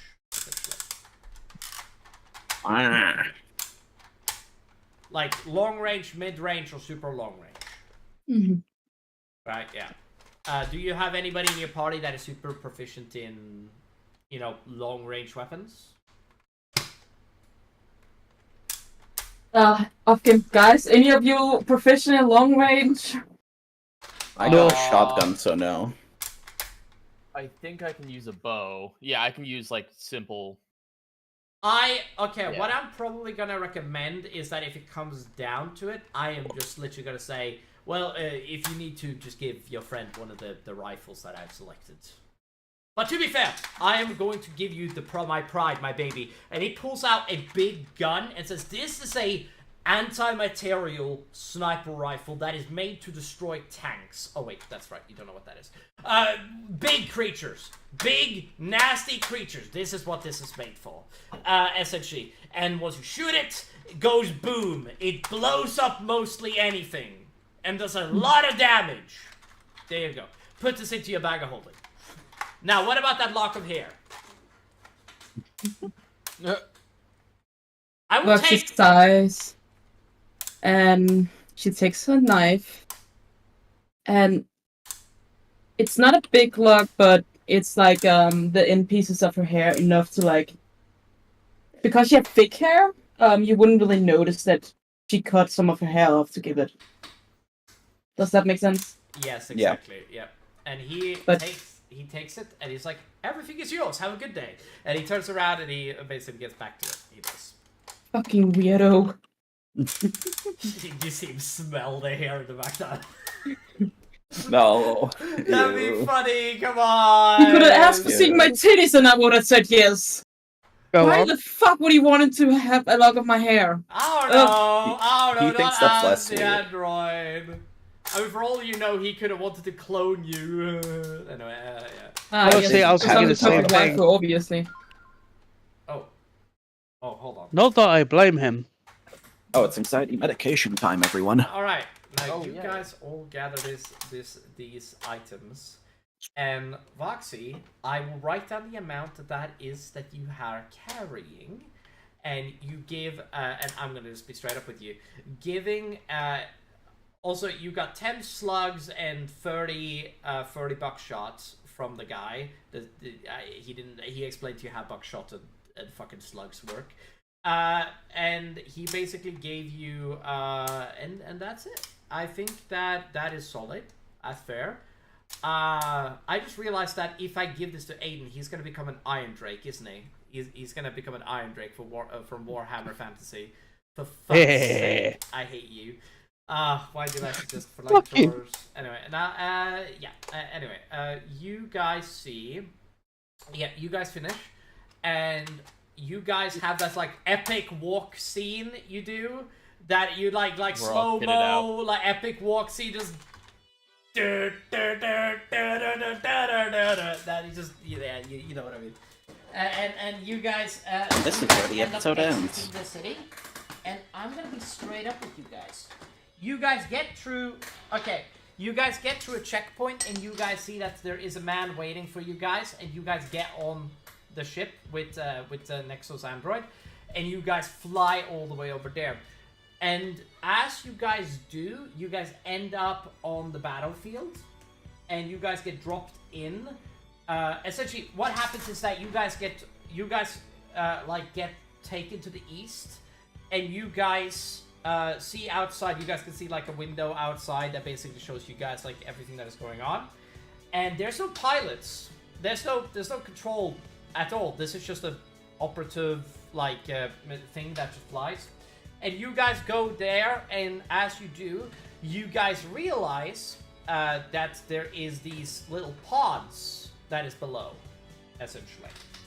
And you guys see that as you guys are traveling, you guys realize that he says that, all right, when I tell you to get in the pod,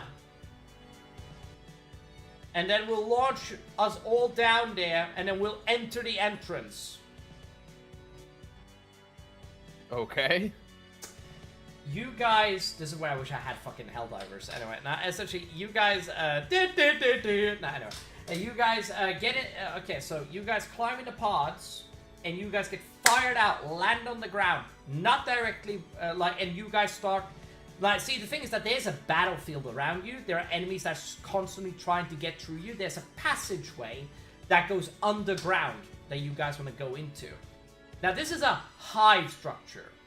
I want to let this be known. There's a gigantic clump of a mountain that basically is here, and you guys go underground into it, and you guys slowly work your way to the Hive Lord. Next session, we're gonna be going into a dungeon. Again. Ooh. Oh, wait, huh? Again? What? This is the first time we've done a dungeon. No, you did a dungeon. Hospital doesn't count. Yeah, you guys weren't in the season on the first season, right? Right. This is the first time we're going into a dungeon since the first season. Wow. Actually? Yep. Unironically. That's insane. That's crazy. That's actually crazy. You guys are going into the Hive Lord's dungeon. Let's have some fun, shall we? Thank you guys so much for joining us for this session. And everybody, I hope to see you guys in the next episode of The Fate of Asharon. Thank you guys so much. I'll see you guys around. Everybody say bye. Bye. Bye. Bye-bye.